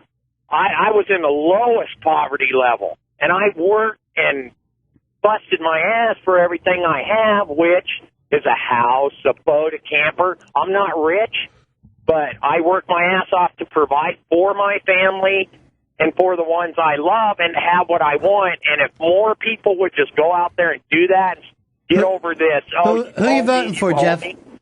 What's that? Who are you voting for? You know what? I still really haven't made up my mind. I know, it's so, pretty spooky, right? Yeah, it's actually kind of scary, really. I mean, I agree with what she said about Bernie Sanders, but God, I don't know. I really couldn't tell you who I was going to vote for right now. It might be a last day deal. Yeah, won't that be funny that people be waiting the last possible moment and then deciding? I know one thing.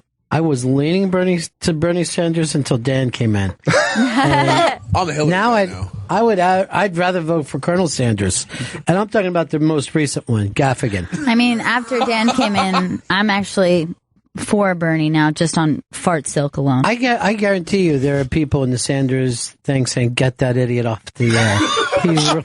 He's ruining everything. So we're going to get rid of the military. We use that money to fix the country. Give health care to everybody and free school to everybody. Now, is that just community colleges and state colleges? Public universities, so any state school. Would you get rid of their football programs? My state school didn't even have a football program, and I'm so far in debt to my state school. So all this works for me. How far in debt are you? Like 30 grand. You were and did your parents pay for your college? No, I'm about 35 in debt. About 35 in debt. You're the only one here, Dan, that even plans to pay back. Chris is not paying back. Nope. Also, he's with you. He doesn't pay taxes. Yeah, and 7 years. Is this our old buddy John in Mass? Yeah, hey, buddy. It's been forever, man. How are you? Oh, pretty good. How about this show is sounding great, man? Well, we're having a blast doing it. Gail's a little tired right now, aren't you, Gail? I'm pretty sheepy. I know. Baby sleepy. Just so you know, I've always been here, sir. Oh, I'm glad to hear it. The only thing I have with Bernie Sanders, aside, I feel like he's doing to Hillary what Trump is doing to the Republican Party, and I've heard him say repeatedly that he's socialist, and we've never been a socialist country, and that's the only. Well, there's a lot of socialist programs that we have in this country: public school, the police department, the fire department. You could argue FDR was socialist. You don't have to argue. But Obama got accused of that stuff, but he's obviously not a socialist. I do like the fact that Bernie says it flat out. You know what I mean? Like, hey, I'm socialist. So stop acting like we don't have socialized things in this country. As a matter of fact, the weird thing about healthcare is now, if you were, if you get hit by a car, no one asks, they just take you in, they work on you, and then that money goes, like Chris, not being paid. Eventually, we all end up paying for the Chris's of the country, right? The people. So we know this is just a matter of switching the books a little bit. Exactly. I sat in the ER. I went to the emergency room like a month ago. I took a bad spill and hurt my back. And after 8.5 hours of waiting, a guy was in there who cut off his thumb with a power saw and had it in a cup of ice. And they gave him a number and told him to sit down and wait over there. And me and the people I was sitting with were like, well, we're never getting in if he's right. And he left after like an hour and a half. They're like, sir, where are you going? And he goes, somewhere where they might put my thumb back on. Oh, my God. I can't imagine. And I left after 9.5 hours of waiting myself. I just said, you know what, I think my back might get better on its own. Jesus Christ. 8.5 hours, and then oh, you're going to be next. You're going to be next. And after like 9.5 hours, I'd had it. They always say in New York City, if something's going to happen to you, don't let it happen on a Saturday night. Because that's party night where everybody's fighting and whatever. John, great to talk to you again, my friend. Love Take the show, care. guys. Bye. Take care. So I wonder who everybody's voting for. Chris, if you were voting today, who would you vote for? Hillary. Vito. Kasich. I'm a Sandman now. Burn. Kasich. I'm starting to think about this Bernie Sanders guy, too. I mean, Dan comes in, he says a good thing. We get rid of the military. Yeah. Anyone in, I guess you would have them put to death, anybody who served? Or what would you do? Jail? No, you provide great services for them. What would you do? Open the jails and let everybody out? Like that Charlie Manson girl the other day? Well, no, I do think that nonviolent drug offenders shouldn't be in jail, and it's mostly disproportionately African American people who have been profiled and thrown in jail. And thank you, Bill Clinton's crime bill, for that one. So there's all these honest, good people in jail right now. I mean, you can't tell me that someone's a bad person because they got picked up with like a bag of drugs. Like that makes no sense. I would agree with that. I don't know how many are in for the bags of drugs. I don't know. It's a huge portion. It's like the largest. People serving like 15 years for like an eighth of pot. It's like ridiculous. I doubt that very much. I doubt anybody's in there for a fucking. I'll email you In the something Rockefeller later. drug laws, it's possible. I know, but it's not a big percentage. Sure. I mean, I'm going to agree that they're in there for heroin, meth, stuff like that. Would you legalize all drugs? As Bernie Sanders' mouthpiece?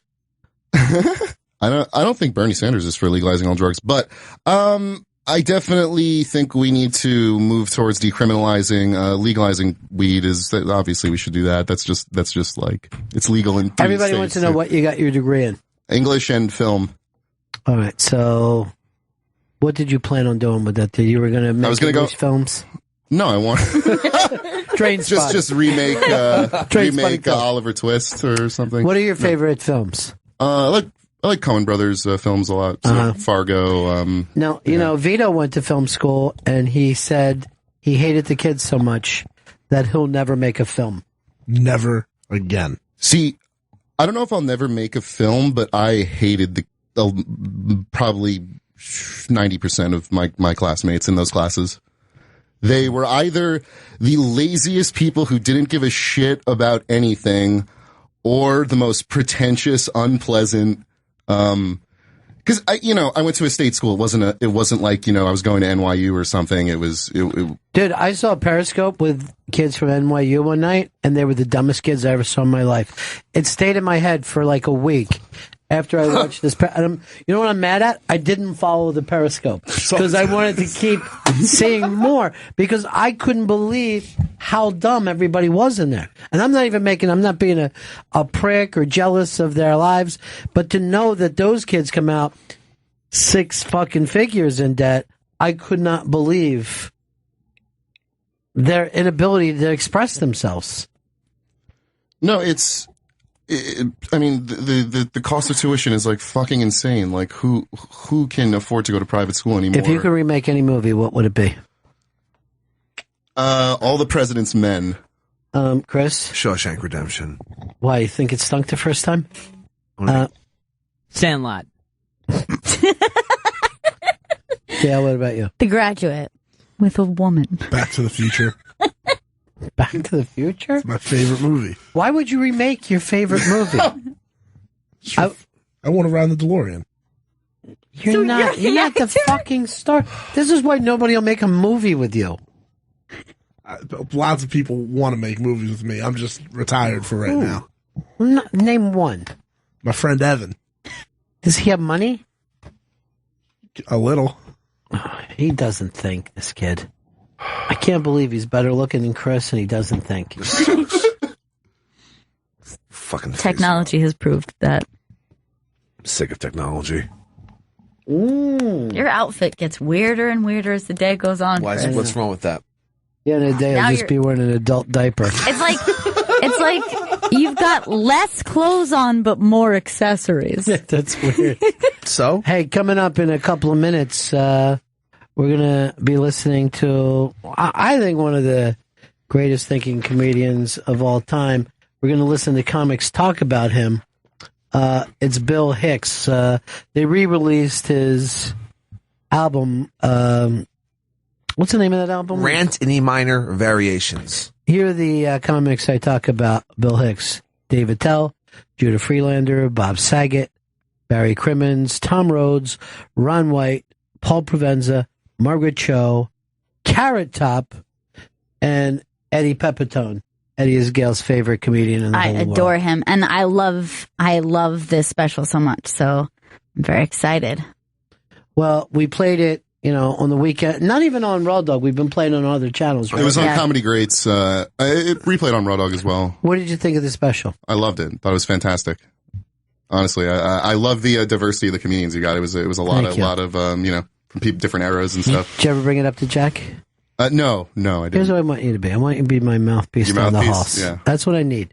I mean, I protected you when you came in here and said, burn the American flag, get rid of the military, get rid of the cops, open the jails, and let everybody run out. Sounds fun, but... How much time we got, Chris? We have 5 minutes. Okay, so I just want to bring this up. Now, death penalty... I've always leaned back and forth. I'm sure you're anti-death penalty. Yeah, right? that's that's also one of the big reasons I like Bernie Sanders. Well, there's not a lot of death penalty that goes on these days. But what is the name of this girl who they're talking about letting out? Leslie Van Houten.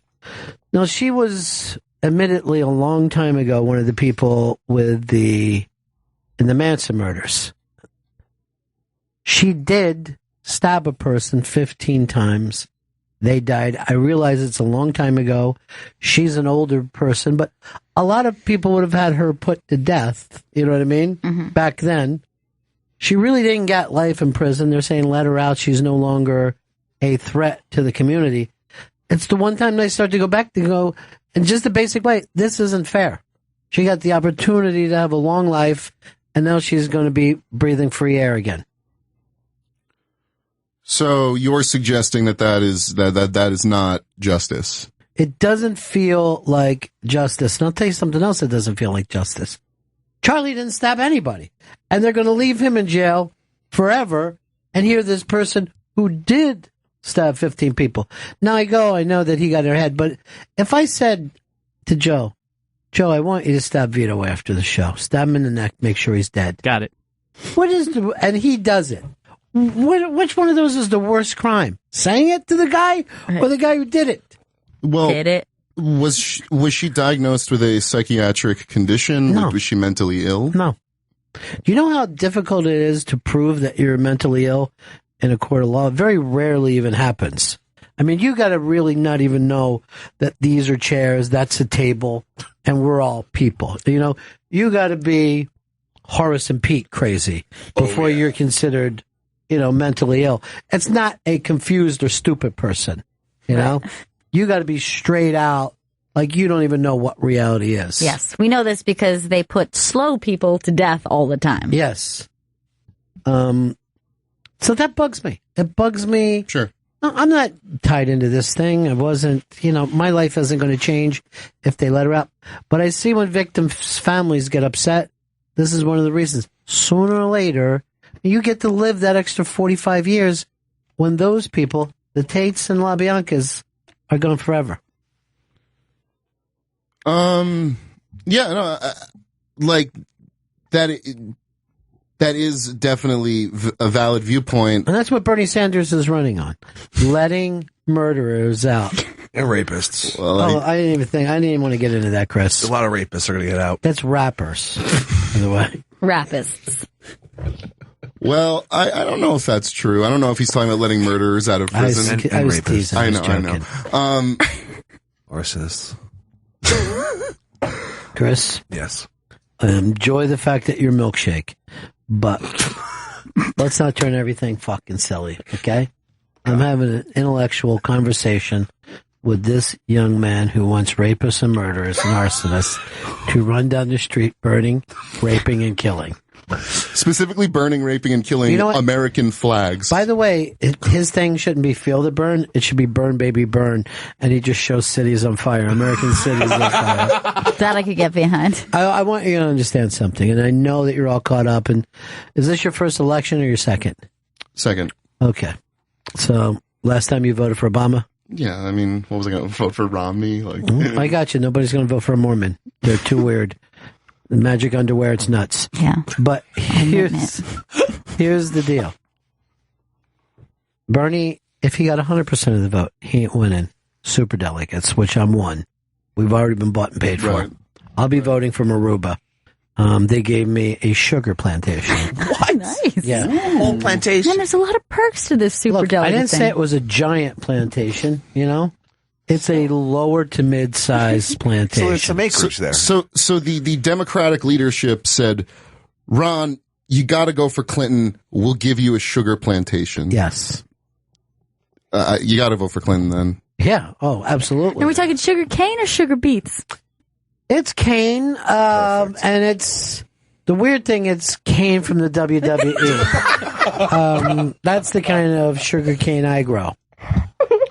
So we got to get the setup for this next special. By the way, Chris Stanley produced this special book. Great job. He booked everybody in the show. He made it very easy for me. He had me come in during the vacation at 2:00 in the morning where the two of us cut this. And by the way, this thing went along just so great until the last 5 minutes, and then we went off the rails, and we're never gonna fucking finish it. I don't know whole thing. Nothing works. It was so funny. It was almost like a bank robbery where everything went great, and then one small alarm brought all the cops down on us. It was heat. All great comedians.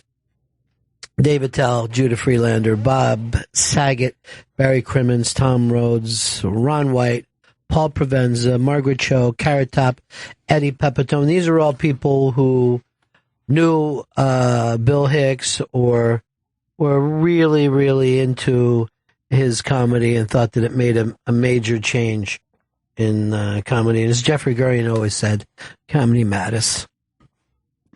So we're going to break here, Chris? We're going to break. Anything else? We wanted to plug a lot of great stuff up on the iBang. Go and check it out. And stay tuned for Bill Hicks, A Life in Comedy. Hi, I am Ron Bennington. And this is Bill Hicks, A Life in Comedy. It's one of the real pleasures of my life to be able to present this program to you tonight. And following this show, you're going to be able to hear Bill Hicks rant in E minor variations. It's a world premiere of the uncut original performance. You can also pick up Rant in E minor variations when it comes out on Friday, April 15th on CD, 2LP vinyl set, and as a digital download. Go to Amazon.com or iTunes to purchase it. It's available right now for pre-order on Amazon.com.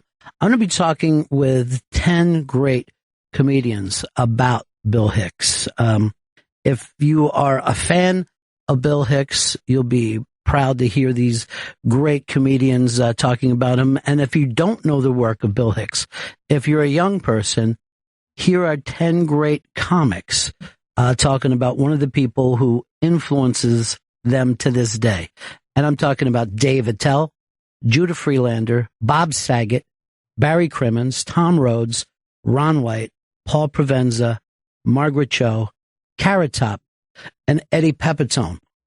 I was talking to a friend of mine not too long ago, and we said it's amazing now, after all these years of Bill passing, that you could go on Twitter and just search the name Bill Hicks and watch people talking about him in real time. There's so many comedians, despite how powerful their act was, it's not exactly timeless. It stays in the time of their act.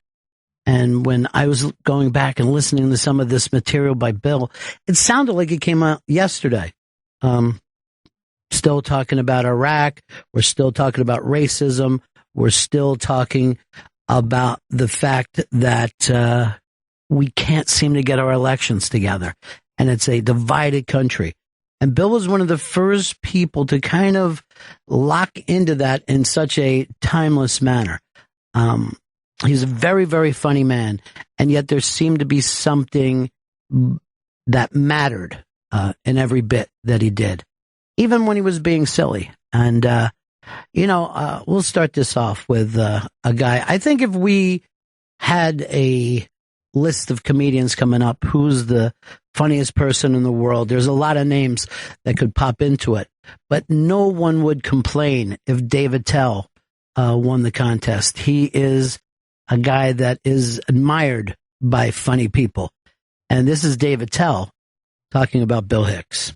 He definitely was like a guy who I looked up to in comedy. What do you think it is about his material, though, that stays fresh, you know? Well, I would say that like his material is a lot of things he was talking about in the, I guess you could say during the George Bush era, first George Bush, especially the first Gulf War and all that kind of stuff. You know, it is relevant to today.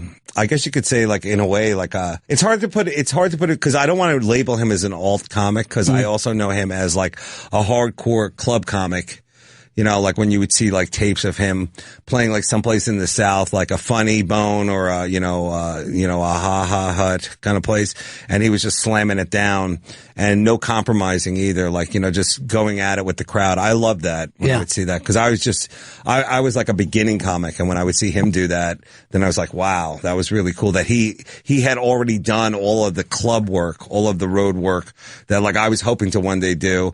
And, these alt comics who play like a couple of bar shows, they might play like a rock club here and there. I mean, he really was like taking like an act that was like, way above the heads of the audience to these like, to these like strip mall clubs, So I always thought that was really cool that like, he played those. That was balls, if you ask me. I only met Bill like 3 times. So I can't say that like, I had met him later when he moved to New York and he was already sober. He was in the program and, I was in awe of the guy and, just like, comedy was such a vapid, almost cookie cutter scene in the late 80s that like Bill, who had already done Letterman, which was the ultimate to do, would come down to the old improv and he went on and like his material was just it was just so much better than anything. And I think he wanted to perform there because he had heard that this was like, the iconic club in New York that's kind of started it all.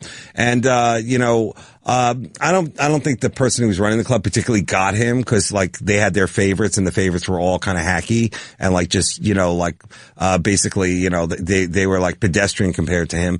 And, I remember one time he hung out with us after a show and like he didn't drink or anything. So we went over to, this guy's house where we would smoke pot and like he came along and he just said, hey, is that a guitar? And he picked up the guitar and he just was like awesome. Like he just like was playing and playing and playing. And then he kind of said like, well, I gotta go. And then he left. And I was like, wow, that was like, basically like, Superman flying into your room when you're a little kid and like talking to you like, hey, have a good night. And then he flew out, But when you're in the early part of your career and you're seeing a guy who's really at the peak of his career, sometimes that can be inspiring and other times it can be depressing. It was intimidating to meet him because I really did think the most of him. And I remember one time at, I wish I can remember the club, but it was on Bleecker Street. They had big shows there and he was shooting one of his specials. And I think there was a down moment or something like that. And he just ended up like, okay, I'm going to have to warm up the crowd. So he just like sent out like, like 3, 4, 5 great one-liners, like just right in a row. And like, you could tell like, that's not what he wanted to do, but he was like, all right, I'll just throw this stuff out here. And like, either you get it or you don't. And like, just that attitude plus how well written that stuff was really great. And then my last meeting with Bill, I believe was, somewhere in LA maybe, or at one of these like, comedy festivals or something like that. And I had done a joke and he afterward goes like, hey, I really like that tag. And that like made my week. So that was my Bill Hicks moments. It's really amazing though how something like that can keep you going for a couple years. That's right? true. That's absolutely true. It's so much better to hear from somebody who knows how to do that. If I could say one more thing about Bill Hicks is that, a lot of comics, get attention, get attention for, you know, like certain things. But Bill, everything, he earned every moment. And, the fact that people are still talking about him is only half the story, because he did change comedy, whether people know it or not. He really did. The whole like alternative scene, I think, owes a big thank you to Bill Hicks too. And for the rest of us, comics, he still is like the bar standard, I think, of like what you can do in this, craft, art, whatever you call it. That is Dave Attell talking about Bill Hicks. And Bill Hicks's Rant in E minor variations will air immediately following this program. And I loved hearing Attell talk that way because, number one, he's such a well-respected guy himself. Like the way Attell is talking about Hicks is the way comedians talk about Attell. And I can also tell you this, that people were talking, and I'm saying comedians were talking this way about Bill Hicks in the 80s and 90s. So you're looking at this long period of time where it's just a known fact that Bill was a guy who was doing it the right way. It's one thing to be funny. It's one thing to be a crowd pleaser. And those things are very difficult things to do. You know, a lot of times people use the word hack as if that's an easy thing to do, but to go in and command the room and get a room laughing, that's amazing. But to then tag that with maybe you are changing someone's mind, or maybe you're planning something in someone's mind, that might be a once in a generation thing that he pulled off. There really wasn't an alt comedy scene when Bill Hicks was working, but it's not surprising that scene started after he passed away, because so many of the people who started the alt comedy, not just doing something different than what was happening in the big comedy clubs with the brick walls and the neon lights, people just attempting to do it in a different way. It seems like every one of those folks is a fan of Bill Hicks. And here's another great comic who also works from a place of righteous indignation, the way Bill Hicks had always worked. This is Eddie Pepitone. You know what? It was about how Hicks would call out the bullshit, the sellouts. Like I'm a politically left guy, and I feel like it's really important. I always think, what would Bill Hicks say if he were alive today with what is going on? I think he would be like just such an incredible voice against all of this, insanity that is going on here, and I just loved it. Like I'll remember one of my favorite bits was him talking about, I don't know if you remember this bit about Hicks talking about, hey, if you're in marketing, kill yourself. Yeah. I'm not kidding. I know what you're thinking. Oh, Bill is just going for that angle of like, no, I'm not. If you're in marketing, kill yourself. Like things like that. Like, I just loved how it seemed like he was uncompromising. I just loved how uncompromising he was about the truth. And I feel like the great comics are like that. That is Eddie Pepitone talking about Bill Hicks being a great comic himself. I love the fact that he's saying, here is a place to start, where Hicks took that level. That's the level that you want to shoot for. Coming up right after this program, it's Bill Hicks, Rant in E minor variations. And it's the world premiere of an uncut original performance. Rant in E minor variations comes out Friday, April 15th on CD and a 2LP vinyl set, as well as a download. You get the download with the 2LP vinyl set. Go to Amazon.com or iTunes to purchase it. It's available for pre-order right now on Amazon.com. I'm sitting here looking at the vinyl, and it's absolutely gorgeous. And Bill's family is also involved with putting out this vinyl, as well as doing really a lot of great things about keeping his work out there. And I know it's appreciated by a lot of people in comedy. The next guy I'm going to be talking to is a man I've known for a long, long time. And he's a traveling comic like no one else I've ever met in my life.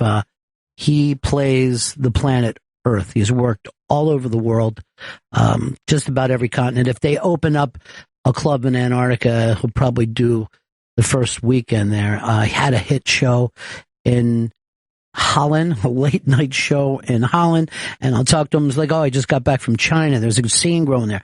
I was in Germany. It's kind of cool right now.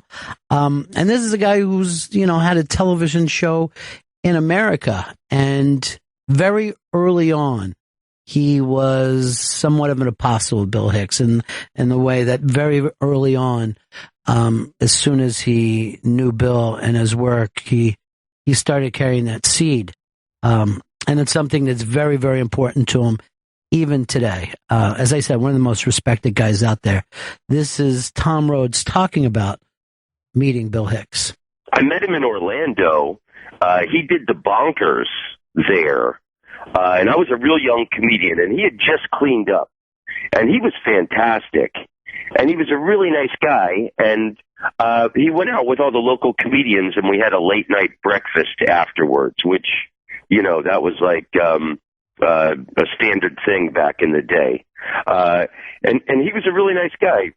I moved to New York City when I was 20, and I had a really difficult time getting into the good clubs. And I remember hanging out at Catch a Rising Star, and these like snooty New York comedians wouldn't talk to me or give me the time of day.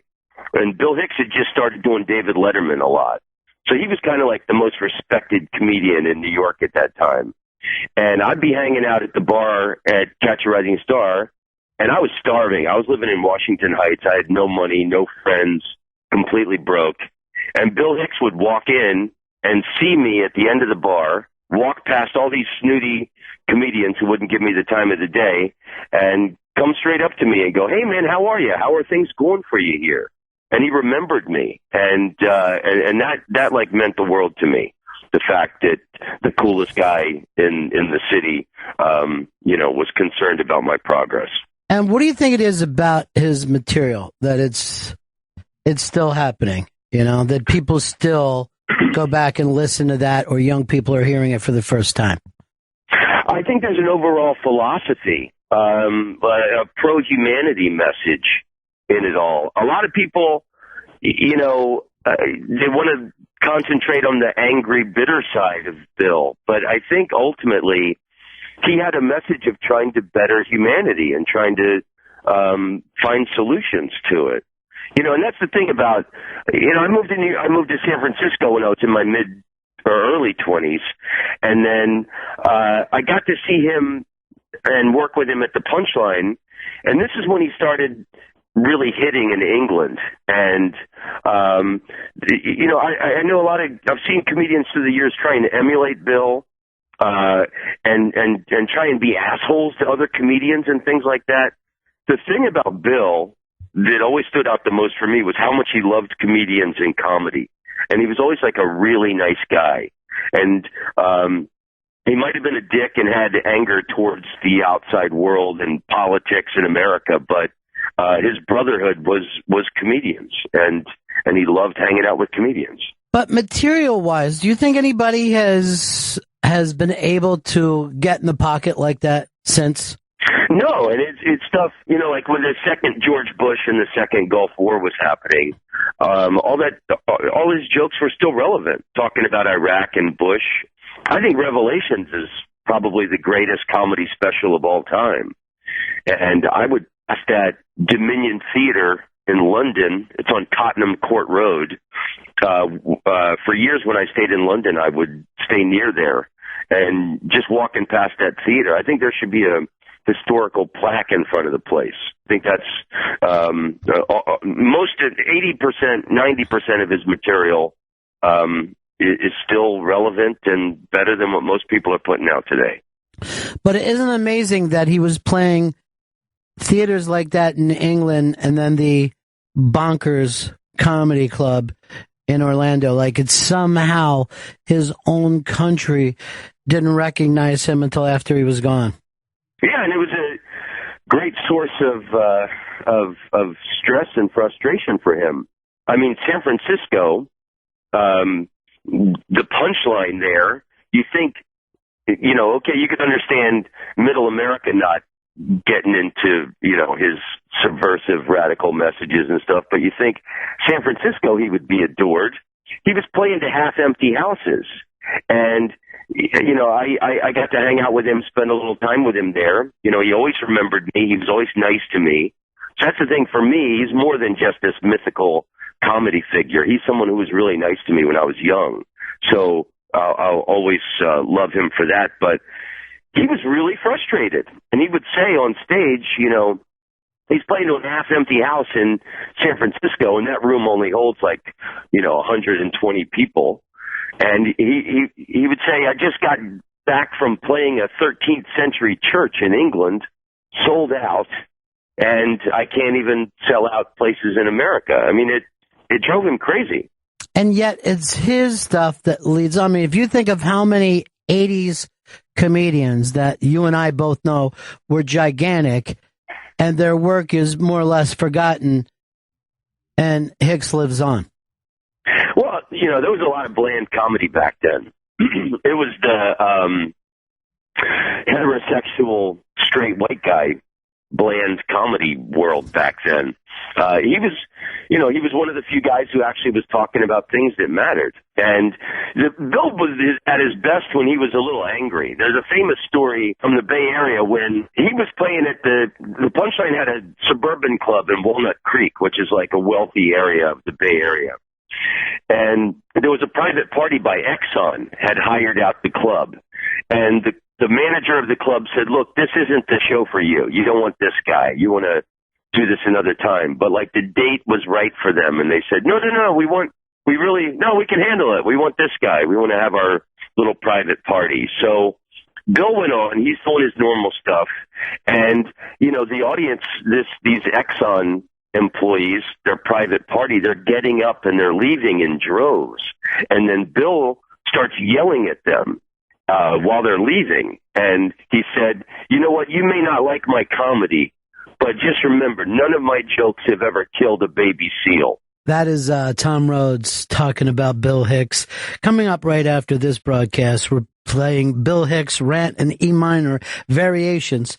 It's the world premiere of the uncut original performance. You can also pick this up for yourself too. Rant in E minor Variations comes out Friday, April 15th on CD and a 2 LP vinyl set as well as digital download. Go to Amazon.com or iTunes to pick it up. It's available for pre-order on Amazon.com right now.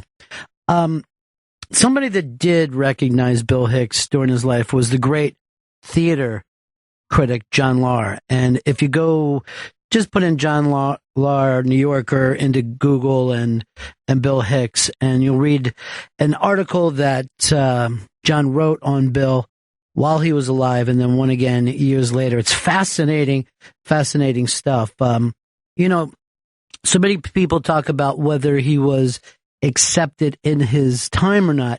He was always accepted by funny people. And if you check out that article with John Lahr, you will see the name Barry Crimmins pop up into it. One of America's great comics, and the man who pretty close to single-handedly started the Boston comedy scene, which is known as the greatest comedy scene in American history. And a big part of that has to do with integrity. And certainly Bill Hicks had that in droves. So this is Barry Crimmins talking about Bill Hicks. If you're really good, dying doesn't hurt your career very much. It can help, there's also this sort of a weird thing we do in the society, reflected gory, I call it. It's like, David Bowie dies and some guy with 6 followers on Twitter sends out his condolences to the family. Like, the family was really bumming out, but now Earl 3838 from Indianapolis has sent his thoughts in. We feel quite a bit better. Thanks. But this is the pompous age we live in where everybody thinks they have to issue statements, and everyone's on a journey, and it's ridiculous. So anyway, Billy, first off, his material was timeless. Anybody, all sorts of great, Vonnegut, Twain, all these people, and Goldman. your stuff stands up because if you're smart enough to play to the ages and not the age. If you don't pander to the age, if you pander to the age, you disappear pretty fast. Billy never pandered to the age. He challenged the age. And so I think that's a big reason, why his stuff has stood up. And plus he's just just what a special, genius talent he was. And man, he was our Hendrix. It was like, what would he have done if he stayed around? And who knows what he would have been up to. But it would have been good for me because we were pals. Yeah. How did you guys meet? Word of each other. Mm-hmm. Like, middle acts telling you, oh, you got to meet Hicks, you got to meet Crimmins. And then we ran into each other in New York, became fast friends. I was a little older than him, so I could say, don't try this. They'll get you there. And he called me the night of the Letterman debacle. And we talked for about 3 hours, and he says he's really upset at first, and eventually I talked him into going, this couldn't have been a better break, really. Like now, you would have just done you would have done your 6th or 7th Letterman shot. Now you got taken off the air. Now you're a hero. Of course, he didn't have long at that point. And I think he probably knew that night was part of why he was so upset. But I had him laughing after a while. I go, fuck it, man. So what? You've been on 1 million times. Now you're the hero that wasn't put on for what? Standing up for choice? Good for you. How much do you wish we had a recording of Crimmins and Hicks talking the night that Hicks's piece was pulled off the Letterman show? And, Dave, even years later, brought Bill's mom on to apologize, realizing that they had had a mistake. And I'm a longtime Letterman fan and have never seen anything like that out of Dave. Also, there's a documentary, if you ever want to check it out, called American, the Bill Hicks Story. A lot of this stuff is in it. But what I think that you're going to enjoy, particularly to the young people, is just his material. And for longtime fans who haven't heard a lot of this stuff in a while, it's great to go back and check out. Here is a guy who a lot of middle America probably would not expect to be a Bill Hicks fan if you just went by his television show, but he's a guy who knows comedy inside and out and has also dedicated his entire life to comedy. This is Bob Saget. Because he was so good. Because he said things that rang true. And Mitch Hedberg's another person that would say things that were off the rails. But he had more of a Stephen Wright kind of perspective. He would twist words, twist things. But comedians, as you know, they're outsiders and they see things from the outside. And there aren't a lot of Bill Hicks, or Mitch Hedberg's. And that's why when you turn on a comedy channel here at Sirius, you're going to hear them. Because there aren't that many great people. Rant in E minor variations airs immediately following this program. For Bill Hicks, Rant in E minor variations comes out Friday, April 15th on CD and a 2 LP vinyl set, as well as the digital download. Go to Amazon.com or iTunes to purchase it. It's available for pre-order on Amazon.com right now. And it's one of those things that you really want. I'm going to be talking with a guy that I not only consider to be one of the funniest people working in comedy today, and he's been doing it for 25, 30 years, but also one of the few people that I can always go to and ask why someone else is really great. He kind of understands comedy the way a college professor would. Like if they taught stand-up comedy at Yale, I would think that Paul Provenza would be probably the first pick because he can come in and not only be funny, but he can discuss being funny. And a lot of people have trouble with that. They don't even like to do it because they're kind of worried that it'll somehow all turn to mist as you start to talk about it. But I've always found him to be not only a very, very funny man, but just brilliant. This is Paul Provenza talking about Bill Hicks. I do think that he had a big impact, especially on a younger generation of comedians. You know, it's interesting because he was kind of rediscovered after his death, and a lot of younger comedians began to become aware of him. And I think he inspired a lot of people. I think there are a lot of people who talk about him as an influence, you know, long after he's gone. And again, I think it's because he really saw it as an art form, and people who relate to that, really, there's only a handful of people that stand out in that regard in terms of, you know, doing social commentary and doing substantive material. And, you know, he was one of the best. And the important thing, though, the most important thing, I think, to remember is that he was hilarious. Right. He was hilarious. I mean, you know, if you're a comedian with any sort of social consciousness, or you want to make a point, or you want to have, you know, have material that's more commentative than escapist, Bill is one of the best to look at because he was so funny. You know, that's one of the interesting things about Lenny Bruce. I think the reason Lenny Bruce may not resonate so much these days was because he wasn't as funny. I mean, he was a brilliant comedian, an important, meaningful comedian, but, you know, pound for pound, laugh for laugh, Bill Hicks exceeds him by far. And that, I think, has a lot to do with it, you know, is that Bill was just hilarious. Well, how do you compare him then with a Kinison, who I remember the first time I saw Sam being so shocked and finding him so funny, but when I play him for young people now, it doesn't seem to have aged in the same way. Yes, that's exactly kind of my point. You know, Kinison definitely was on the other side of the PC line. I mean, today, a lot of the stuff that Kinison did, it just sort of doesn't really fly culturally, whereas a lot of the stuff that Bill did still does.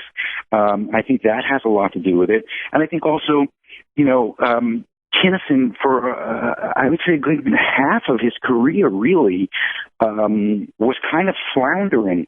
You know, that's one of the things that makes it so sad about him dying, when and how he died, was because he was kind of coming out of a fallow patch. He went through this patch where, in my estimation, this is me describing it, this is my opinion, but it seemed to me like he started to buy into his own PR, you know, and by that I mean, when Kinison broke through, he was the beast. And then at some point he started to tell us that he was the beast, and he wasn't just being the beast. And that was sort of a weird place where there just wasn't the same kind of connection to what it was he was doing and how he was doing it. It just seemed to be more about style than substance. But right before he died, he was coming out of that way, and the work he did towards the end, you know, was back again to like he was in the beginning, where it was really juicy and meaningful. So a lot of Kinison stuff is sort of like in that same category of a big hunk of George Carlin stuff in the middle there, where he kind of lost his way, his voice wasn't really clear, and then he ultimately came out of it as well, to leaving us with his later work, which is fantastic. So, you know, Kinison, I think, is when he was going through transitions as an artist, as a comedian, I think that they were much more difficult than Bill's transitions. Bill's transitions were all artistically motivated. Kinison's, I think, were more personal. Does that make sense? No, it totally makes sense. And I'm sitting here thinking about the transitions that Bill made as a very young man. You know what I mean? Maybe it's because he started young, but he was making real middle-aged movements as a guy in his 20s, you know? Yeah, he was really prodigious. You know, he's one of those people who, as a young man, he had a sensibility that was different from most other people his age.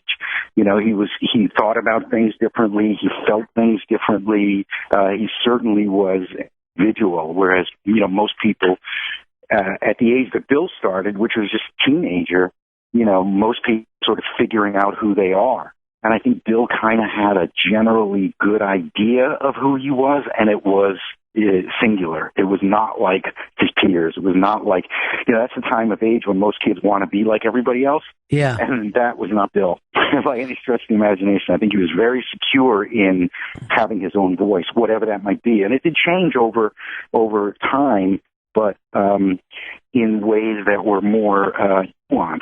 He basically came out of the womb, it seems, as a comedian, kind of full-blown with an idea of what he was all about. He really, truly was prodigy. That is Paul Provenza talking about Bill Hicks, and it just dawns on me now that everybody on this show is older than when Bill did this album, and we're still looking back at it. And it reminds me so much of the way we think of Jim Morrison. It's like, it always feels like Jim Morrison is older than you, but then you think, he passed away when he was 27. The other piece that I have to think about with Bill is the fact that the impact that he had on comedy is like few other people. And he did it right up until the end. When this album came out, Bill knew that he was sick, but he didn't tell anybody else. And it reminds me of David Bowie doing his last album, knowing that it was so much going to be a farewell song. Bill wanted people to pay attention to his comedy, wanted people to pay attention to his work there at the end of his life and not think about his illness. And it's an amazing thing, particularly for a guy in his early 30s, because when you listen to the album, you're not hearing a guy feeling sorry for himself. You're hearing a guy still fighting the good fight. And when it comes to fighting, there's only one champion, and that's the champion of the world, Judah Friedlander. And it's tough to think of him even as a young, inexperienced comic trying to find his way around when, as of right now, Judah Friedlander can beat up anybody in the world, and he's written a book about it. He is the champion. But he was a little Judah at one time, looking for stage time and looking up to Bill Hicks. I used to see him live pretty often in the late 80s. I remember the first time I saw him, it was at the Village Gate. In the late 80s, early 90s, Village Gate used to do comedy on the weekends. And so back then you had the Comedy Cellar, which was kind of like still then, I think, the main place. And then a block and a half away was Boston Comedy Club. And then another block and a half away from both of those was the Village Gate. And the Village Gate was a big venue. It had about, I don't know, must have had 3 to 5 rooms, different things. And they would have a big show that was many more seats than the Comedy Cellar or Boston Comedy Club, probably more seats than both of those combined. And they would have, remember, they always had like they had this one improv group. It was called New York Talk. And I was always like, all right, I'll sit through these guys to get to the comics. And they had a lot of the same comics the Cellar had, but Bill Hicks would perform there a lot. And I don't think he ever performed at the other 2 clubs, but he would do the Village Gate. And wow, I mean, I remember then, this is late 80s, I think, around or 89, 90, somewhere there, I'm guessing. He was such a powerhouse performer, not just a great mind, but and definitely you can see the Kinison influence in him, definitely in his style. But compared to like the albums or the specials that I've seen, and I haven't seen all of them, but I've seen a fair amount of them, he seems much more subdued and kind of low energy on those. These ones, I mean, I remember him being just dynamic. I remember one time he was up on stage and he started he was making fun of Elvis or something like that. And he kind of started singing an Elvis song. I think he started singing My Way. And and all of a sudden he pulls up and the crowd's going nuts. And he pulls a rug that's a carpet rug that's, I guess, a giant rug that's on the stage. No, you couldn't even see it from where you're sitting. And it probably hadn't been moved in 30 years. And it's probably about 10 feet by 30 feet. He picked up the fucking rug and he starts throwing it into the crowd. And everyone's just going nuts and loving it. So yeah, he was a very dynamic, aggressive performer and brilliant, I love that story from Judah Friedlander because the thing that you can forget about with Bill Hicks is that he was truly an entertainer. Sometimes we're just looking at the material as, being heavy and philosophy and good versus evil, but he was still just the funniest son of a bitch. I had done a thing at the Friars Club a few years ago when the Bill Hicks story came out. There was a panel, and I was part of it with the directors, and John Lara, who I told you about earlier from the New Yorker, was on that panel, and everyone was talking about it. And, the fact that Hicks was such a god in England and yet somewhat less than known, and people were bringing up shows that he died. And Tom Ryan, who is a great, great comedian, and in my opinion, has probably done one of the funniest David Letterman sets in his life. That he came out on Letterman show. But Tom Ryan walked over to me afterwards and he goes, "What is this shit about Hicks not getting over with the audience? I've seen him kill again and again and again." And I think that there is truth to that we somehow start to paint this story. And Tom Rhodes brought it up earlier, that there's a mythology about him now. But the truth of the matter is he was a very funny comedian that audiences recognized. Even if there was a small club, he went in and crushed those clubs. There's a great, great kind of spoken word thing that comes out of Texas. Some of our greatest speakers of all time. And, guys that get up and talk now tend to be comedians. But, if you look at the politicians or great writers and storytellers that have come out of Texas, it's an amazing, amazing group of people. And one of the guys out there today, and for many years doing this, is Ron White. And we managed to catch him on his tour bus. He's just going around doing gig to gig, selling out theaters all over the country like he's been doing for about the past 15 years. But he jumped on the phone with us, talk about a guy that he really admires, Bill Hicks. So this is Ron White. Every once in a while, God will give us a true genius who has a mind that approaches comedy in a completely unique way. And those comics are rare and between. And I call them, this is my analogy, Ron, is I believe there's two kinds of comics. There's comics that build bridges, and there's comics that walk across those bridges. And I'm a walker, not a builder. I didn't invent storytelling. But Hicks, in his own way, did build a bridge. It was very difficult to walk across. And to think that a 17-year-old wrote it is just crazy. I mean, I can't get my arms around it. And you very rarely see a good comic that's really young. But Hicks's early stuff, his phases, he had this phase of this really just clean, simple, brilliant stuff, and then the years of just pure physical abuse to himself and the audience.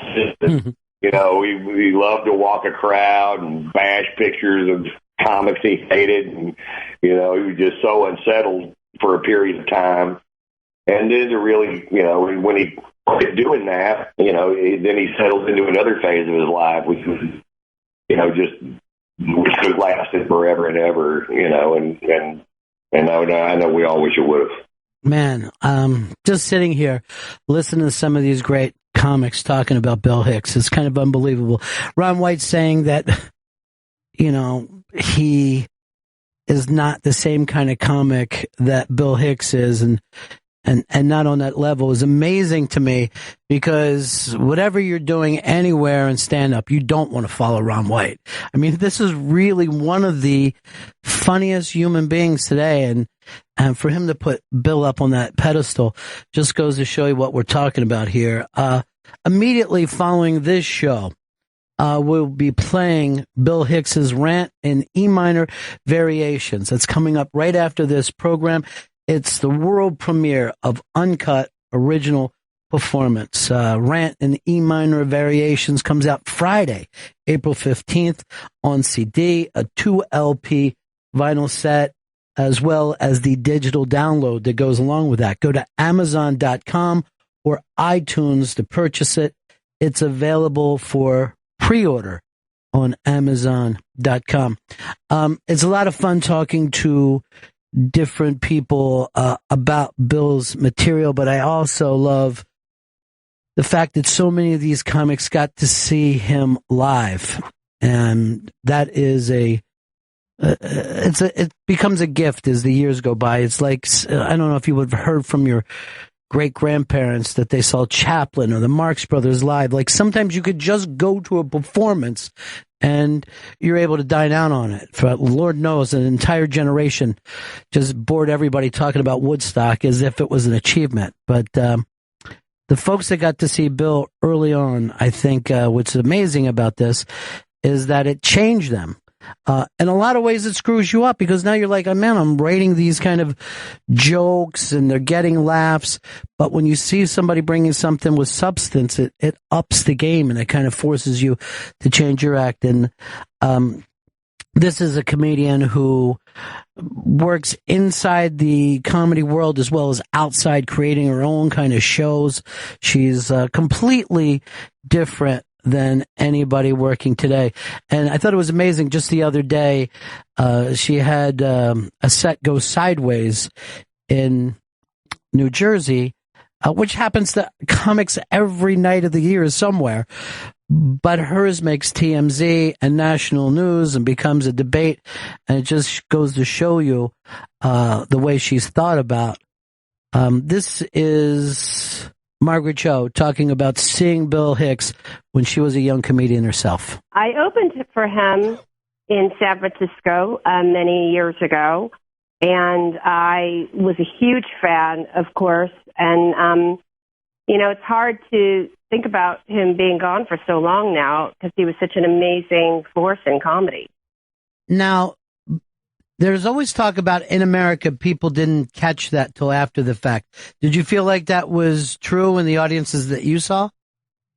Yes, but then, of course, he had an amazing amount of respect from the comedy community. I had met him through, I was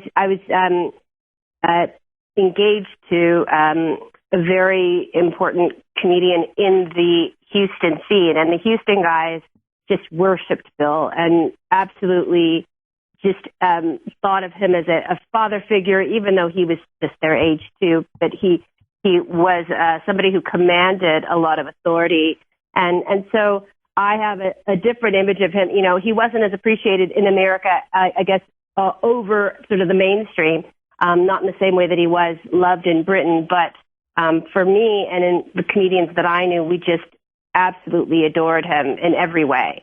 What was he bringing to the table at that time that was so unique? I think he gave such eloquence to rage and to frustration and how society was duping us, how advertising was all a lie, how rock and roll was absolutely like something that you could create in comedy. He was actually a bona fide rock star.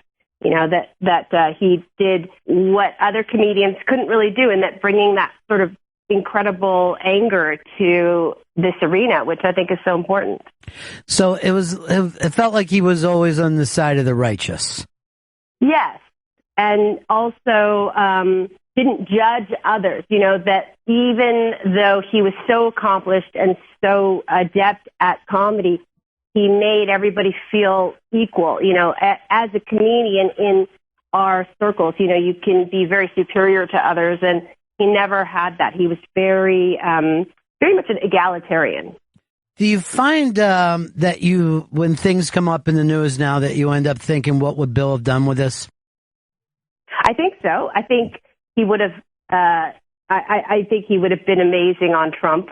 Yeah. That's something that I wish that he was here to see, because he would have really given us a wonderful way to think about this and talk about this. I think that's kind of interesting, too, that he was it's where some of Jon Stewart's humor went. I always think of Bill. What if Bill would have had that kind of outlet for himself? Yeah, that would have been great. I mean, I think that he would have been a tremendous influence on society and the way that we look at politics and culture.